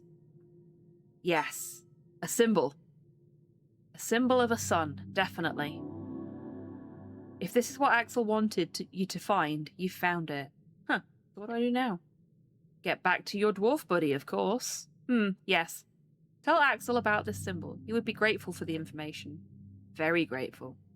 Like, get a nice little payday grateful. You find what you're looking for? Yep. Great. Happy for you. His tone of voice indicates, please, please, can we leave the scary ruin now? At the sound of that, I want a payday too. Who doesn't? Or maybe I'll just be happy that he's happy. We'll all be happy together. Sounds lovely. I should get back to Axel then, to those other ruins. Man, there's a lot of ruins down here. Yes, you should, right away. What's that light from the ceiling? It's an illusion. Do not mind it. It is absolutely not the sun. Glancing upwards reveals the rays to be nothing but a magical tingle on your eyes. This is no esoteric pocket, but it most likely once was.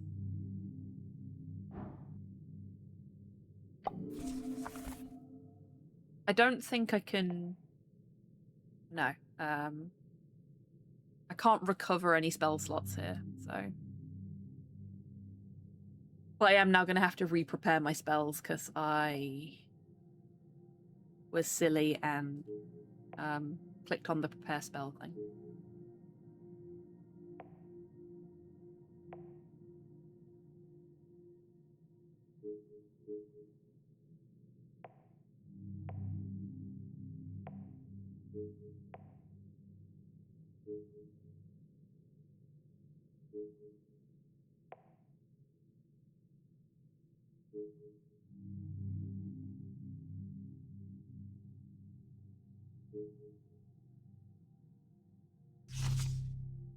There we go.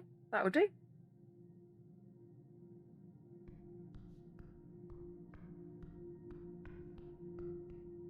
I'm not going to do the int thing just yet, I don't think. Because I feel like... Or should I? Because it's one less thing to do when I come back. And I passed. Fuck it. Okay, this is fine. Your gloved hand glides over the markings on the front of the shrine. There's something there, inside the stone, and it's... text. Tracing your fingers, you realize something is written faintly, scrubbed down over centuries into the surface of the shrine. White Mane Shrine says, El Ojo Roja Vigula Tus Logros. You take a step back and mumble it to yourself. It means the red eye. The red eye watches over you. Does that mean anything? Probably they wouldn't just write that on a shrine for no reason. He shrugs. They honestly might have, but who knows? We've got a red, like a round red ruby in our pocket. It'll be that. But who knows? You can glance upwards at the lion's head. The eye socket. Perfectly sized for a gemstone. This is obviously a secret you would be able to trigger in case you insert the correct gemstone. The eye socket. The stony lion's head glares at you with that one sunken dark eye. Might want to be a bit careful about it, but you could probably put in that jacinth here. Put in a jacinth gemstone. Carefully, you glide the jacinth into the perfectly sized eye hole. Once close enough, like a magnet, it gets sucked in. Then you hear a strange noise in the walls. Beep.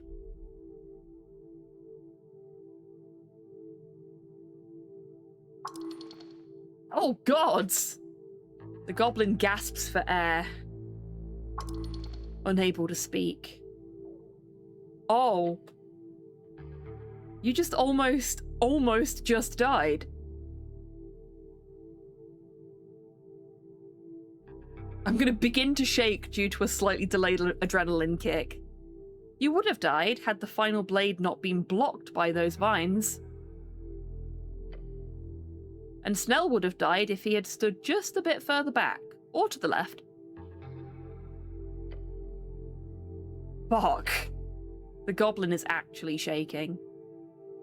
Nice dodge, Snell. We were so close to just, like, dying. Look at these things. You'd be cut in half. Are you aware of that, cleric?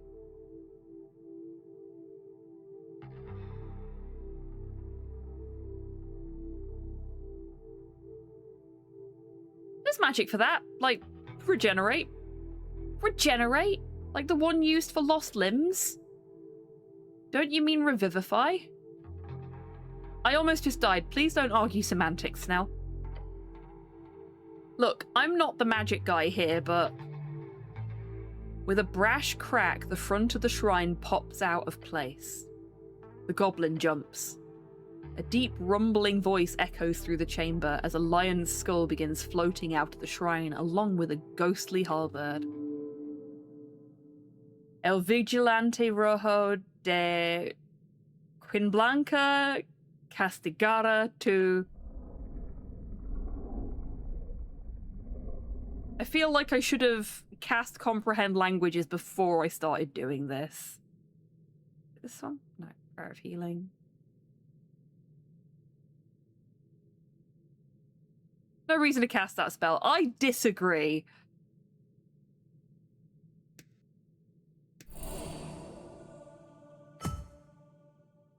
Then the skull falls to the ground. We're going to stare at it as it rolls to the side. Huh. I'm not sure. He glances around, scanning for threats. That was a ghostly apparition left to guard this shrine. I don't think they planned it to go that way.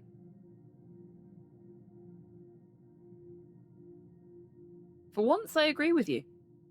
The skull is on the ground before you, and that halberd is just floating there, all ghost-like. Be careful. Loot them. Come on. Guess I'll check them out.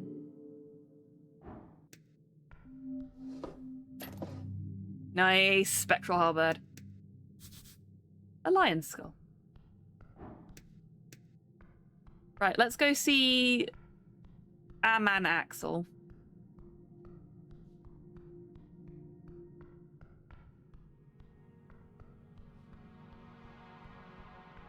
This is the path we came down, right? Oh. Mm-hmm. Oh, I didn't want to... I didn't want to talk to you, Snell, I'm sorry. I wanted to pick up the shard of yore.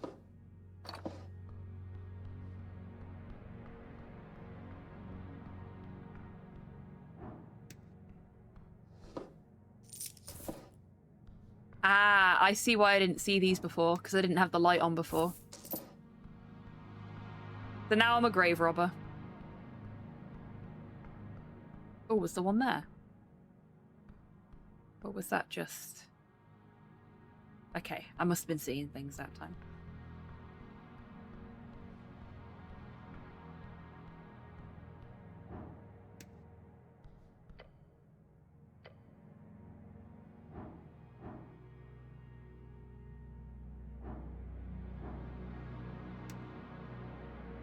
Spend a shard to unlock.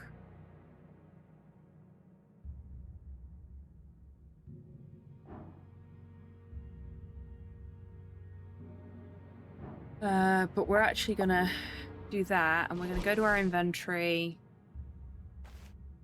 Consumables. Plus 1 HP. No. Plus 10 HP. Plus 5 HP. Plus 2d4 plus 2 HP. Plus 3 HP. We want clericals then. Used to recover second level spell slots.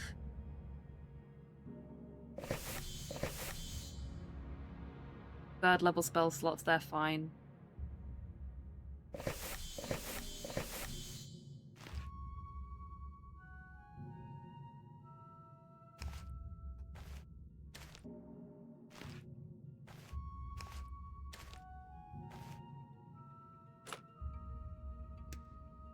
Oh, that's cool. Can't wait to get a goosey at that. Like a proper look at it. I mean, +1, +1, +1. +1.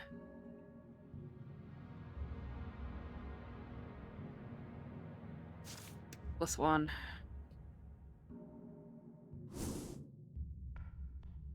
Oh, look at that. Very cool.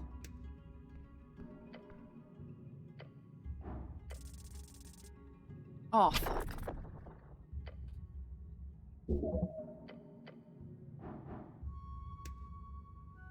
Try again. We've got to succeed at some point, right? Law of averages, we've got to succeed at some point. Oh!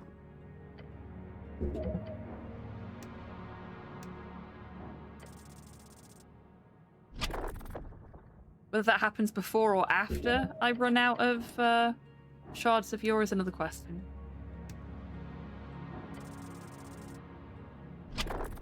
Looking like after.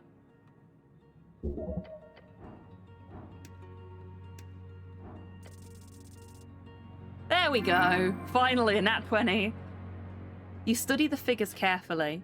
The pigments, the style, the preservation. It's not white mane nor snail folk in origin.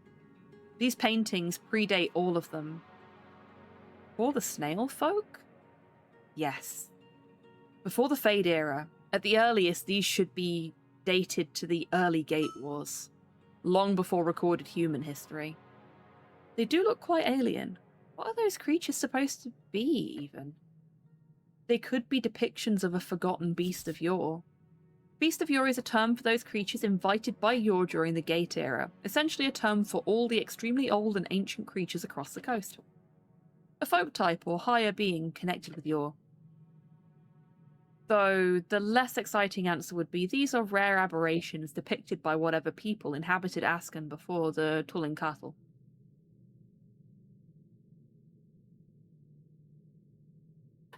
I choose to believe these are super interesting alien artwork that just happen to be left here below the city. Right. Wear your sketches and leave.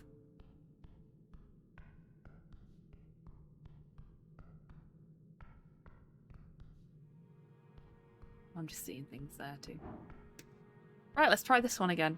Was this one also intelligence? Was it... Oh no, it's constitution for this one. So back into the inventory. Constitution.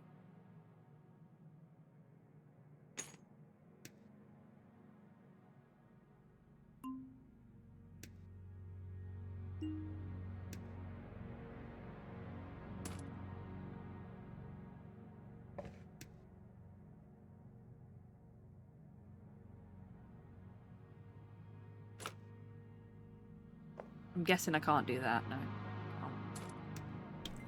So all the other constitution things I have are... We just need to find something that I'll do.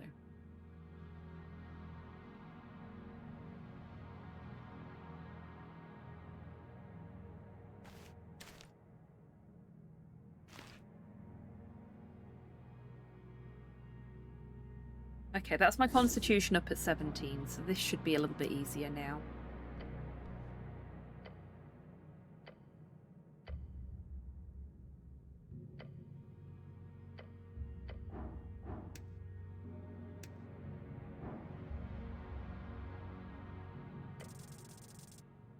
Hey! First try.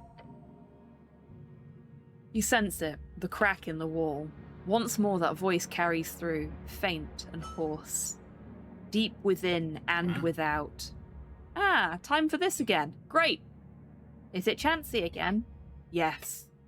The voice in the wall is monotone and brittle, as if it could snap at any point. Why do I keep talking with you? Do you live in every wall in the city?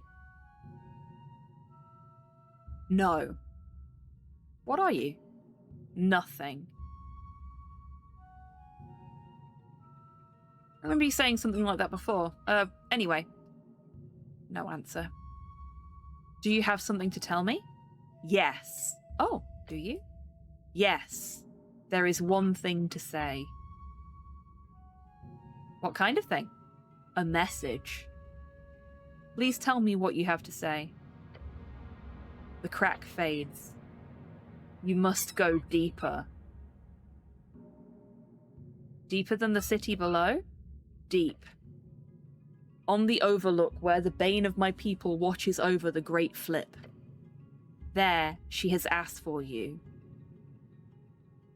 She, as in Iamestra? Yes. Where exactly? The bane. Below. That's very vague, you know. By the flip. On the overlook. Does this overlook happen to be another wall? Yes. So I need to go talk with another wall? Yes. You're obviously already proficient at it, so might as well. Thanks, Snell. Okay, I'll go find Iamestra. Okay. The crack disappears as quickly and esoterically as it came to. Then, silence. I'm not sure what kind of strange derailment this is, or how it's connected in any way with the tea shop, but fuck it, I'm actually intrigued now. Let's see if we can find this lady in the wall. Okay, so Iamestra is our Insulindian Phasmid. Got it. While slightly distracting, honestly, let's do it. Whoever this Iamestra lady is, she'll probably have some pretty nifty secrets down there. You will uncover great secrets by following this lead. It has nothing to do with the rest of your mission here, but if you wish to grow your esoteric knowledge, this is exactly the path to tread. Time to go find the next wall in this wall-talking quest of mine.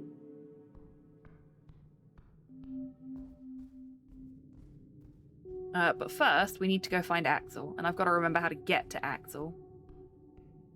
I think there was a way through here somewhere, but I can't remember where. So I'm going to go the route that I know.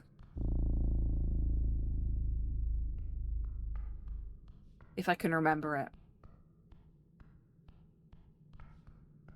The ridiculousness of this world is so charming. I mean, it's only as ridiculous as a D&D campaign.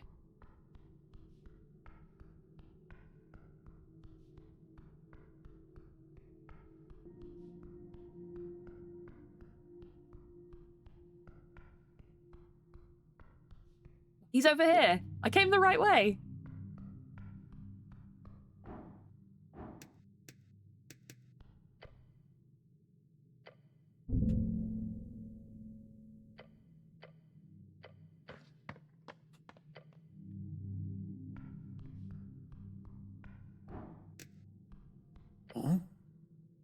He wipes his brow and yells down to you. Hey there! I found those ruins you were looking for. Yes. And I found the symbol on the ruins. The symbol of a sun. Yes. He lowers his head, letting it hang for a while. Then he lets out a roar. For Helved! His little buddy joins in and screeches. That's not a good sign. Huh? The dwarf takes a deep breath. A sun means those ruins are just the same as these, he says, and taps the stone beside him. They're consecrated. The White Manes would never consecrate a secret gate. Damn it. Are you certain? Oh, absolutely. I've spent years researching these cat bastards. Even learned some cat speech. Me llamo Axel. Es un caballo blanco. He groans. That's not cat speech. That's not even close. Guy's not entirely off, Snell whispers to you. I know what I'm talking about, okay? This means only one thing. This lead was off, he scoffs. Oh well, time to regroup and rethink. After the election, that is. Here. He tosses his pickaxe to you. That's a little trick we have in the delving business. A custom-made detect secret infused pickaxe. Magical item as payment. Not bad. Detect secret? This is very useful. Sure is, bro. You've earned it, Cleric of Norvik. Of course, the pickaxe is a bit wonky. The keyword is supposed to be secret, as in, you say the word secret and the pickaxe casts the spell, but it doesn't quite work, so do with it as you please. Wonky magic items can be dangerous, or hilarious. Anyhow, I'll be packing up soon. I'm done here. Thanks again. Saved me a ton of time and effort. Maybe in a few months you'll join me for a real expedition. Could be fun. That sounds like a death wish. I would love to delve with you, Axel. Great! And if there's anything else, just let me know. Good luck down here.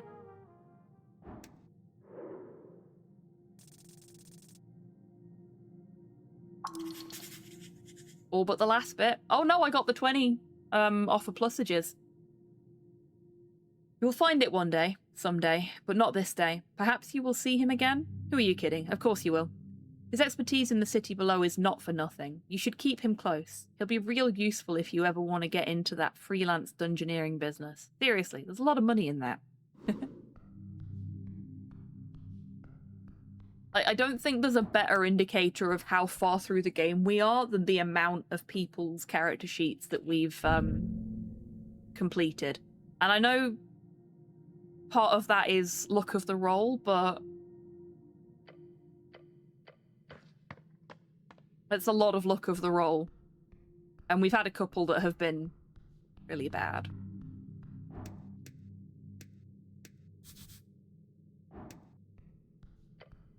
I wonder if I can do anything new with this now. No.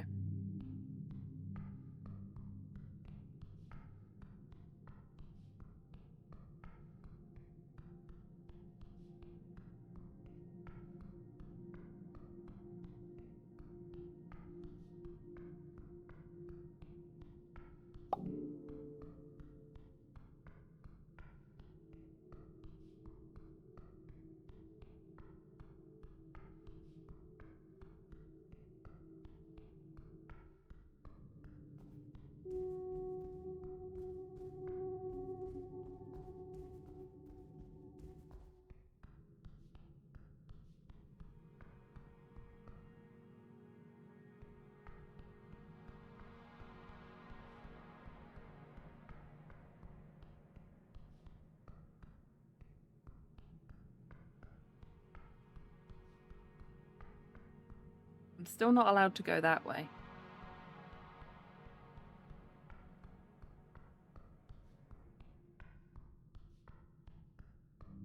There's nothing here.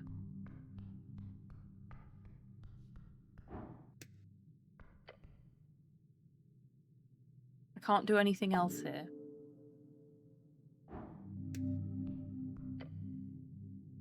Ah! Here we go. You kneel down to look at the cat-like skull on the ground. Hello. No response. What's your thought on this, Snell? My head's as empty as that skull, Cleric. Can we go? Wait, I can't cast Speak with Dead here, since this guy won't get my language, right? Correct. Hey, Snell? Yeah? Can you talk to this skull for me if I cast a spell for it? You can't use magic for that? Nope. Okay, well, if you think it's helpful. Go ahead.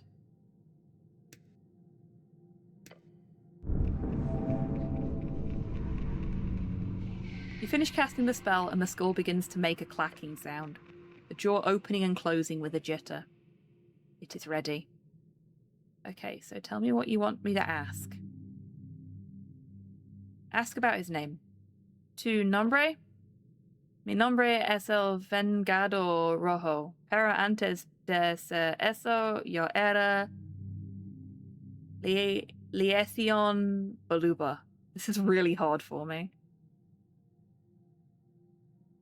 Unfortunate to miss character sheets because dice rolls. The thing is, you can try again.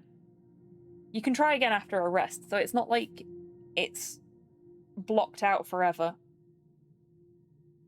Oh. And it makes discovering more about the characters more fun as well.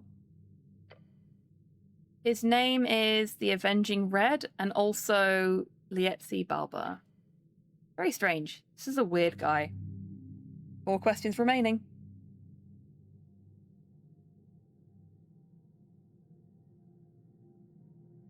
Ask about his job. Okay. Te gusta trabajo? The skull almost shrieks. Me devoción a mi Dios y a mi deber es mi único interés. Los gustos terrenales son pasajeros. He likes his job. It's a great devotion to his god. Earthly enjoyments are fleeting. That's 2. 3 more questions. Ask who killed him. ¿Dónde está la muerto? Ellos están en todas partes. Nuestros hijos, nuestros seguidores. Debemos luchar para vengarlos en nombre del Ojo Rojo. Oh gods, that's a lot. He says his people need to be avenged for the Red Eye? How cryptic.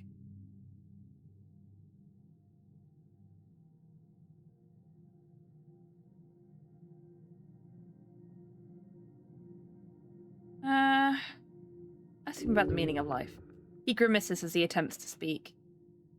¿Qué significa la existencia perpetua? Cada cosa tiene un significado profundo, revelado solo a través de la devoción y el sacrificio. Meaning is sacrifice, devotion. Feels like this guy's a zealot. 1 question left, make it count.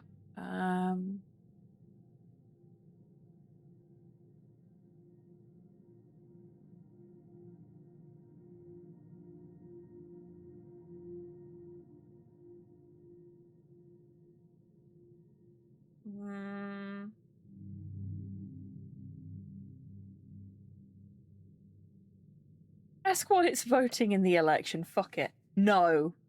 Do it. It's a waste, but fine. ¿Cuál es tu comida favorita? Mi sosteno es el honor de servir y proteger. He's voting for service and protection. That sounds like he's a nationalist.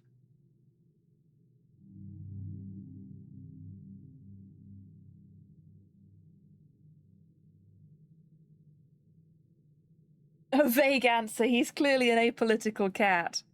Sure. The corpse's mouth stiffens once more and the mimicking of life ends. That's 5. Alright, cool. We didn't learn much. But it was fun. Sure. I was hoping we would be able to learn something from the skull. I'm a little disappointed we didn't.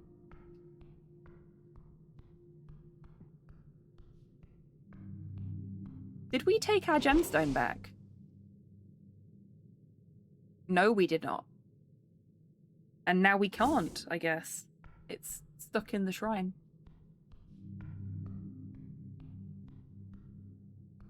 Now what? Is there another path that I've not noticed?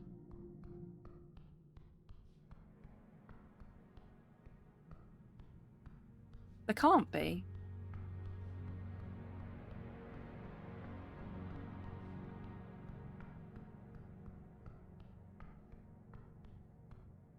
Is there anything here? No. Just back here.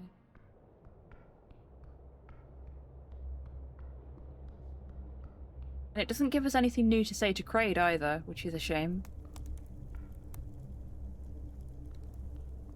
So...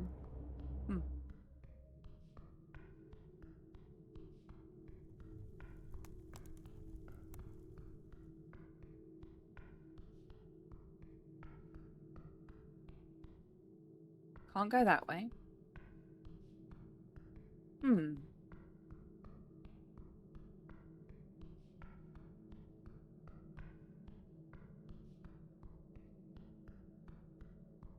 That door's locked from the other side, so we can't interact with it. And now we're back where we started. Let's have a look at our quest tree.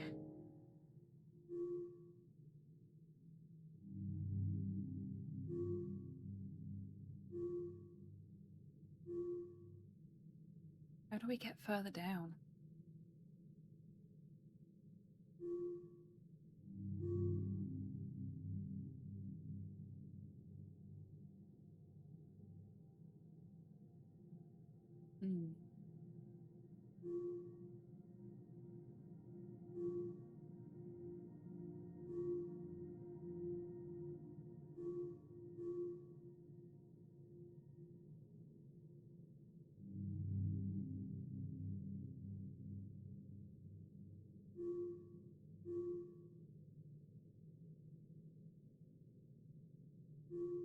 Need to find the birdman that runs the tea shop.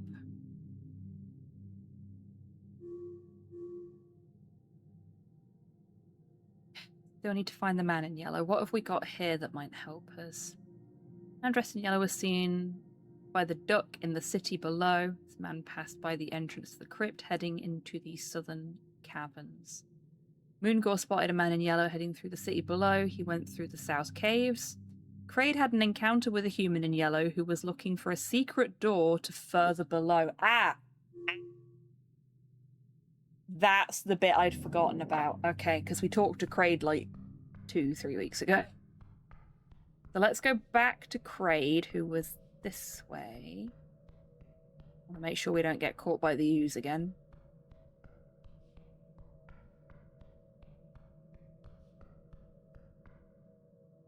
And now that we've got the detect secret pickaxe, does it count as a key item? Nope. Highly dysfunctional pickaxe. It's supposed to point towards the nearest secret, a trap, fake wall, or somewhere where other dungeoneering goodies are hidden. However, when you wield it, it just keeps trying to point upwards, making it impossible to actually use.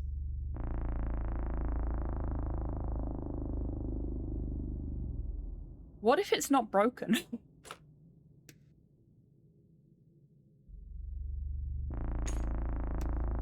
Okay, it's just weaponry. That's fine.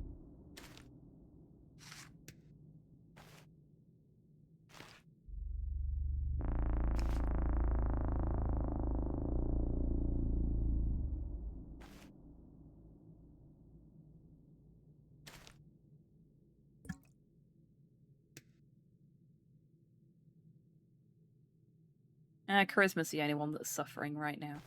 That should be fine. But if I do this, there we go. Now Dex is the only one that's suffering. Can't win.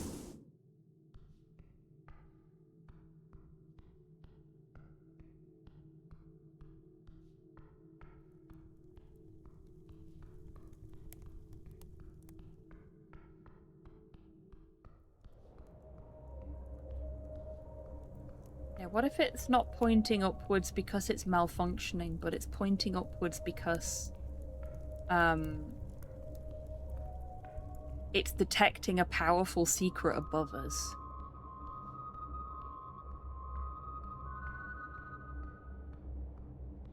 What if the door to further below is above us?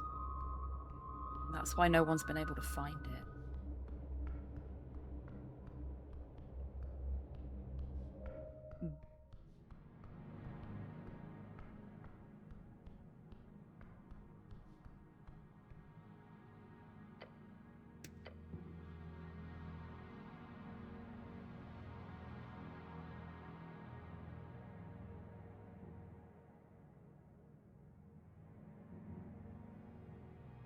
I suppose we'll have to figure it out next week, because that is where we're going to leave it today. So, see you next week. Thank you so much, everybody, for joining me today. I've had a really good time. I'm really enjoying this game, and were it not for the fact that I have household commitments, aka dogs, to attend to, I would probably just continue playing this for the rest of the day, like just do like an 8-hour long stream or something like that. But that's not fair on the doggos, because the doggos need some time and some love. And they have enough of that during the week when I'm working, so. But this has been until the next succubus joke. That was a fucking good joke. Right, let's find somebody to send you lovely folks on over to. And yeah, I'm not gonna say that I'm gonna be live during the week, because every time I say that, something happens and I end up not being live during the week. I would like to go live on a weekday, but I'm not making any promises. So at the very latest, I'll be back on Saturday next week. Oh, I know who we're gonna go see, because they're playing one of my favourite games. We're gonna go and see VZ Muse, who's playing Okami.